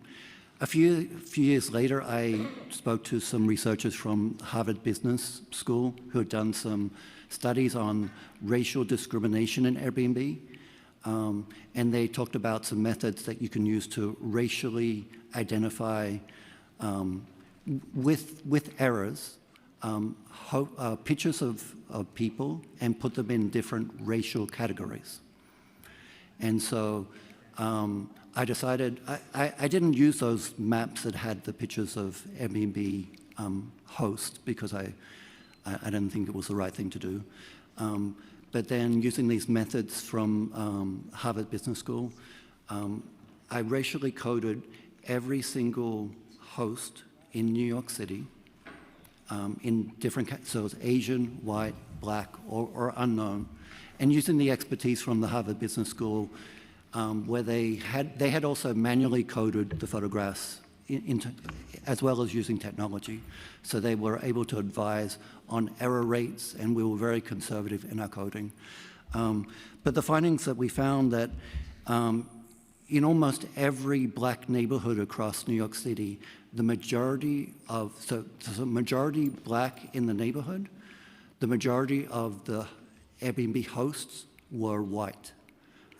And we found the biggest disparity was in Stuyvesant Heights, which is like half of Bedford-Stuyvesant, the part that's further east, where we found basically a 1,000% disparity. So the underlying community was 7.4% white. This was back in 2016-17. It's probably changed. But the Airbnb population was 74% white. So obviously there's, I know it's very problematically to racially code people using photographs, but there was really no other option. And this was in the context of Airbnb making a lot of announcements saying that that Airbnb was good for poor neighborhoods, and also they were good for black neighborhoods. And so as someone that lived in those neighborhoods, my question was, well, who's actually using Airbnb? Who's benefiting from Airbnb? So I'm not saying that there were no black Airbnb hosts in these neighborhoods. Things might have changed since then, but in 2017, there were very large disparities between the underlying communities and the Airbnb population. And so my conclusions were that you could think of Airbnb as a racial gentrification tool. So it's displacing housing, but it was being done by people that didn't live there before. So if, especially Bedford-Stuyvesant, if you go back to, let's say, the 2000s, there was hardly any non-black residents there. So for you to be an Airbnb host there, you're either an investor or someone that's moved there recently. Thank you for sharing those findings on the record, and I'd be curious if Airbnb ever publicly disputed your data or your analysis. And I'm asking the room, I don't know if they're still here, I imagine they are, so whether they disputed the data and whether they collect host demographics themselves. I don't know if you know that, but that's a question that I would have for them. Yeah, so there was quite a vigorous response from Airbnb. And I've documented on my website, like, actually what the response was, who responded, and I responded to their response, including getting, so they basically said that I was using like brown paper bag methods, that I was being racist. And so it's fine for them to criticize that, but I don't think they ever denied that in these communities, the majority of Airbnb hosts were not black in these black communities. Okay. Thank you. Thank you. I just wanted to make sure to ask you about that study and on the record and make sure it's part of the hearing record. So thank you. Okay. For our other friends here, you may begin when ready. And yes, Mr. Murray, if you like, you can step. Oh, okay. Hi, my name is Sharon Lee from Queens. I'm opposed the 948A and 1107A. Make the rent is so higher. These bills are bad for our Asian American community to run up the housing post. You're Mina. Hi, yes, my name is Mina Wu. I think that the Airbnb is bringing too many strangers into our residential neighborhood. So Airbnb is trying to buy the New York. So these bills will dispute Asian community. So I will against the Airbnb into the New York. Okay. Thank you. Hi, my name is Paige Havener. I'm a resident and community member in Bay Ridge, Brooklyn, and I've lived in Brooklyn for 10 years. I'm here to express concerns over 948 and 1107. These bills would risk decreasing the amount of housing available for long-term rent in New York City, and that's a risk we cannot afford to take in such a housing crisis. This bill would also increase housing prices and rents. With the ability to rent more short-term boarders, speculators will see that there is more money to be made and will increase housing prices. This will raise property taxes and subsequently rents. This could also hurt homeowners who are already struggling with high property taxes. Additionally, this bill would remove requirements for someone to live on the property full-time. Without somebody present to oversee the rental property, there's nobody to ensure safety, accountability, and community stability in our neighborhoods, and this is irresponsible.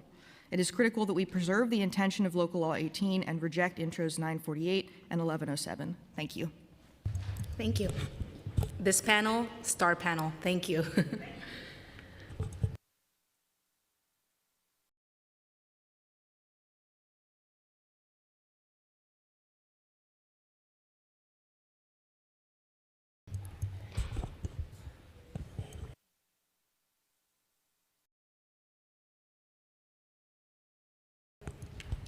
So the next panel consists of Sissy Wang, Maria Eftimiades, Sherry Culpepper, Tim Elliott, Mary Gentine, and Lynn Englum.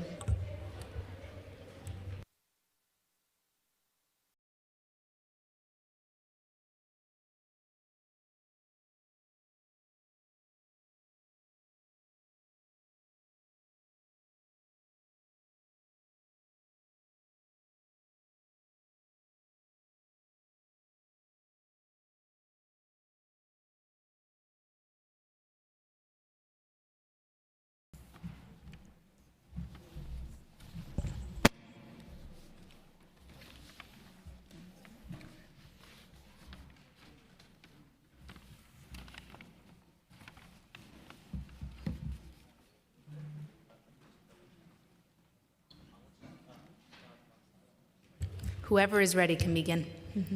Hello, my name is Maria Eftimiades, and I am a two-family homeowner from Queens and a member of ROAR. ROAR is deeply grateful to Council Member Mercedes Narcisse for her commitment to keeping New York City homeowners in New York City neighborhoods. We are also grateful to the Housing and Building Committee for hosting this hearing. This issue is bigger than individual homeowners. It affects the entire community. In the last 2 weeks, we have received endorsements multiple endorsements and met with a host of supporters, including the Bed-Stuy Works Alliance, representing 70-plus block associations across Brooklyn, the Harmony Park Association, representing 74 households in Brooklyn, the Borum Hills Association represents 10 to 12,000 members, Community Board 16, representing more than 100,000 constituents in Brooklyn, Hall Street Block Association, 66 one- and two-family households, Decatur Street Block Association, 66 one- to four-family households, and we have support from Henry Butler, District Leader and State Committeeman for 56th Assembly District. We encourage you to consider these community organizations and their support, and please vote yes on 948A. Thank you. Next.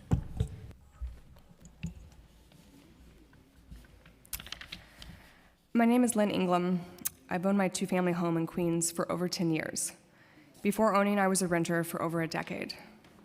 In many ways, I achieved a minor miracle, owning a home in America's most expensive city as a middle-class American. I'm proud that despite job loss, life changes, and unexpected hardships, I still managed to keep and maintain my home, even though it's over 100 years old. There's always something breaking. One of the ways I've managed this is through sharing the home that I live in. It allowed me extra income when my boiler failed, when my hot water flooded my basement, and when my roof leaked so bad I needed a replacement. During the pandemic, home sharing was literally my lifeline to keeping my home. Affordability as a homeowner is only getting worse, and now because of Local Law 18, I no longer have one of the most effective tools to offset these increases. But it's not just me that's been hurt by this, it's also my community. There are no hotels where I live. There are no accommodations for families with limited means. 60 to 70% of the people that stayed at my home were families and friends of the people in my community. They were visiting for weddings, graduations, the arrival of a new baby. Unlike in many places around the country, most New Yorkers don't have extra rooms waiting vacant for their family and friends. We simply can't afford it. My home was a place for grandparents to stay and help with the new birth of their grandchild, just down the street. Just finish up. This is an issue of affordability, not just for small homeowners like me, but also the communities we live in and the support systems we rely on. Please vote yes on 948A. Thank you. Thank you. Hi, my name's Tim Elliott. I live with my wife in the two-family home that we own in District 11 in the Bronx. I'm urging the council to vote yes on 948A and 1107A. My wife and I are artists, educators, and service workers, and we both lived and worked in New York City for 20 years. 6 years ago, we staked all of our savings and our futures to a small home in the Bronx in hopes of finally being able to host our family and friends from out of town and to adopt rescue dogs. With the flexibility of short-term rental, we were able to reserve time in our second unit for our elderly parents to visit us with comfort and privacy. But since Local Law 18 passed, we've lost not only significant household income, but also the ability to reserve space in our own home to host friends and family. Short-term rental also allowed us to give visitors to the city an affordable, comfortable, safe, and private space to stay in our outer borough neighborhood. Most of our short-term renters were themselves visiting nearby family and friends, or exploring our neighborhood as a potential future home for themselves. We were proud to be part of the sharing economy that we have enjoyed ourselves as thrifty, cost-conscious travelers. I know you have the best interests of all New Yorkers at heart, and that you understand that there is a real need for a reasonable, common-sense correction to an egregious harm being visited on responsible, working-class homeowners across the city. Please help me, my wife, and our 2 dogs stay in the small dream home we have worked our entire lives to afford. Please help us stay connected to our friends, family, and larger community by allowing us to rent part of the home we live in short-term. Please vote yes on 948A and 1107A. Thank you. Hi, I'm here in support, and I would like to ask for your support of Intro 948A and Intro 1107. So my name is Marie. I'm a Harlem resident. I am a homeowner of a 1- and 2-family house in Harlem. I'm an interior architect and an entrepreneur, and I also bring independent and world cinema in Harlem through monthly series at the Maisel Documentary Center. I take care of my 3 children.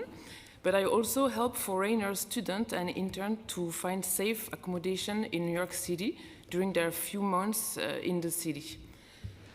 So I'm speaking as a Harlem resident and small homeowner who cannot emphasize enough how vital this bill is for families like mine who are fighting to remain in our homes. Our properties are not part of speculative housing supply. We live in our homes. We are not corporate landlords, investors, or developers. We are longtime members of this community, deeply rooted here, and our home represents stability, generational security, and community continuity. Due to the rising cost of living in New York City, many small homeowners have had to rely on renting part of our home simply to afford to stay. This is not a luxury, it is a necessity for survival in the neighborhood we help build and care for. Without supplemental income, many of us will be forced out, contributing to displacement and ensuring long-standing Harlem residents, but also new and young residents. May I finish quickly? Yes, please conclude. Okay, so Intro 948A is not a threat to housing stability, it's strengthening it. It protects the ability of homeowners to remain in this community they love. It does not harm Harlem. In fact, it helps prevent displacement and keeps our neighborhood diverse, stable, and thriving. Opposing this bill essentially leaves small homeowners with no path to stay in their homes. Thank you. Hi, I let my neighbor go first. So I'm Sherry Greta Phyllis Culpepper. I am a mother of 3 and a grandmother of 3. I am a 4th generation Harlemite, and I intend on seeing my 5th, 6th, and 7th generation family live in our home. In 1929, my family of 9 moved into an entire brownstone, right next door, a single family dwelling at the time, and rented for 42 years before we were allowed to purchase in 1974. I have witnessed firsthand an assault on small home ownership. Our home was unceremoniously, wrongfully identified in 1930 as a single-room occupancy, no doubt because of years of redlining. In 2014, HPD, sorry they left, and their alternate enforcement program identified my home as one of the most distressed in our district. And at the time, my 5th generation cousins and their friends, 12 of them, lived free for over 10 years. You heard that correct, for more than 10 years. And that program was voted on right in these chambers. There is an assault on small home ownership. The narrative is wrong. Small homeowners are not the problem of the crisis. May I finish? I only 138. The media has framed this as if, owners are one monolithic group and we're wealthy moguls. We're not. We're hardworking individuals. I worked 7 days a week for 11 years to take care of the freeloaders in my house. I'm down to 3, but it is always the enforcement of what we hear here today. It sounds good on paper, but when you go to enforce it, it is not. So I want to thank you for this time, and thank you, and please vote yes on 928A, and do not continue the assault on small home ownership in New York City. I love New York, and I love my 3-year-old Nyla watching me right now. Hi, Grandma loves you. Oh, thank you. So if you want to pull on my heartstrings, just talk about your kids and grandkids. Thank you. Thank you for your testimony. Good afternoon, everyone. I'm Cici Wang. I'm testifying in strong support of Intro 948A. So in this season of gratitude, I'm really thankful for the opportunity to share my family's story as a small, responsible home-sharing host in Queens. We're Chinese immigrants. My mom worked very, very hard for years, taking multiple jobs so that I could go to college here, because we believed New York could give us a future. Through her determination, we were finally able to have a small space of our own in this huge city. But living here is not easy. Costs rise every year. Mortgage, utilities, property taxes. Hosting a single room in our home is not a business. It's a lifeline that allows us to remain rooted in the community that we really love. You can't rob Peter to pay Paul. You can't break a hole in our home to fill another one. beyond finance, home sharing really connects people to the real New York. Many dream of visiting the city but cannot afford hotels. They want a more diverse, authentic New York experience. It's the neighborhood, the stories, it's the people. And staying with family like mine really let them see that. We welcome traveling nurses, grandparents meeting the newborn baby for the first time, students on the tight budget, New Yorkers between leases, a lot of that.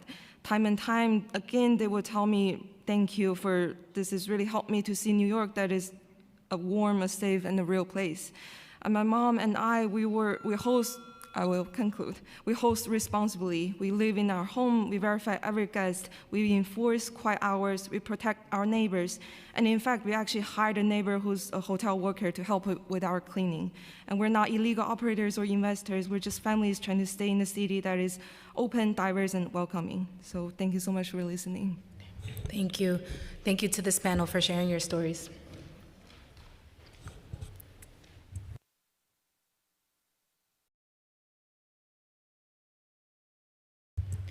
Paige Havener, Lucy Ramis, I think I said that wrong, Mark Anderson, Charlie Dulick, Tom Kaler,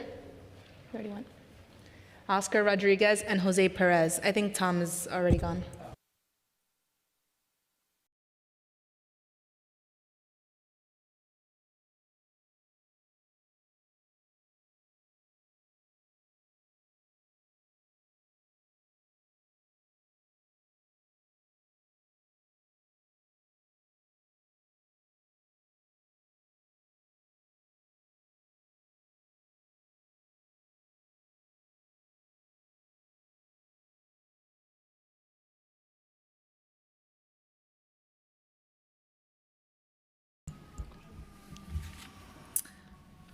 Good afternoon, Chair Sanchez. Thank you so much for having us. My name is Lucy Rames. I'm Director of Strategic Partnerships and Resource Development at Neighborhood Housing Services of New York City. NHS of New York City is a 43-year-old nonprofit that supports low and moderate income homeowners across 5 boroughs through housing counseling, financial empowerment, repair assistance, and resiliency services. I'm here today to speak to the proposed introduction 948A. While NHS of New York City does not take a position on specific regulatory provisions, we want to underscore the importance of maintaining viable options for small homeowners, many of whom rely on supplemental income to remain stable in their homes. Short-term rentals, when appropriately regulated and responsibly managed, can serve as a lifeline for homeowners, as we've heard over and over again today, with limited financial margins. The options to host a tenant or guest, particularly in a 1 or 2 family home where the homeowner is deeply invested in the community, can mean the difference between stability and financial strain.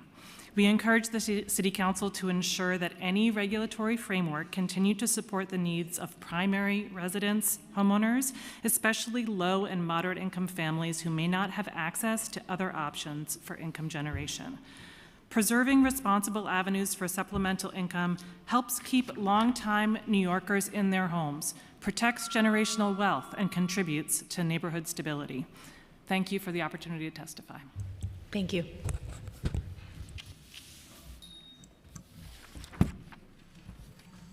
Thank you. Good afternoon to everybody. My name is Oscar Rodriguez, and I'm a NYC Bronx born resident.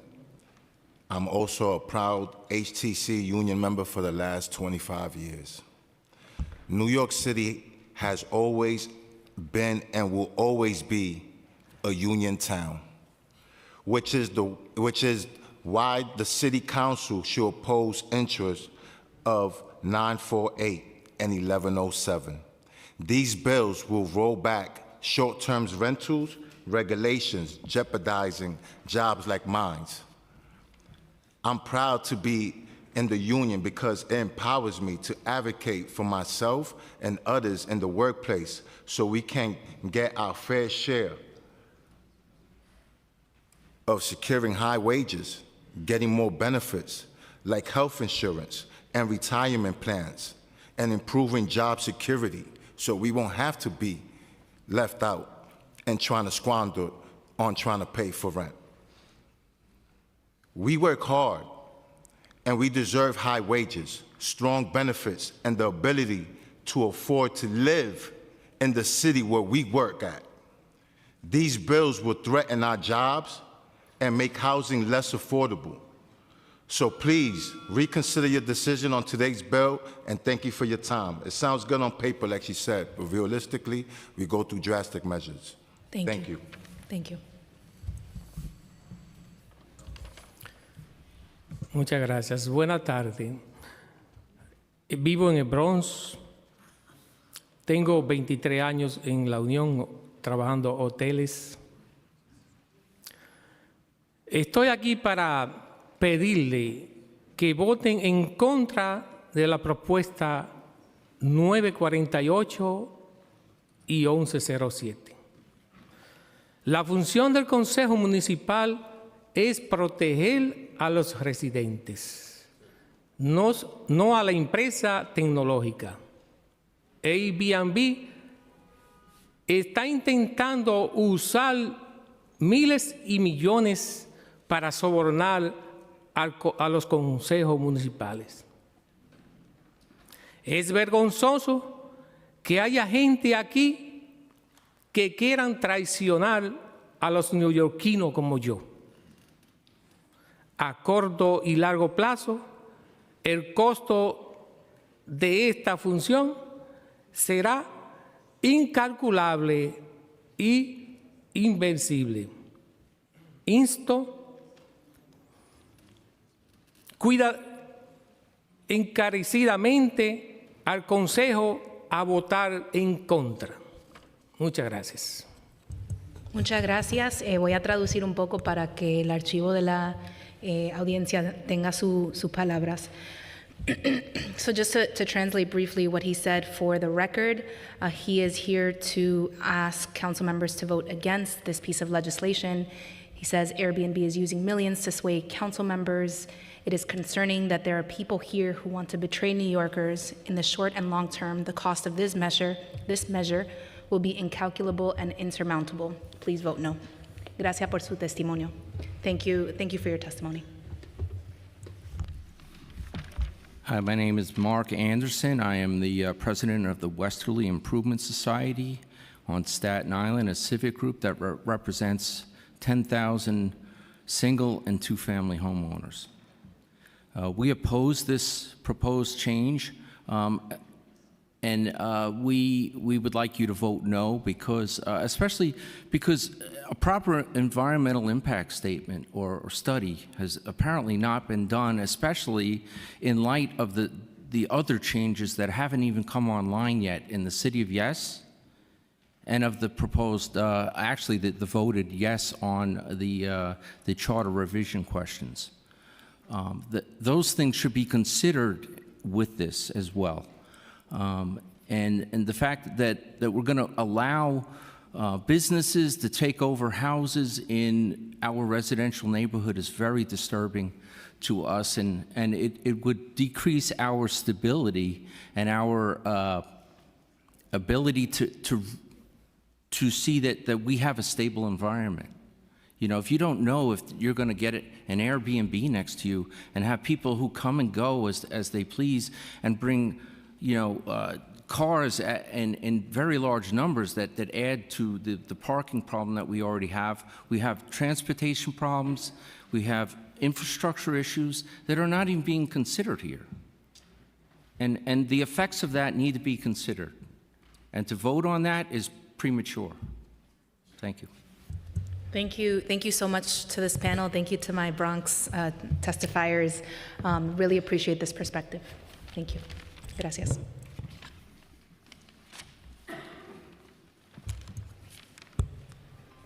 The next panel is Neil Johnson, Catherine Drager, Lisette Alba, Michael Leonard, Hector Nunez, Charles Saffo, Henry Gray, Neil Francois.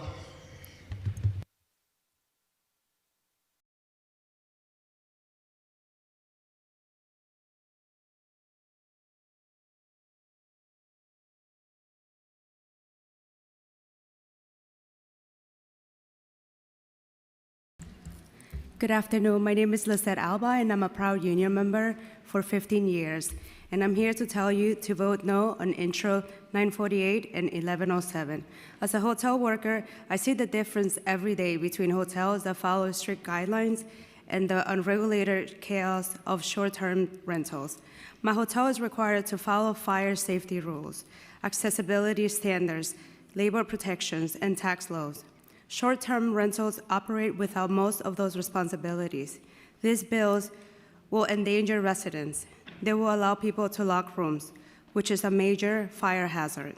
Also, they will take away the requirement for the host to be on site.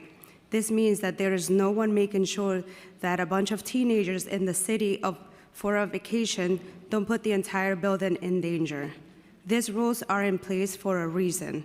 The City Council needs to put the safety of New Yorkers ahead of the needs of a tech company that wants to meet their bottom line. Thank you. Thank you. Hi, my name's Neil Johnson.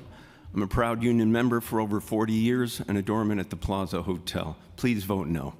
Affordable home ownership is one thing, but owning a home and renting it out short term to make a huge profit is another. You can be sure that it would drastically increase the cost of a home in New York City, and you can be sure that it would impact all the hotels in New York City and the hard workers who are just trying to make a living and raise their families. What's wrong with renting past 30 days? Remember, if this passes, many people would not call their house a home anymore when they sell it. They would call it a house/Airbnb/hotel room. Airbnb has spent millions to back city council candidates who support its agenda of easing restrictions on short-term rentals in New York City. The New York Council member, Kevin Riley, who spoke today, accepted campaign contributions and support from a political action committee PAC associated with Airbnb. He says he's concerned with homeowners not being able to pay their mortgage. Basically, I heard that I think he's using this to make Airbnb short-term legal, and hopefully without a homeowner needing to be president. Why? Well, I think we know why, as far as a lot of politicians that take money from corporations. They're bought and paid for, and it's a shame. Lastly, thank you. By the way, I'm not accusing Airbnb, but when I came here today, I met two people that I know who told me that they were being paid to protest in favor of Airbnb's agenda. Thank you. Next panelist. My name is Charles Safo, and I oppose Intro 948 and 1107. Companies that profit from short-term rentals are not looking out for New Yorkers. Their interest is in expanding their business, even when it harms the people who actually live and work in the city. We have all seen how much they have spent to lobby elected officials, even though people like me can spend millions of dollars on influencing laws. We deserve to be heard. We know what happens when you let Airbnb into our communities. Before Local Law 18, rent rose, communities were destroyed, and long-term residents were forced out of homes that had been in their families for generations. In neighborhoods like mine, Black people were pushed out as apartments that were turned into short-term rentals, while newcomers made all the money. If you pass this bill, you are choosing corporate interests over your own constituent. I'm asking you to vote no on this bill to protect New Yorkers like me. Be blessed always, and God bless we all. Thank you. Good afternoon to all. My name is Henry Gray, preferred name is Gray, and I'm a proud member of the Hotel Trades Council. I'm here today to urge you not to pass any bill that would expand short-term rentals. I've watched firsthand what happened when the short-term rentals exploded in our city. In the neighborhoods where I grew up and worked, apartments that used to house families were suddenly pulled off the rental market because landlords realized they could make more money renting to tourists for a few nights at a time. And the people who paid the price were overwhelmingly Black residents. I watched some of my friends, neighbors, and coworkers pushed out as rent spiked and long-term leases disappeared. We cannot call these harmless side hustles when they contribute to displacement and the loss of Black communities that built the culture of New York City. Legalizing and expanding short-term rentals would put even more pressure on neighborhoods that are already fighting to survive. Please vote no on intros 948 and 1107. Thank you. Thank you. Excellent. Thank you so much for your testimony.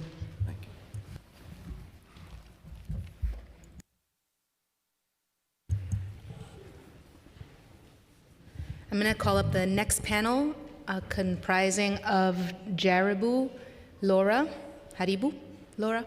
Tim Walker, Alicia McKee, Victor Tenezaka, Shanti Jimenez, Noma Price, and I'm also going to ask Warren Gardner from Airbnb to join us at the dais to answer a follow-up question.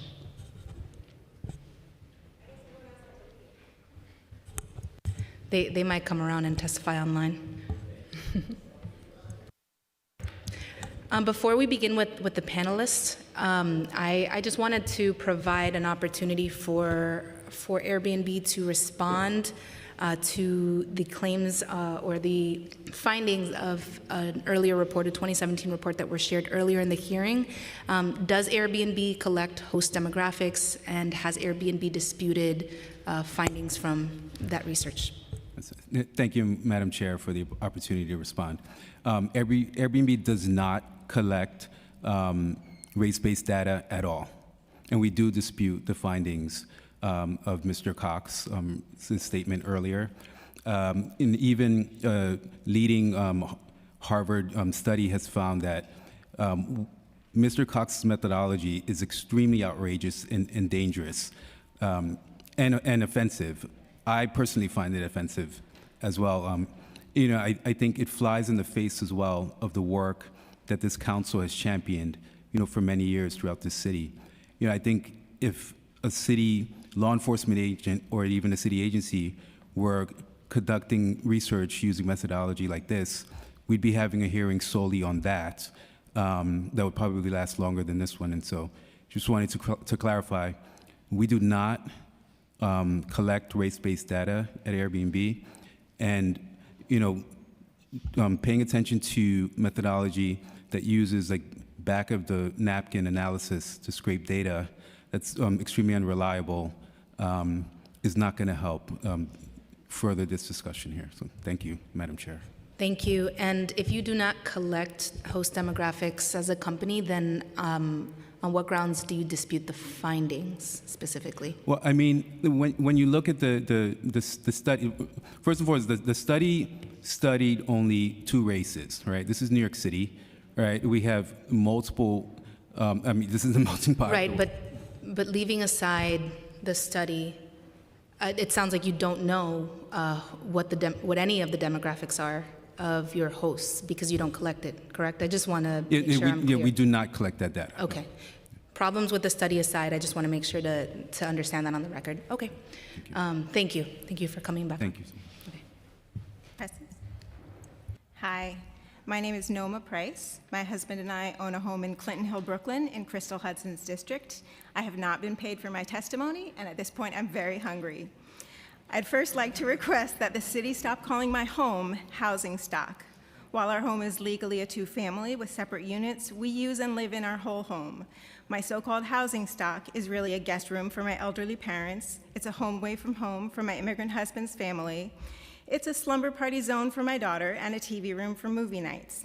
At the same time, New York is expensive, teenage daughters are expensive, healthcare costs for my husband's chronic Lyme disease are expensive. Our costs and taxes keep rising, and our income doesn't.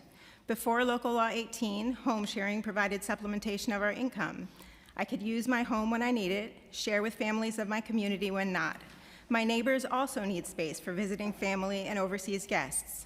Despite the picture being painted today, my home was never packed with partying tourists. My guests were older couples meeting a new grandchild, parents visiting a student at Pratt, or happy kids coming to hang with their cool uncle in Brooklyn. I know that wealthy investors taking multiple units off the market to profit from short-term rentals can be a problem, and I support legislation to restrict this. But I am not a billionaire investor. My home is not now and never was a hotel, nor is it housing stock. I'd like to speak to Councilmember Hudson, who I hope is listening. When Local Law 18 first took effect, I joined a call with you. You said that you had never intended for small homeowners like myself to be caught up in the overly broad net of the new law. 948A is a chance for you to fix that mistake. Please vote to pass this common sense amendment. Thank you. Thank you. And I will make sure she hears that. She was here earlier. Greetings, Chair Sanchez and members of the Housing Committee. My name is Shanti, and I'm a lifelong native New Yorker, and I'm not being paid here to support Intro 948A. My sister and I poured our lifelong savings into buying our dream house, the foundation of our family's future and our shot at generational stability. We envisioned a home where our family, by proper city code definition, could grow up near us, securing our roots in the city we love. But New York City is increasingly hostile to working families, and we are barely scraping by. When we first purchased the house, we temporarily relied on home sharing, the second unit, until my sister could financially move in. However, since Local Law 18, my sister and her family have settled in that unit, yet the cost of ownership remains unbearable for us together. Intro 948A is our lifeline, proposing very small safety and autonomy changes, which will not turn our homes into hotels, not make us prone to fires, parties, wrong doorbells rung, or 20 listings, but they will give families like mine the modest necessary income to keep the lights on, something a helpline won't help with. 6 weeks ago, I very suddenly lost my best friend and beloved aunt. I couldn't leave home to be by her side in her final moments. Homes are meant to be shared, and homeowners deserve to utilize their greatest asset to afford living here. Without this, we will be forced to sell our home and flee New York, increasing the chances of it being purchased by private equity firms and undoubtedly rented unaffordably. Just one more second, please. Intro 948A is not about profit for corporations, it's about preservation, preserving our dream, preserving generational stability, and preserving the very New Yorkers who built this city. Please pass Intro 948A. Thank you for your time. Thank you. Thank you. Thank you for your testimony. Okay, we're going to do one more panel, and then those of you who remain, let us all migrate. We're going to make the great voyage across the street to 250 Broadway. We will be in hearing room 1 there.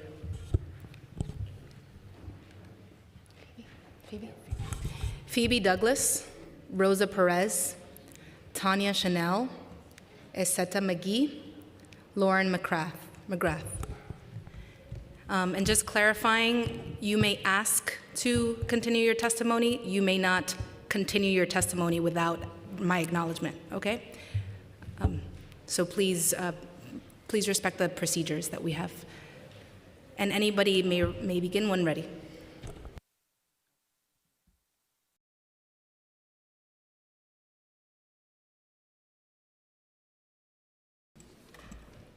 My name is Phoebe Douglas, and I live in the Bronx. I'm a licensed professional civil engineer. I live and work in my home, and I'm not being paid to be here. I'm here to ask you to vote yes on Intro 948A. I want to speak from a lived reality because people like me usually disappear in these debates. I grew up poor, and I've experienced homelessness as a child, including being kicked out of hotels with my family. Becoming a homeowner in the city I serve professionally was the first time in my life that housing felt safe. My home is where I cared for my father as he battled cancer, and is where I now care for my mom, now that he's no longer here. Last year I was one of 5 female engineers let go from my job. Home sharing built the emergency fund that kept me housed. It allowed me to supplement my housing costs in a manageable, low-risk way while I worked to build an inclusive engineering firm with those other 4 female engineers. Without that, I would have been in crisis again. This conversation really isn't about the housing stock, it's about greed. If hotel groups cared about housing, they would pledge to convert even 1% of their massive real estate portfolio into affordable homes. To my knowledge, the hotel industry has made no meaningful contributions to homeownership or affordable housing programs in New York, and actions speak louder than words. This is because their economic model does not benefit from increasing homeownership or affordable housing.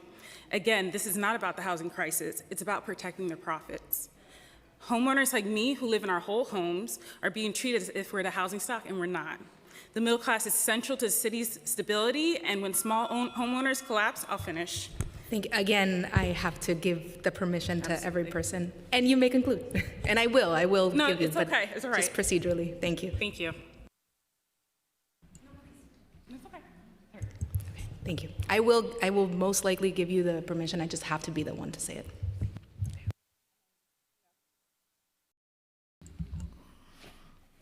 Good afternoon. My name is Tanya Chanel, lifelong Brooklyn resident. I agree with so many here who have said those of us who have built this city should not be pushed out. I am the 4th generation Brooklynite in Bed-Stuy, homeowners.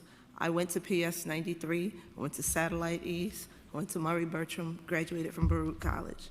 I am now raising my children in the home that I bought from my mother.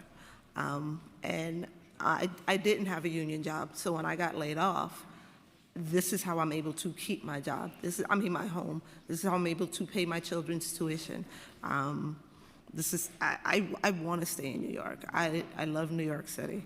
I'm avid New Yorker, serving on PTAs, community boards, volunteering to make New York City the city that everybody wants to be in. But now I'm struggling to be able to stay in this very city. This is not about Airbnb. This is about me. This is about me, my neighbors. Like somebody else just said, I've never had rowdy guests, parties, people ringing the wrong doorbell, and no complaints from my neighbors. I just want to make sure, my family's lived in Bed-Stuy for 5 generations, beginning with my great-grandparents who emigrated here through Ellis Island in the early 1900s. Thank you. Thank you. Good afternoon. My name is Estita. Okay. Good afternoon. My name is Estita McGee. I live in St. Albans, Queens, New York, District 27, in a 1-2-family house. First, I am not paid to be here. I have resided in my home since 1986. I am asking the committee to vote yes on Bill 948A. Sadly, many of my neighbors who retire cannot afford to age in place. Oh, shoot. I had it off, everybody.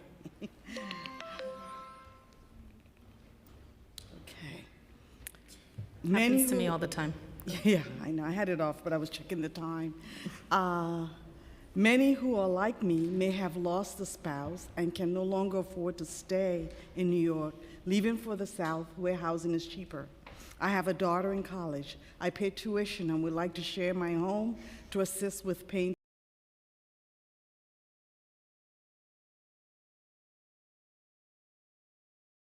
Easy for everyone who needs an affordable space while allowing me to stay here in New York. I'm considered the matriarch of my block. Neighbors say it's a nice block. Yes, I worked hard after the crack epidemic to set a standard that many follow today. Many neighbors will not be living in their home for long as it has become too costly to maintain our home. For brevity, the expense to maintaining our home without your assistance is close to unbearable. You may conclude. I'm asking you to vote yes to Bill 948A. I love New York. Healthcare for us is good in New York. We want to age in place or do short-term rental. There is no other place like our beautiful city. I am in support of Bill 948A, and I would like New York City Council to vote yes. Thank you. I am in District 27, proudly. Thank you. Thank you. I will be sure to remember who 27 is. I'm 14. Okay. Okay, thank you. Hi there. Thank you for listening. My name is Lauren McGrath, and I'm a native New Yorker as well, an example of a moderate income homeowner under threat from Local Law 18, and I'm here in support of 948A and 1107. I live in a brownstone in West Harlem, raised 3 kids there. I'm in Council Sean Abreu's district, whose office has been entirely unresponsive to this constituents' needs and no invitations to discuss. We are artists, freelancers. We have an inconsistent income stream, no union support to protect my job or my not huge income, and we're not paid to come here, and I wrote my own speech. And this is just about basic affordability. I'm here to protect my income, too. We've relied on ourselves for income from home sharing to provide and protect our family with financial stability. We've renovated and maintained a historic building valued by many New Yorkers and consider ourselves the custodians of this building and a family home. We maintain the sidewalk, facade, stoop, ironwork required, but also for the benefit of other residents of the city. What's more, responsible home sharing, which has been a tradition here for centuries, has helped us pay for support for immediate family members with mental health issues. We've been able to provide a safe space and stability to children who have needed to come home in between jobs. Other times, we're affordably housing people who need to come to NYC but can't afford the astronomical hotel rates. Parents of children, local colleges, professors, grandparents, patients at Columbia Pres, visiting nurses and doctors. Also neighbors needing temporary housing. I'm almost done. Thank you. You may conclude. Thank you. Don't we want there to be room for in NYC for affordable options for people who would like or need to come here? We want to continue to afford to stay in our home with legal, reasonable, and safe home sharing. Without that income, we too will be rendered completely unstable and in crisis. Thank you for your attention.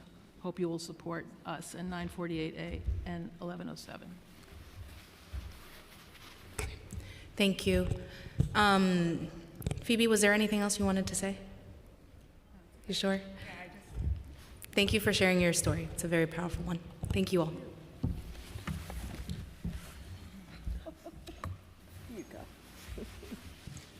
Okay, so we are officially squatting. We're gonna do one more panel here, and then I'm also gonna call out the names for the following panel, which will be across the street. So this will be the last panel here, and then the next panel will be across the street. So the panel for right now is Gilberto Mejia, Yesenia Jesse Paulino, Chandra Singh, I think some of folks have gone, Samantha Jones, and Martha Bustillo. Across the street, we're gonna go with Carl Appelgren, MacArthur Damis, Jeff Demise, Jean Raleigh, Lori Kellogg, and Alamgir Buyan.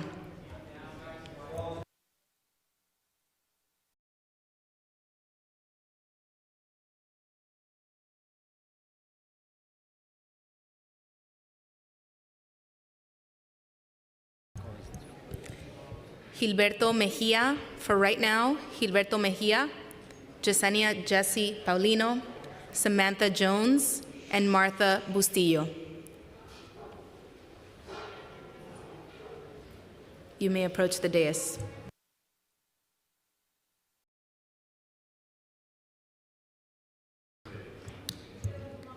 We'll give you a minute to approach the dais. If you do not, we will all head over across the street.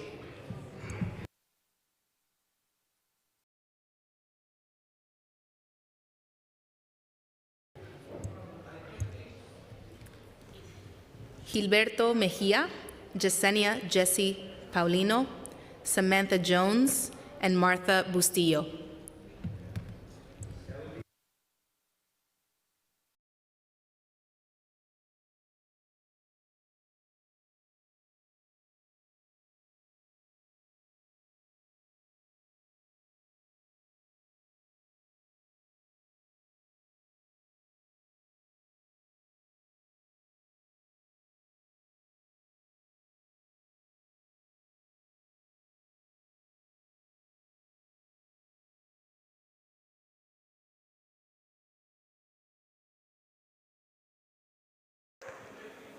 Once again, everyone, you're going to make your way across to 250 Broadway, across the street. You're going to check in at the lobby. They will direct you up to the hearing room. It's going to be in hearing room 1. Once again, thank you for your cooperation.